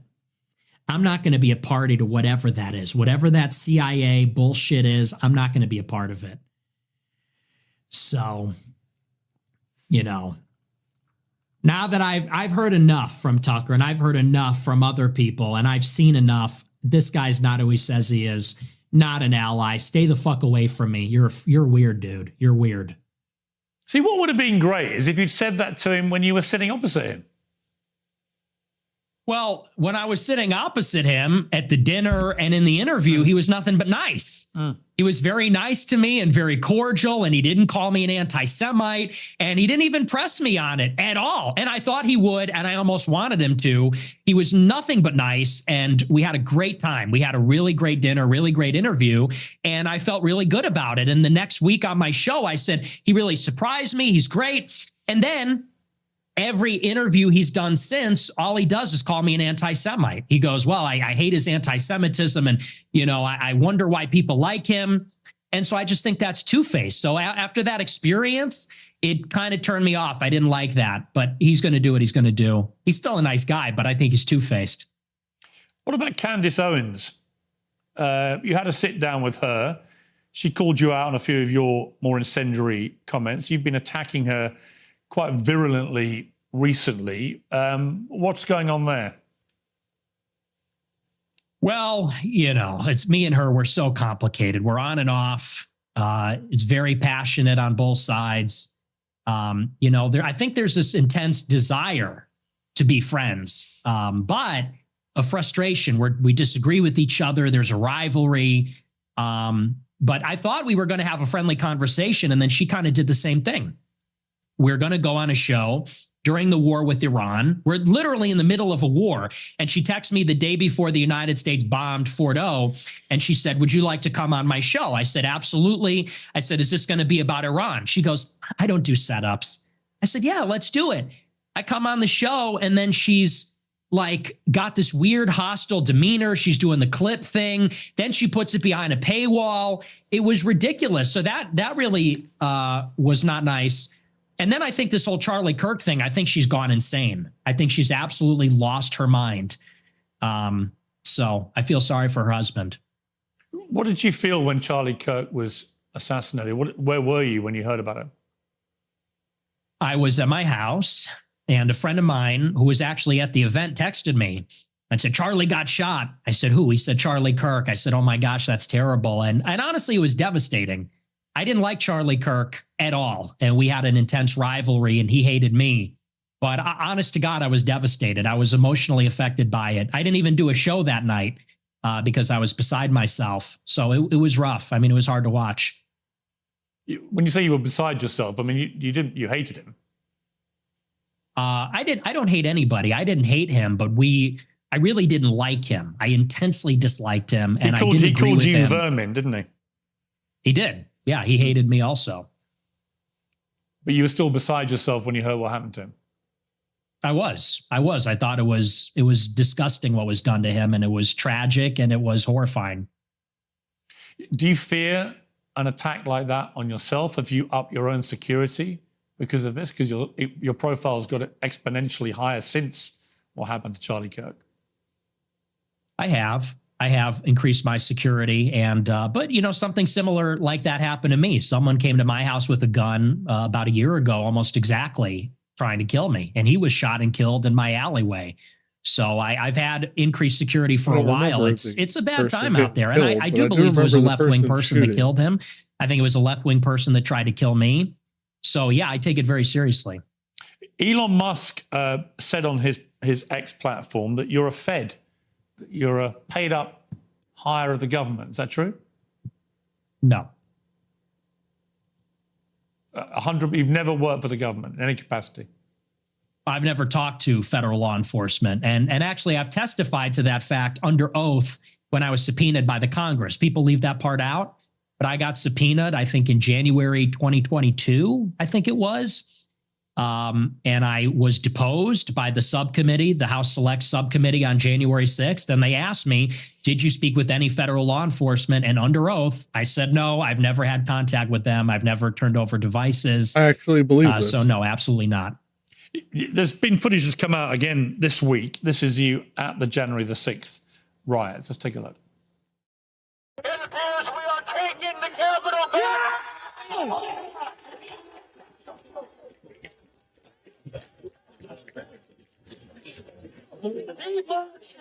It's overrun, never relax. Break down the barriers and disregard the police. This Capitol belongs to us.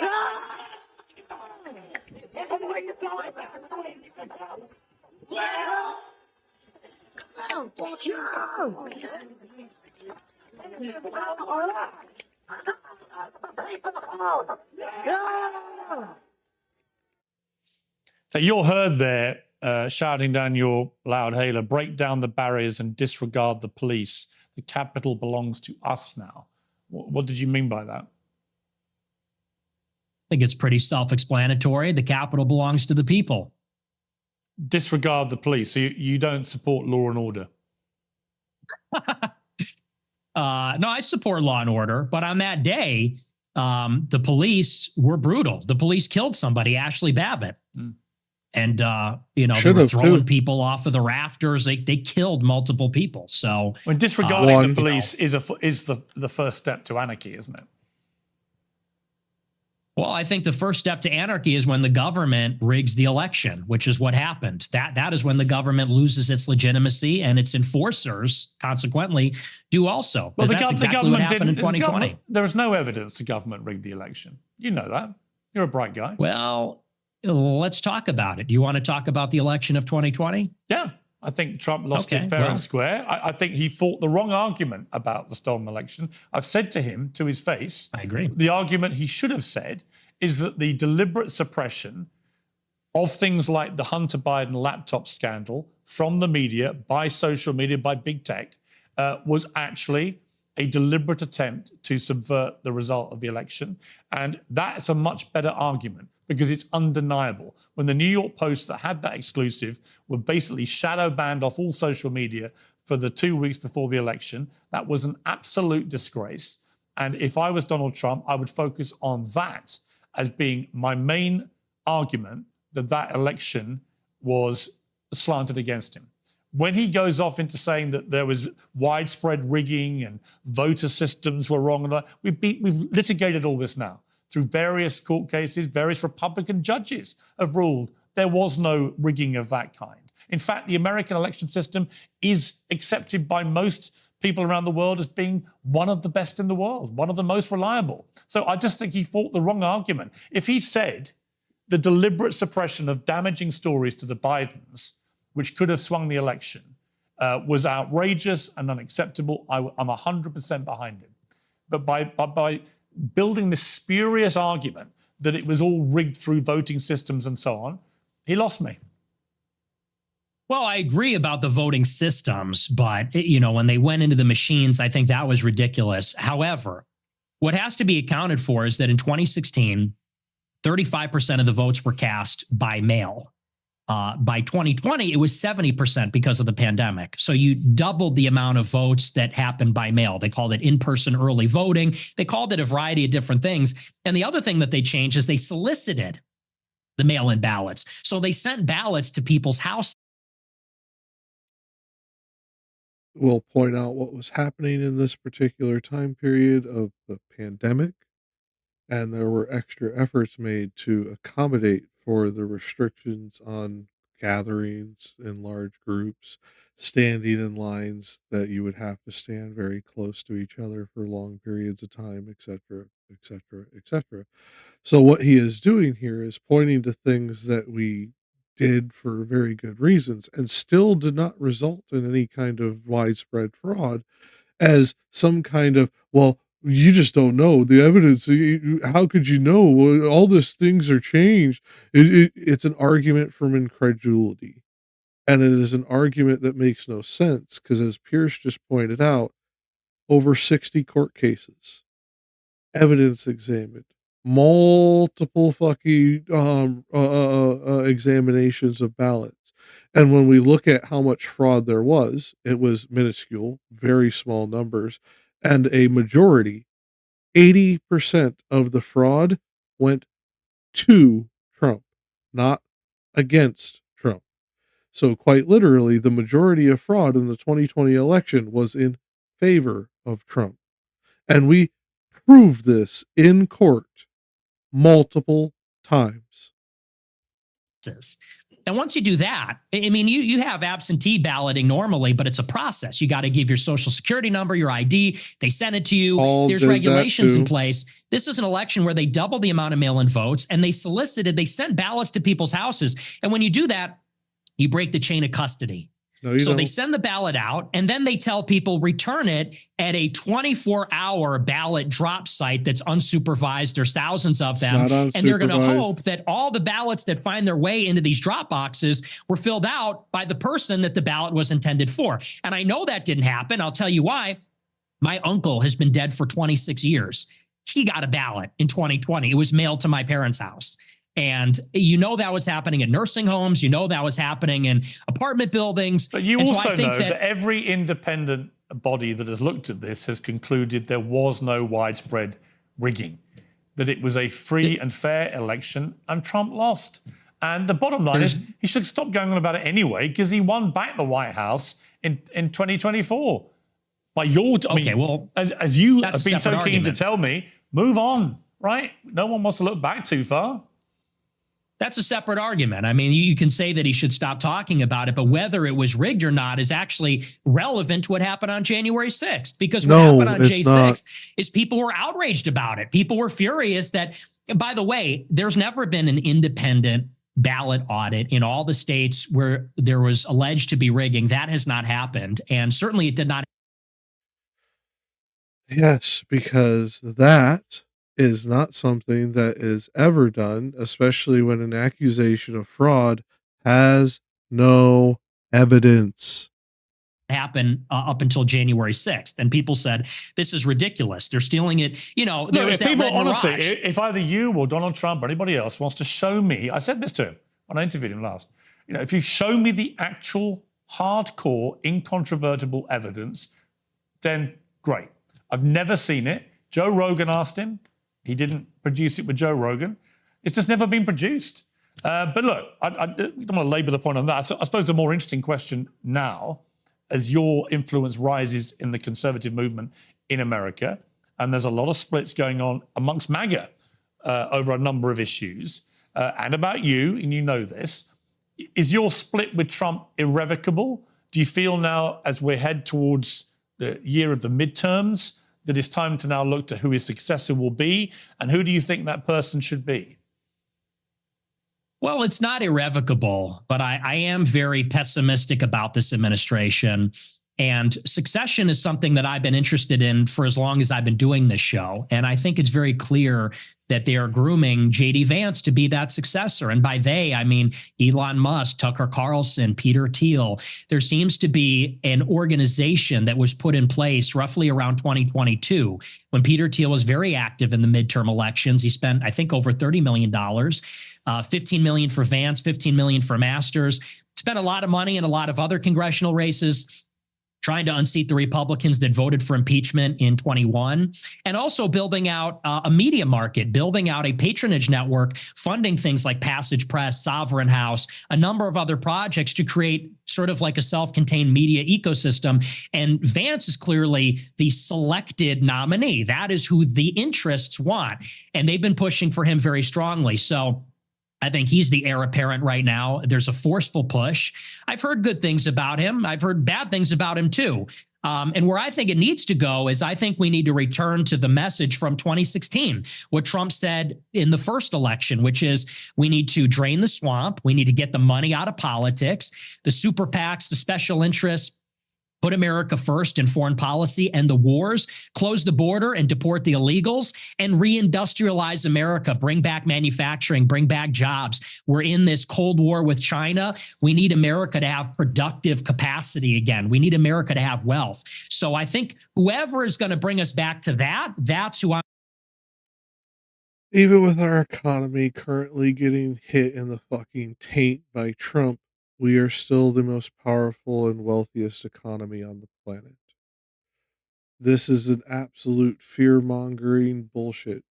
Are we in certain levels of trade war with China? Yes. Are they so insurmountable that we can do nothing about it and that we have to reindustrialize a service-based economy that hasn't been an industrial, mechanized-based economy in fucking multiple decades? No, it doesn't make sense. It would tank our economy to do so. The only way that that would make sense is if we were in a wartime economy.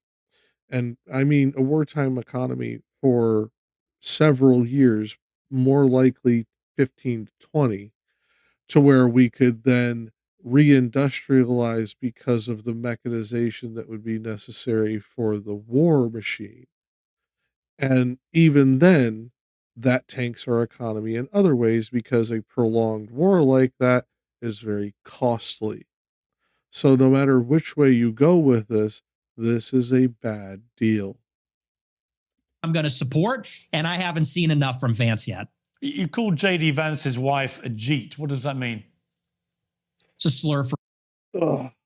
Yes, it is a slur. I apologize for anybody who got offended. For Indians. Why would you use that?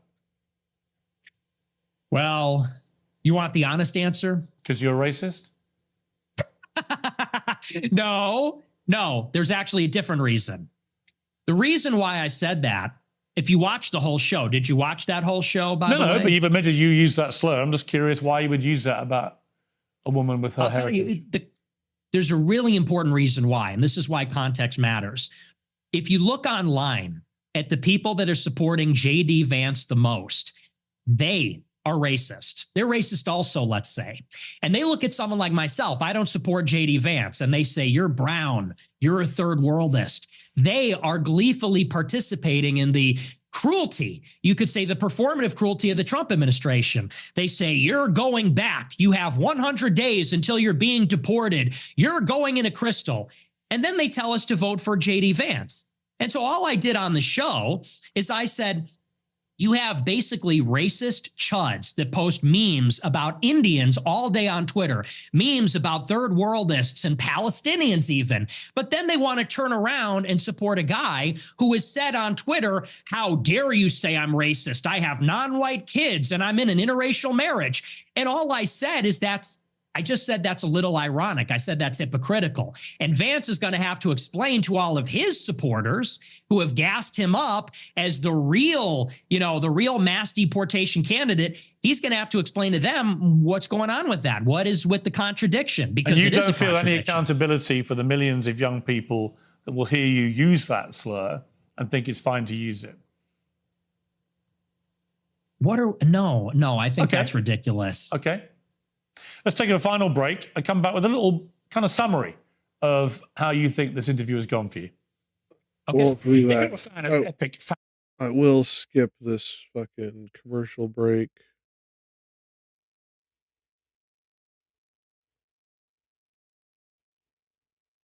On Christmas morning.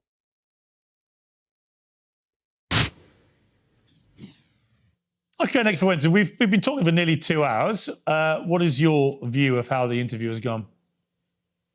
I think it was great. Honestly, I think it was a tough interview. You're a tough interviewer, but I don't think there were surprises. I will not say it was an ambush because it wasn't.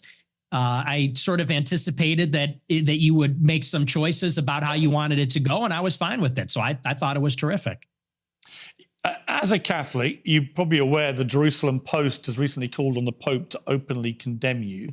Would it matter to you if the Pope did? He's an American Pope, obviously. It would be very disheartening, yes. Why? Because he's our spiritual leader. He's the head of the church. He's the vicar of Christ. So if he condemned me, that would be very disheartening. And it would depend upon what he would say exactly. But yeah, I wouldn't like that. I wouldn't like that at all. If he condemned you because you've openly admitted to being a racist on this show? Oh, this racist. I would be disappointed if he said that, because I think that word racist, it means something different to everybody. And so I think that's just silly. It doesn't. I think that's just semantic. Let's break the semantic down. If you are a racist, it means exactly one thing.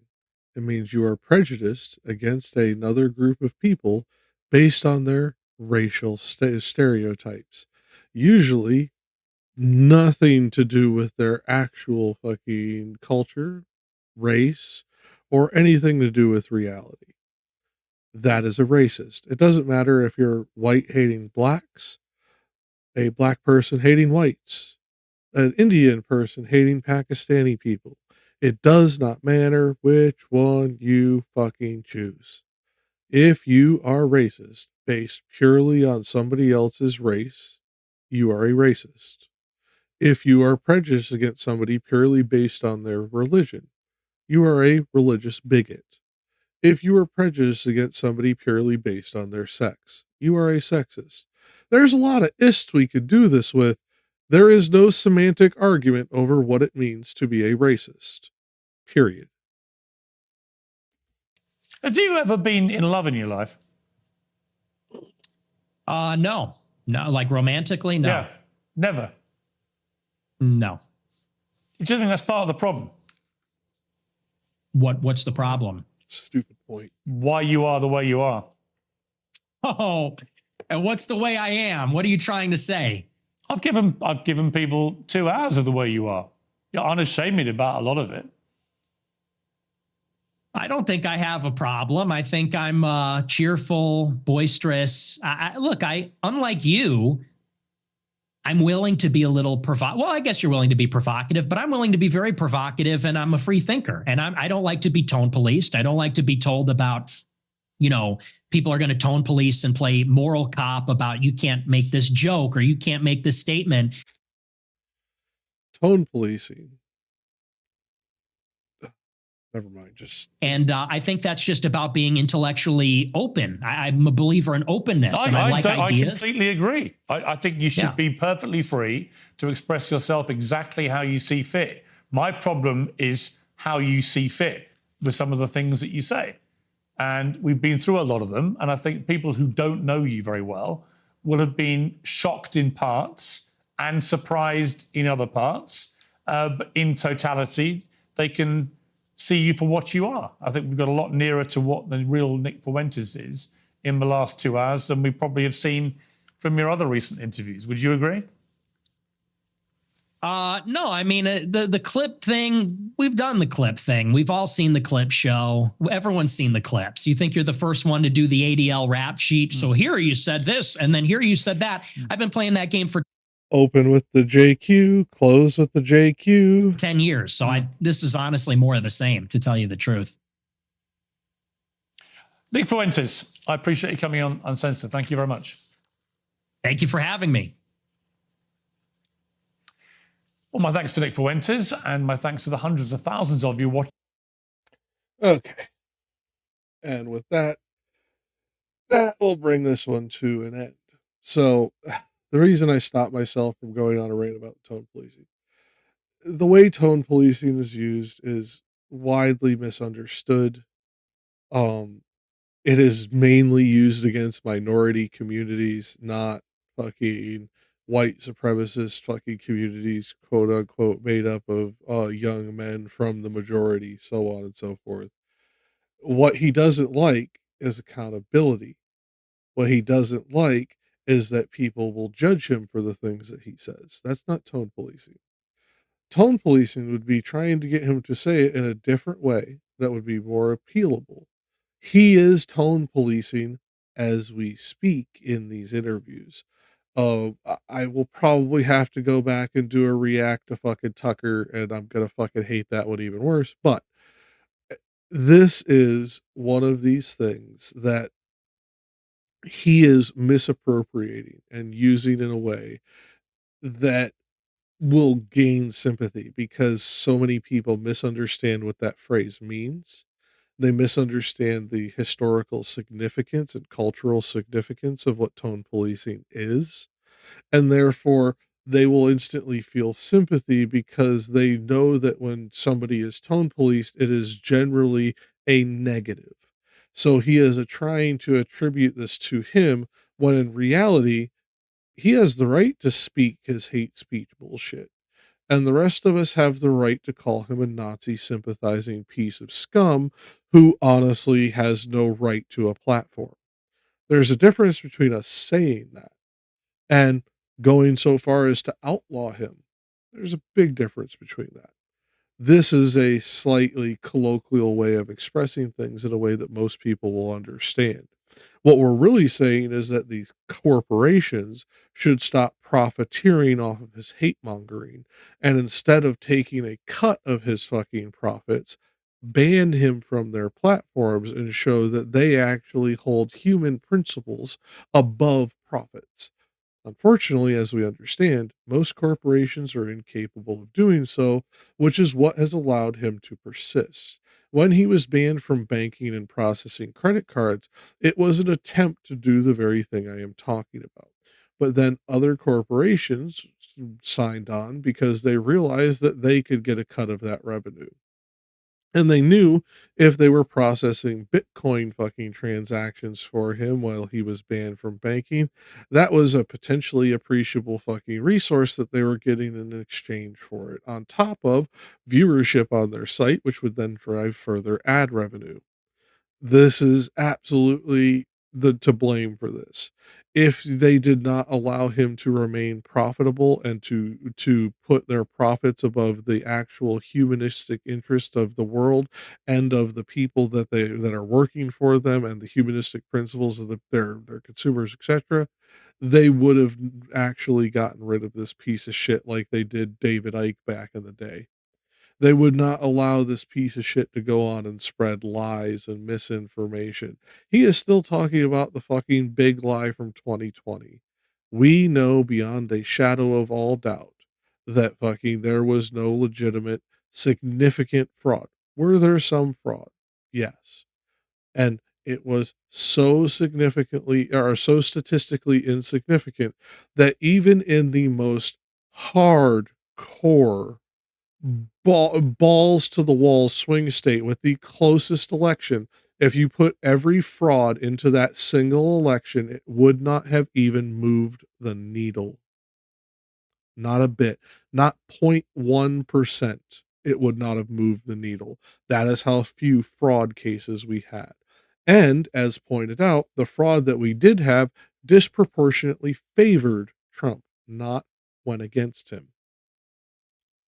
That being said, I really hate my life now. I went on far longer than I probably should have. My editor's probably going to kill me, but I hope you enjoyed. I am Jakk for FOFANews, and this has been a FOFA React.